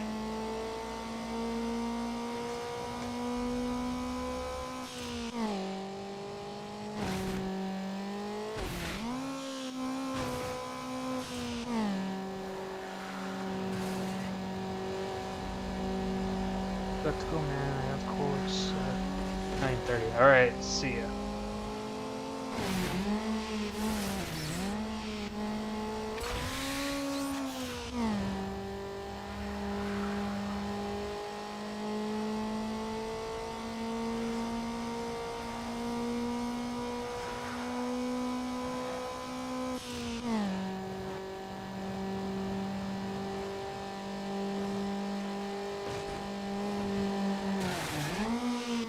But realistically, if I did make more videos in regards to this game, like, there would be a lot of stuff.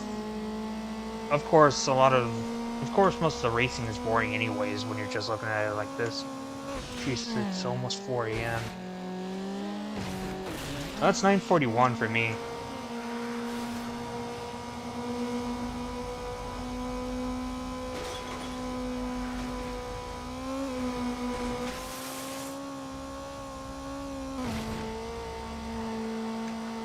But if I made more videos about this game, it would just take me a very long while. Because again, it's gonna range between procrastination and if I'm busy.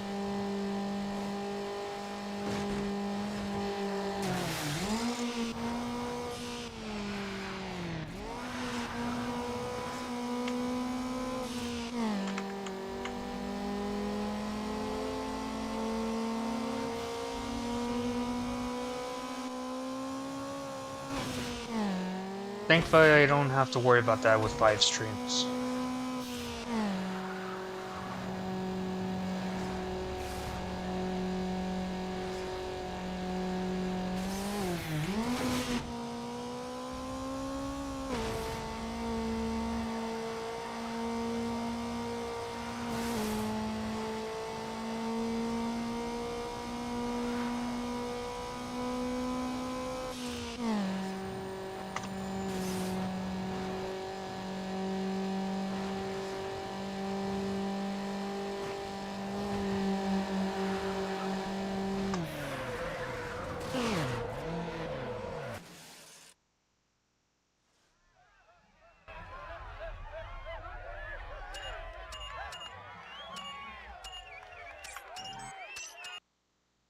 Ranked number 9. Dude, why do you keep interrupting my action? Let's get this race on so I can beat you and get back to the girls.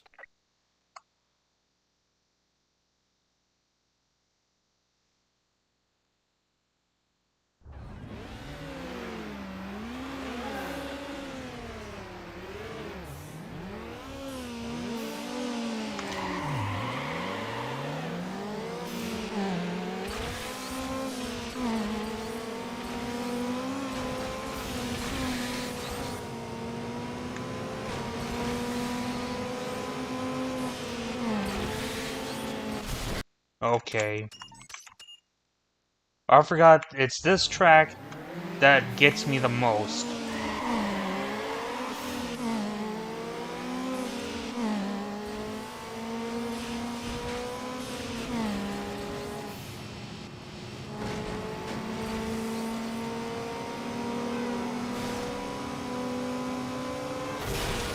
Oh, you gotta be fucking kidding me. I was paying attention to the car on my right side. I didn't even pay attention to the one that...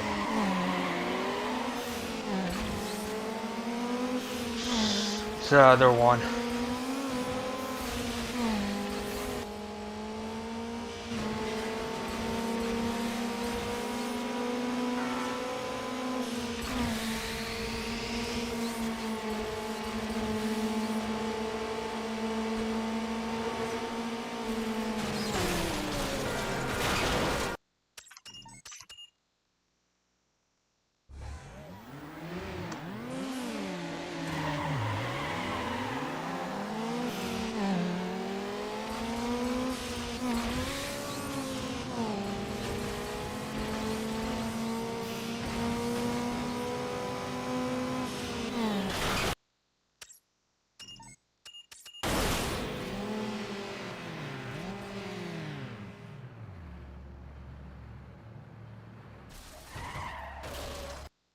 Yeah, apparently this drag strip is where RNG hates me the most.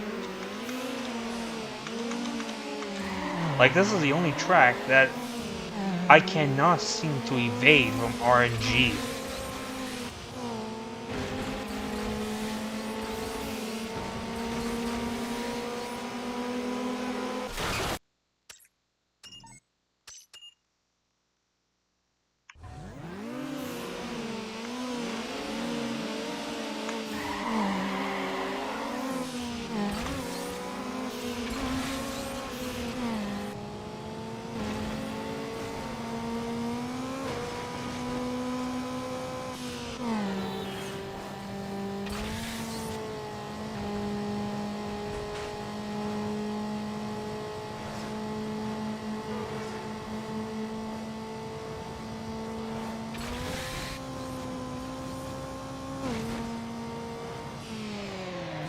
Oh, fuck this shit.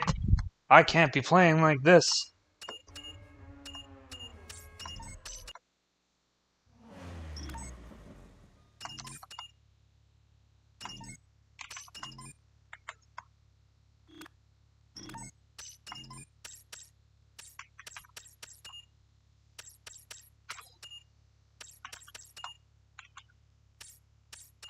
let's turn you off.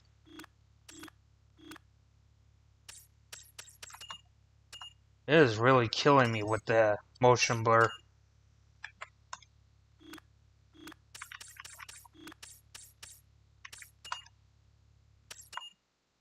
Jeez, slow wheels, no style. You got anything going for you? Dude, Import Racer is looking for cover cars. How cool is that? You...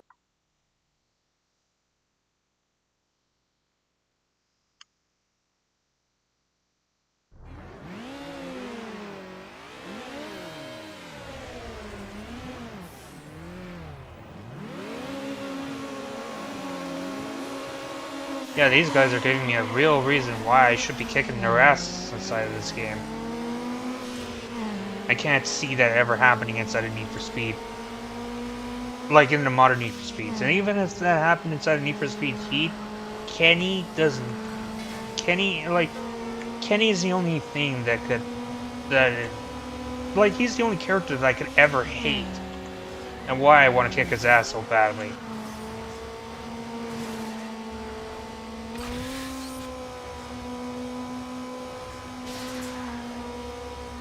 But that's only Kenny. No one else is telling me the same thing inside of Need for Speed Heat.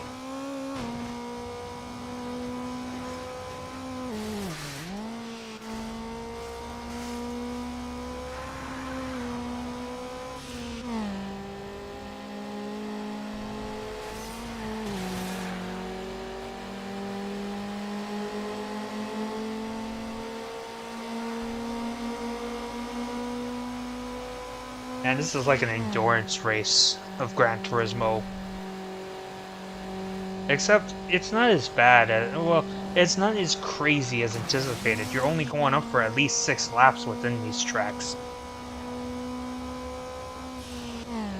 I only said the endurance races of Gran Turismo because I was playing Gran Turismo 3 and I was inside of one of the endurance races for Rome. It was a 2-hour race. So I was playing the game for 2 hours.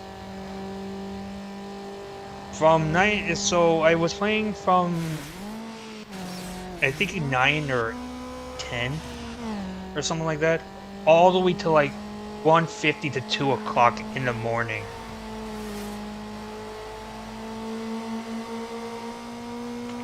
Of course, you gotta keep in mind that for 2 hours, I can't really, like, there are going to be times that I get to take breaks here and there while playing through the game.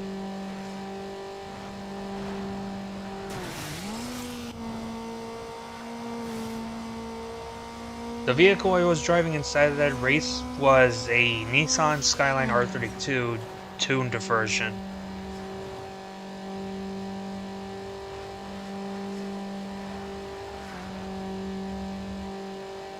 Because honestly, if I took like a race car, that'd just be basically me cheesing the whole competition.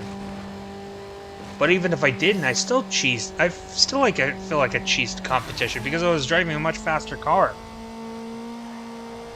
Of course, I was supposed to be tied into an equal, which was a TVR Griffith 500, but that wasn't very much because that car went to the pit stop more times than I ever could. I don't remember how many times, but it constantly goes to the pit stop more than me. Inside the game. And I was playing that on the PS2 also.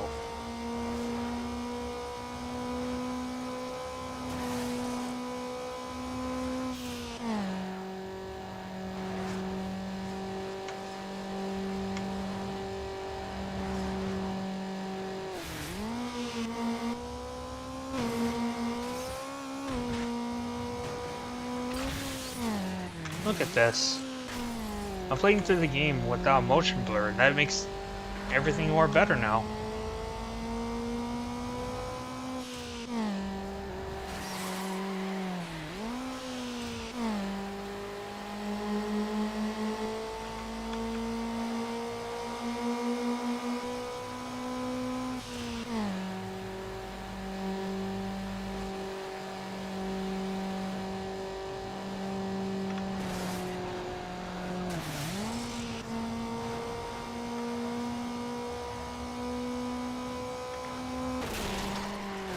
Okay, but it won't stop me from hitting a taxi cab. That's the only thing that ever gets me. Because it's a fucking taxi cab.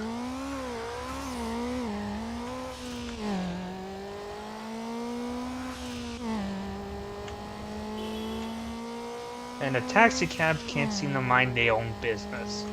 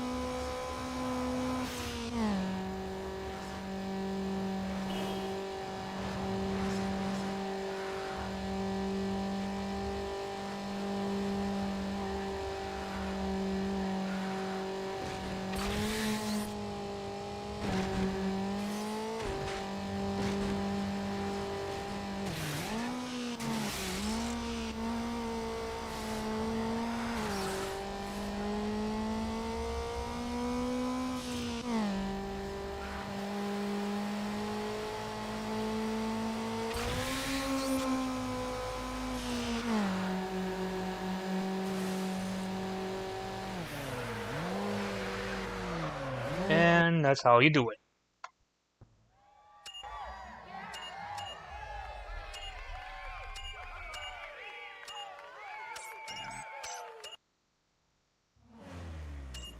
All right, the cover of Import Racer.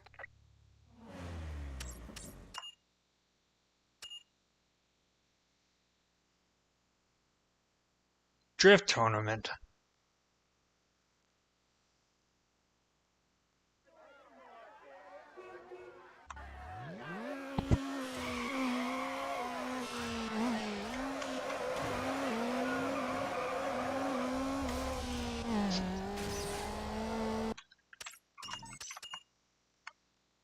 That's a bad start.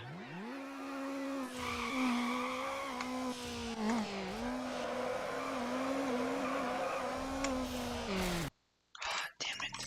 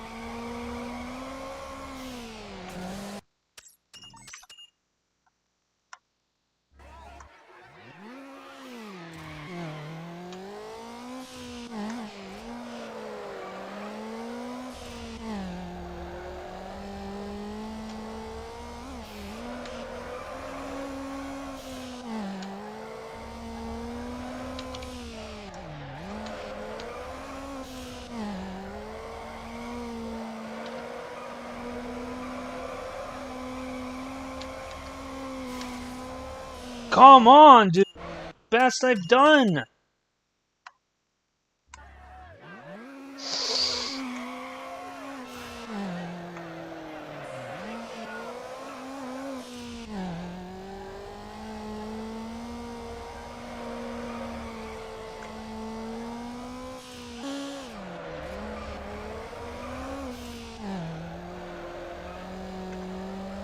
Come on.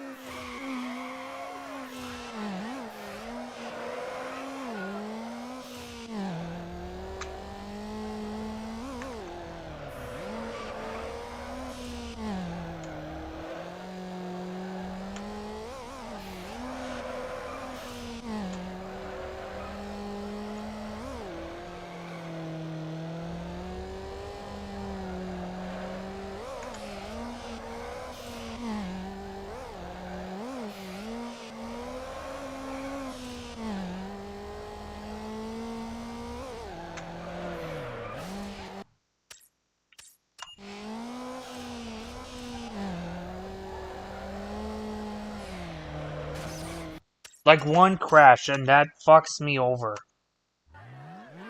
Give me a break.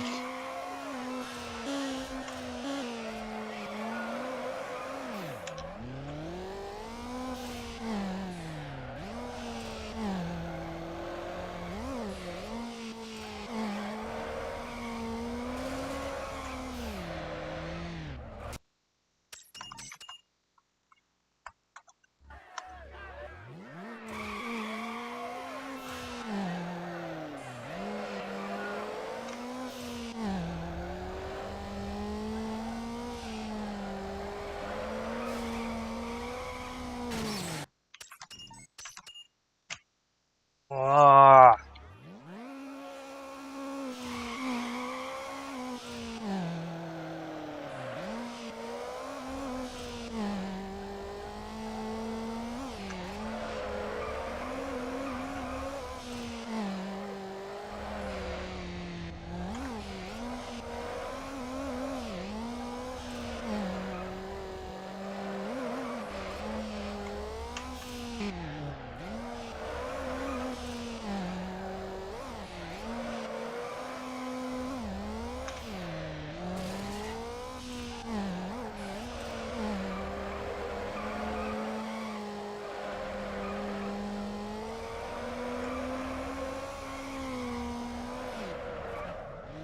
Fuck.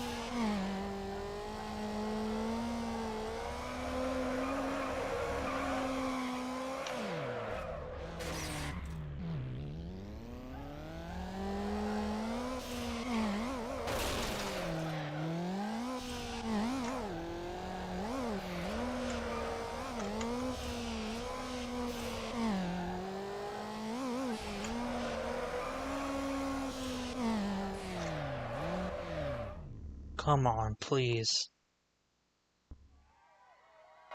What the fuck? Are you kidding me?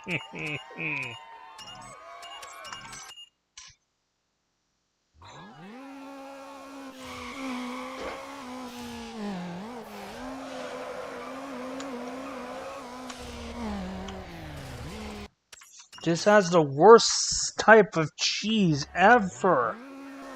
It's all calculated.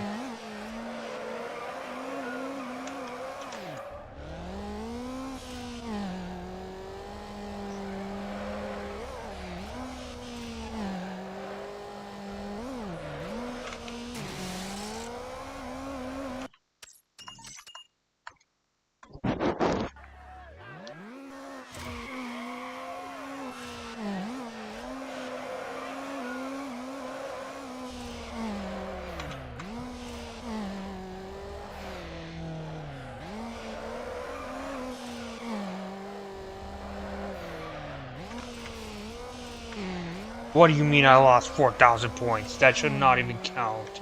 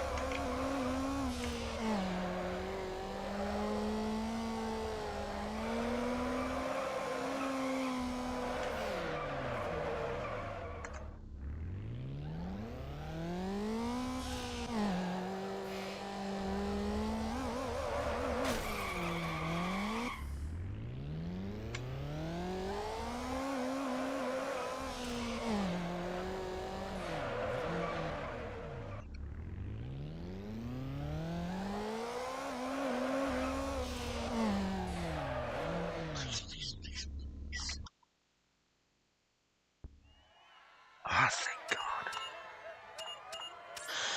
Son of a bitch.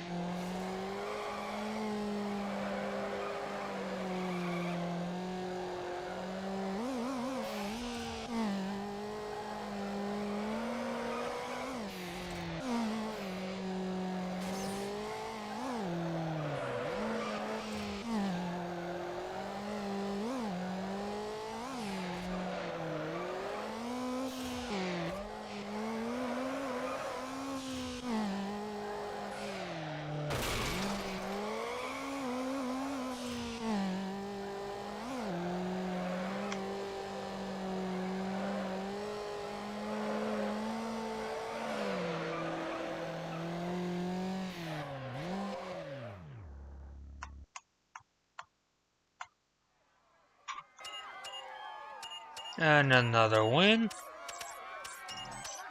How many more is there needed? Probably one more. Or maybe even another two. Oh, this is a parking lot. Yeah, most of the maps that were taken from that were used from Need for Speed, the the race, the URLs or the race X's, some of it came from this game.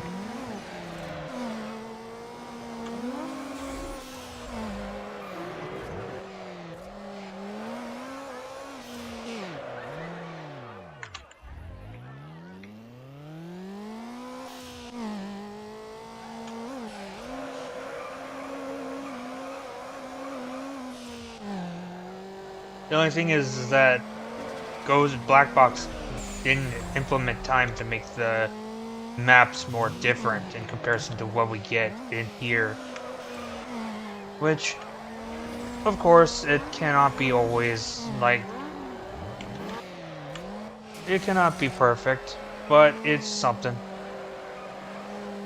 Of course, this URL and the race X's were a pain in the ass to deal with.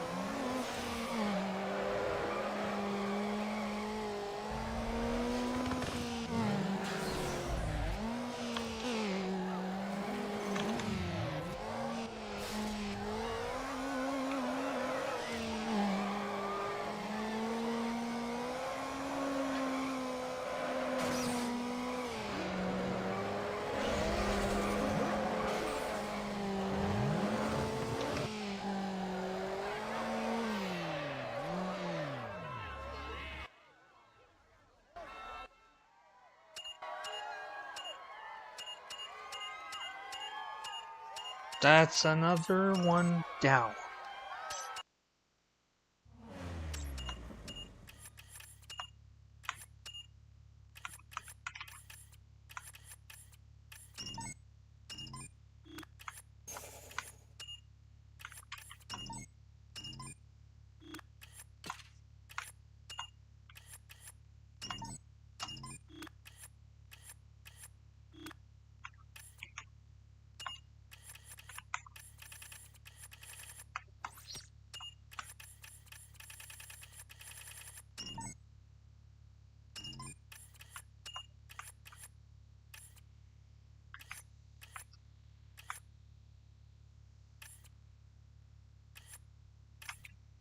That's nice and all, but I'm sticking with the X mods.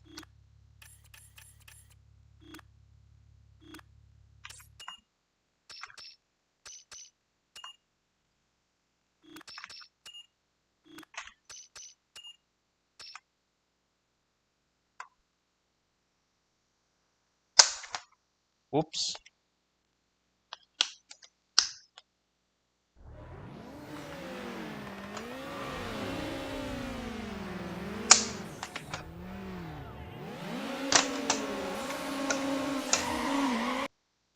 Hold on a moment.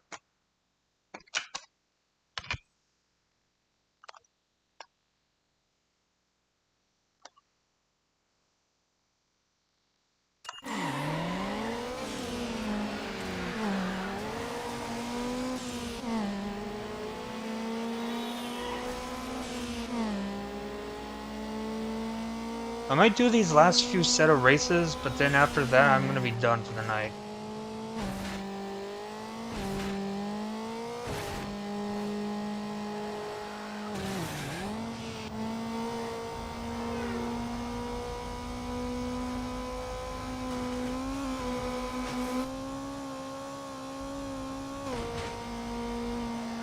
So far though, this game's quite easy to beat. Well, I mean, not really easy because of all the rubber banding and the RNG, but somewhat quick.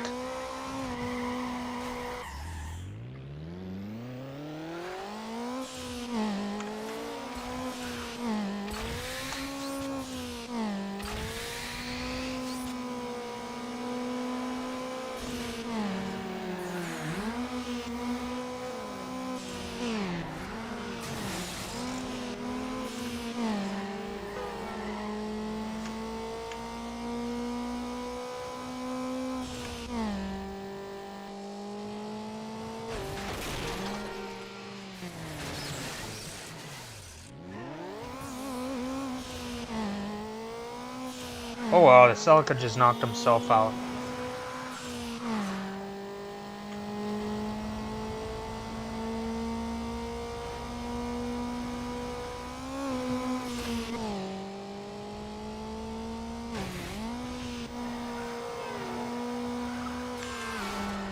Oh! The hell was that? How'd the car pump?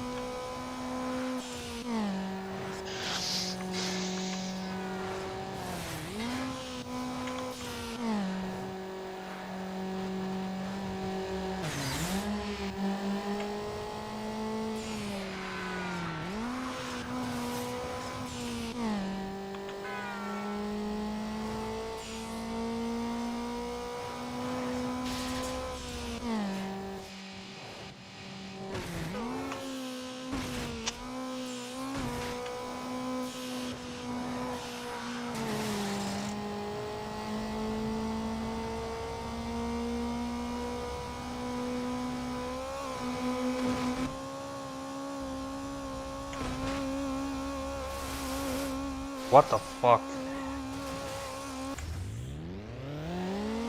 You gotta be joking me. No, get back here.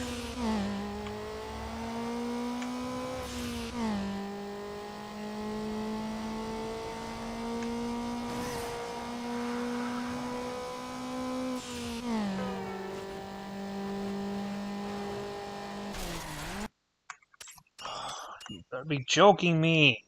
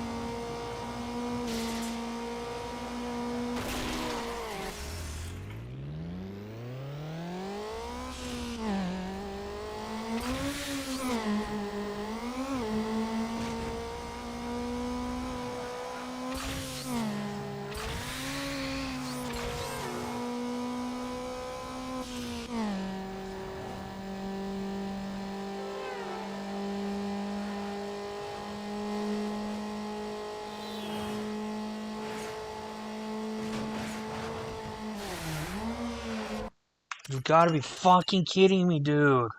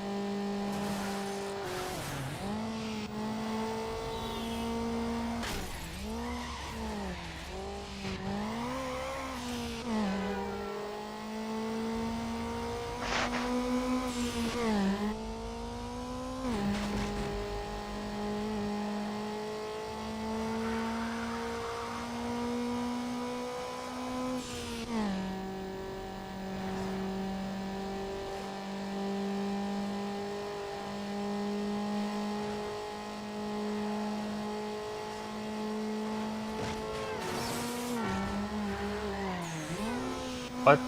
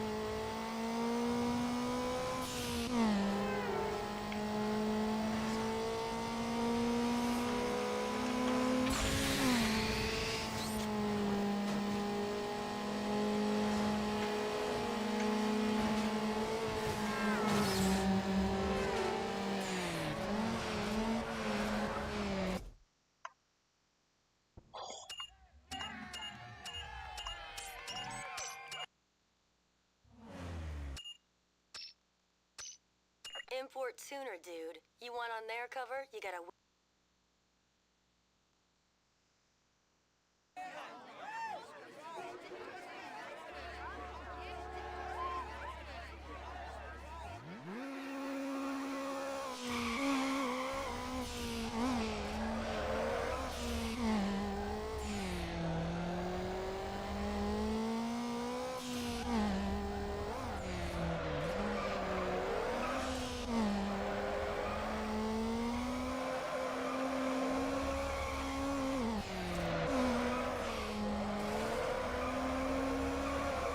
Tap that one.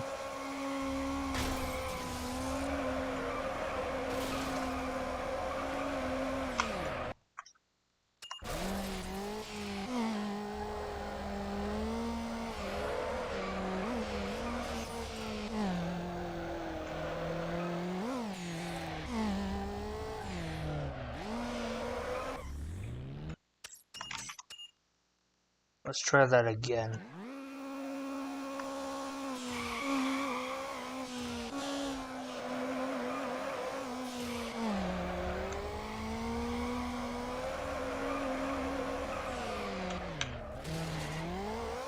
What do you mean I lost it?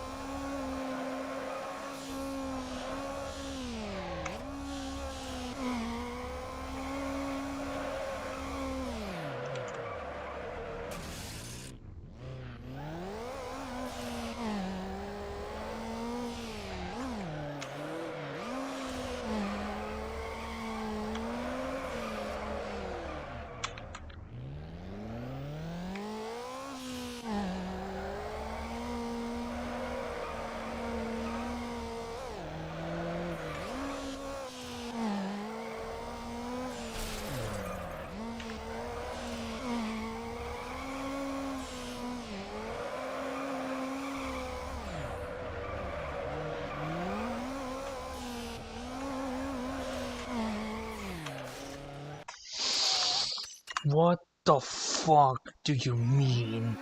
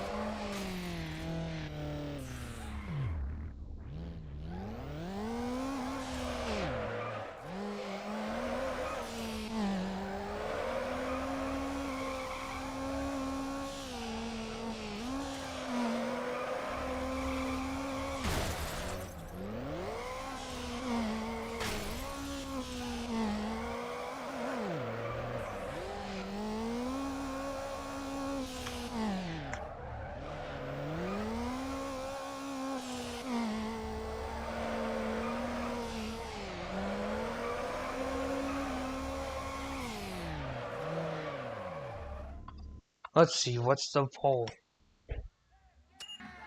Nice. 211 points. 211,000.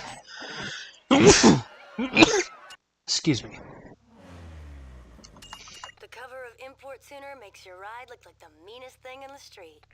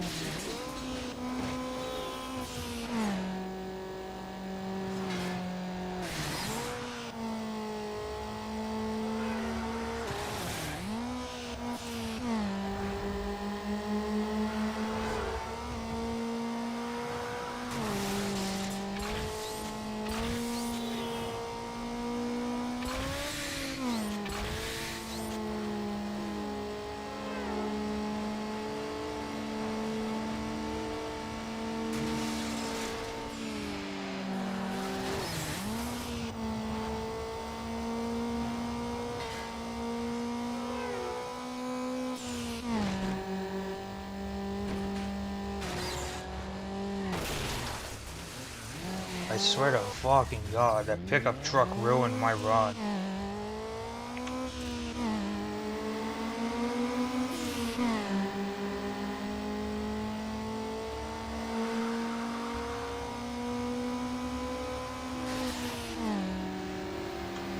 Oh, but not for long.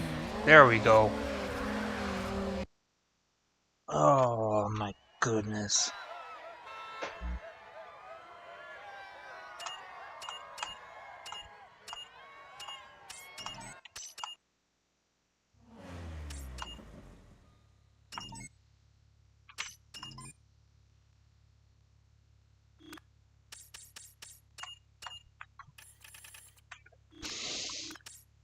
But look at that. We made a progression of beating 42 races.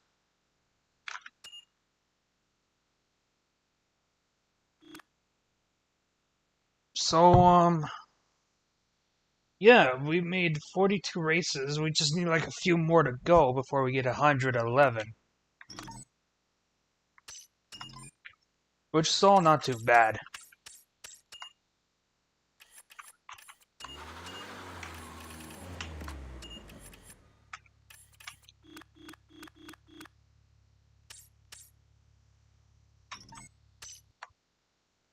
But, asides that, I'm gonna go ahead and call it a night. Because right now, I really have to go use the RR and prepare myself for bed. But with that being said, my name is ICECADE. Hopefully you enjoyed. If there are some of you that are new to watching stuff like this or new to the channel in general, again, feel free to leave a like, a comment, subscribe. Maybe I'll do, and for the most part, I'll be doing more of this. So, yeah, stay tuned for that, and I shall see you in another stream.